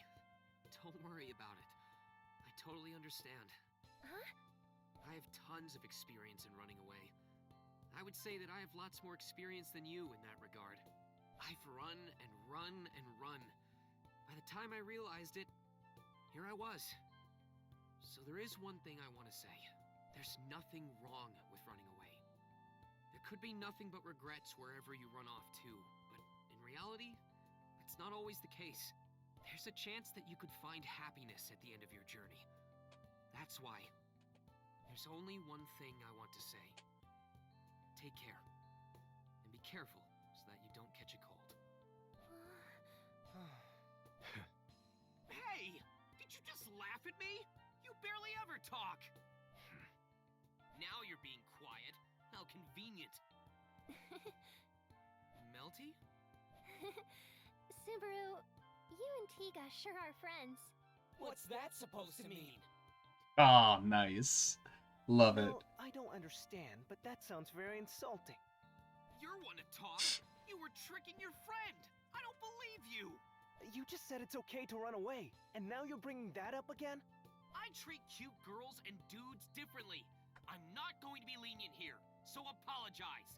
Why, you... Subaru and Tiga get into a scuffle while Melty looks on. Solemn pats her on her shoulder gently. Brother? Yeah, I think so too. Subaru! What? I'm going to run away. I'll run and run. I'll keep running like you wouldn't believe. And wherever I arrive at, I will remember everything that happened up to today. I want to apologize and make up for what I did. Yeah. Subaru, I hope you will take care until we meet again. Melty smiled while she was slightly tearing up. Upon seeing her smile, Subaru smiles back at her. If anything happens, you can count on Tiga, Solemn, and Wolf too. Just lean on them. It's a cute girl's privilege to use dumb guys. Okay. I personally would appreciate it if you didn't push Mel into a path of evil. Then you should hold her hand and guide her. You said you were never letting go, right? Yeah. I'll make sure that Mel will grow up right. That sounds like a father rather than a lover, but Subaru didn't mention it out loud. We'll be going now. We don't want to take any more of your time. Yeah, do that. Take care, my bestie. You too. You got a lot of work ahead of you, but good luck. The royal selection will be tough. There's no path that isn't tough. Being together with the girl you like is a thorny path. Even if I get scarred all over, I will run through it barefoot. At least wear some shoes. Oh, shut up. Take care. Don't catch a cold. Aww. Nice. After that short exchange, they do a high five. That was it for goodbyes between them. Looks like they're gone. Oh, Reinhardt. So you did notice. But you let them go. I personally don't know if this was the right decision, but I wanted to do it this way. I think that's fine. No one wants to see what would happen if someone as strong as you blew his top. You should just do as you please every once in a while. That would probably be difficult. Anyway, let's return. Miss Amelia is waiting. Right. You have felt to deal with, so that's tough in itself. It's something worth doing. I'm enjoying it, personally. Oh, okay then. That's fine. We're walking down a thorny path by our own volition.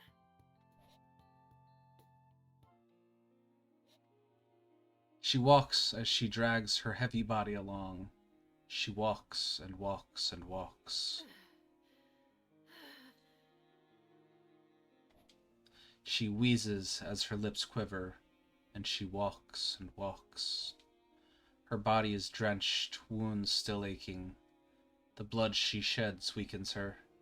Why does she still walk? She does not see the answer. And so she walks and walks and walks, and in the end... Sakura. I was waiting for you. Oh. Oh my. Looks like you're all here. Are you here to get me? I wasn't expecting this encounter, actually. In a way, yes. We thought that you would manage to escape. Considering how long we've known each other, it appears that everything I do is obvious to you. Heavily injured, Sakura looks at the faces of the three, one after another. You all look so satisfied. The plan must have failed. Hey. No. That's right. It was all a failure. The fate candidate as well as the rest. All thanks to everyone. Subaru Natsuki. That is the biggest factor, but it's not just Subaru. There was all the help Subaru recruited. He met with them, talked with them, and pleaded to them. And that came to fruition with Mel and my release. The evil eye of indoctrination was insignificant.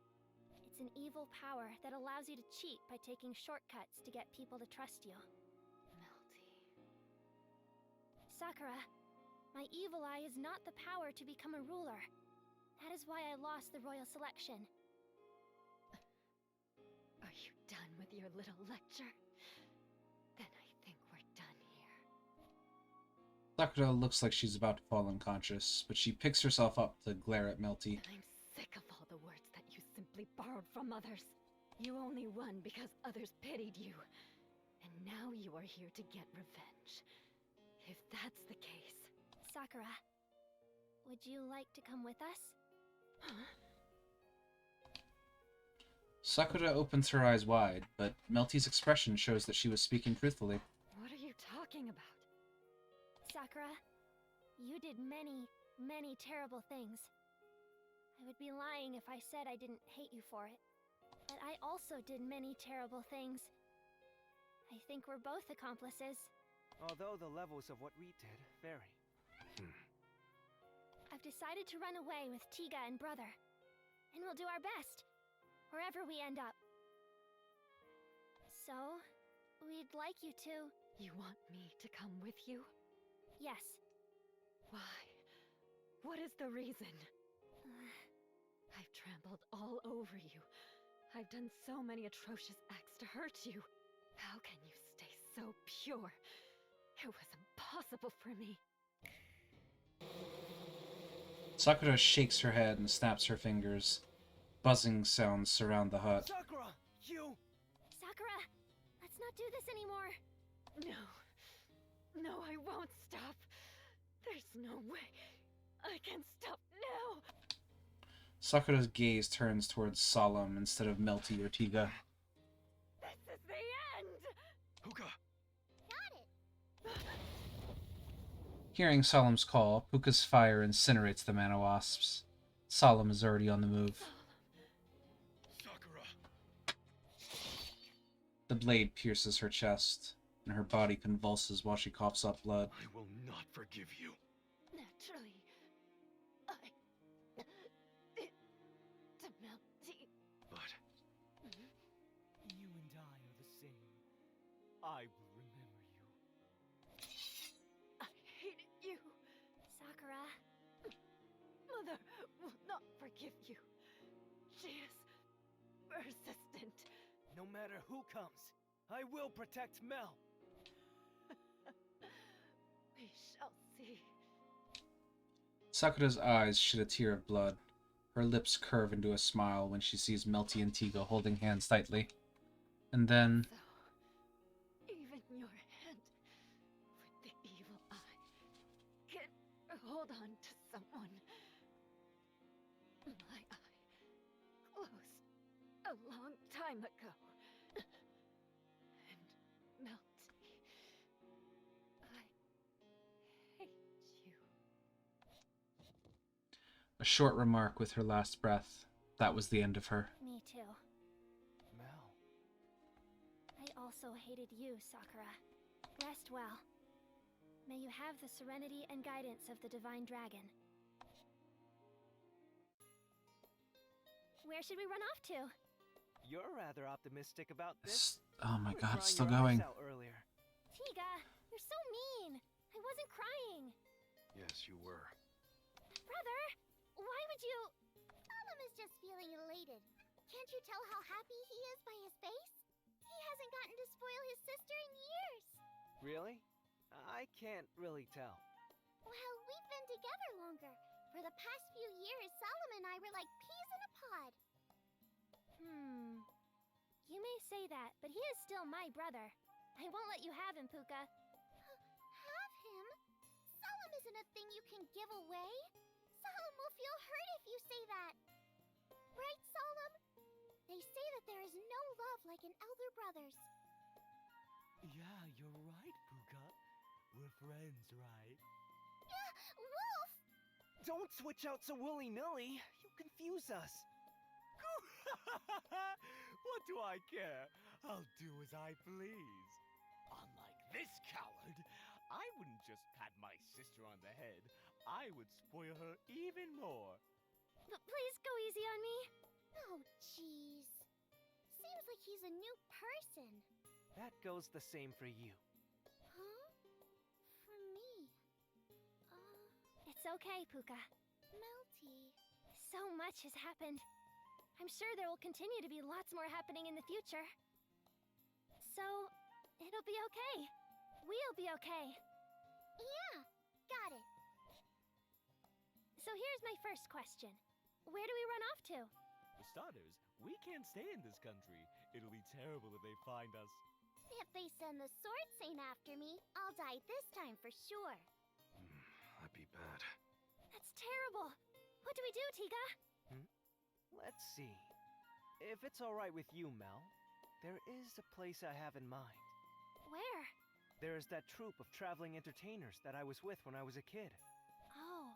I separated from them after I fell for Mel, but I still write to them often. You wrote letters? You were doing that? I may not look it, but I'm a good correspondent. They're currently in Kararagi right now, so how about heading there? Kararagi. Oh, what's with you? Is something wrong with that? I'm not good with chopsticks. That's it? It's Solemn we're talking about. Kararagi, huh? I wonder what it's like there. Beats me. I haven't been there since I was a kid. But we'll be fine wherever we are. Because I will never let this hand go. We will always be together. Yeah. We can do just fine. Thank you for Please. everything, Subaru Natsuki. Your Let it end. Tiga Raulion. Okay. Look at this letter he sent me. He sure loves to provoke people. And calling me bestie here? Damn, so this is what it takes to be popular. What do you think, Bayako? Why are you telling Betty this, I suppose? Whoa, so loud. Freaked me out there. Do not brush that aside. Why are you here, I suppose? You know exactly why. I've been gone for close to 10 days, so I thought you may be feeling lonely. No, that's not it. I was feeling lonely. I missed you, Bayako! Disgusting! Wow, look at him fly. Subaru never learns. Bubby! Jeez, that is so true, I suppose. He can be so insensitive. When Betty is lonely, Betty only wants to see Bubby, I suppose. That one over there is just getting in the way. Right. I'll play along with you for the time being. There is nothing to play along with. That is the truth, I suppose. You guys, be more considerate to me. Whew. Anyway, it sure was difficult this time around. Right. You did work pretty hard, Subaru. Yeah, thanks to that, we got a happy ending. It was well worth the effort. I think I got much closer to Mealy after these past 10 days, too. Oh? You seem to have a death wish for mentioning that in front of me. Can you please not threaten my life? Well, I heard most of it from Bubby. You are useless, but you managed to work hard in your own way, I suppose. I'm sure you are tired, so go and rest in your room. Beatrice, you just want to get rid of me, don't you? Why else would I say that, I suppose? Betty wants to enjoy Bubby's company alone. Jeez, I came all the way back to see you, but you prefer that fluffy thing? If you're gonna say that, I'll pat him instead! Meow, meow, meow. Oh, Puck, you're funny. How dare you do that to Bubby, I suppose? Hand him over. Bubby belongs to Betty, I suppose. It sure is tough being so popular. Please don't fight over me. Now then, there were lots of twists and turns, but... Is it about time? Yeah, that's the plan. I shouldn't keep them waiting. Anyway, I'm going now, Bayako. I have to take Puck with me, though. You are such a nuisance. I am glad you are gone, I suppose. Don't feel too lonely. I'll be right back. You do not need to come back for a while. Just do your best and go to sleep after you are dead tired, I suppose. That was Betty's way of cheering for you. puppy!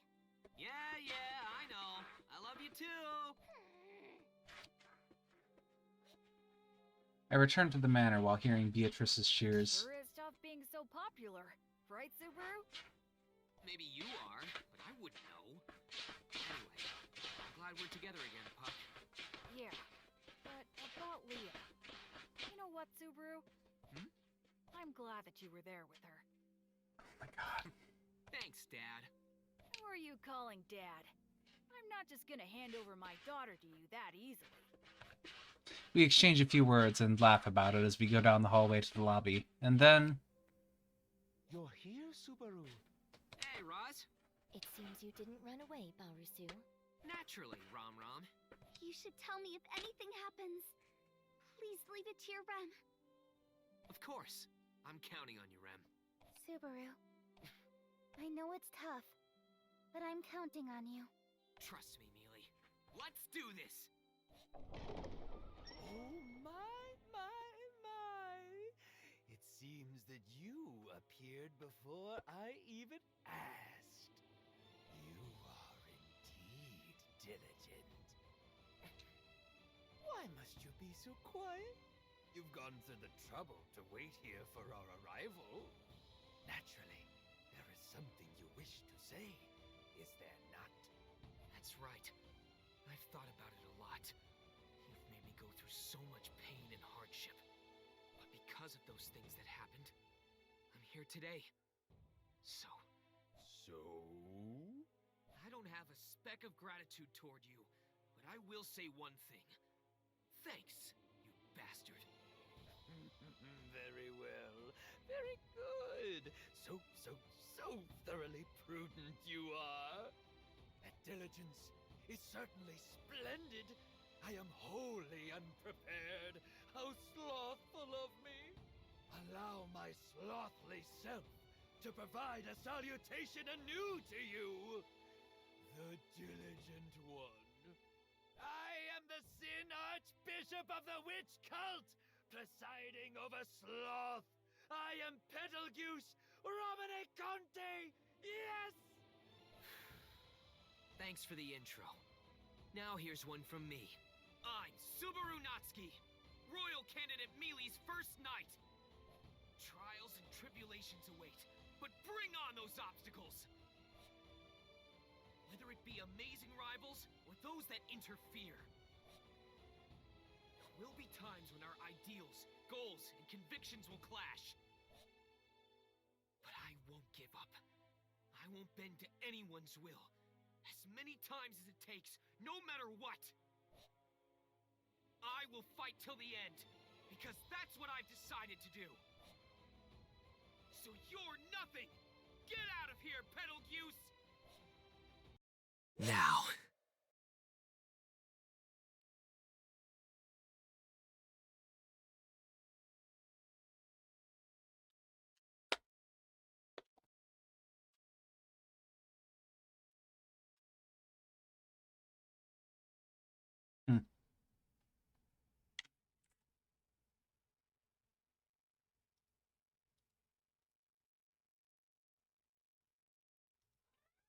Bring it on, Destiny!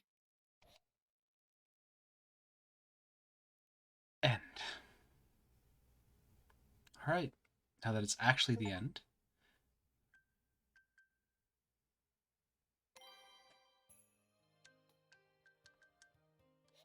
Alright, we'll save that. It is clear data. We'll mess with that sometime later. I don't know if it'll be on stream. Starting life in another world. The prophecy of the throne. Alright, thank you all for watching.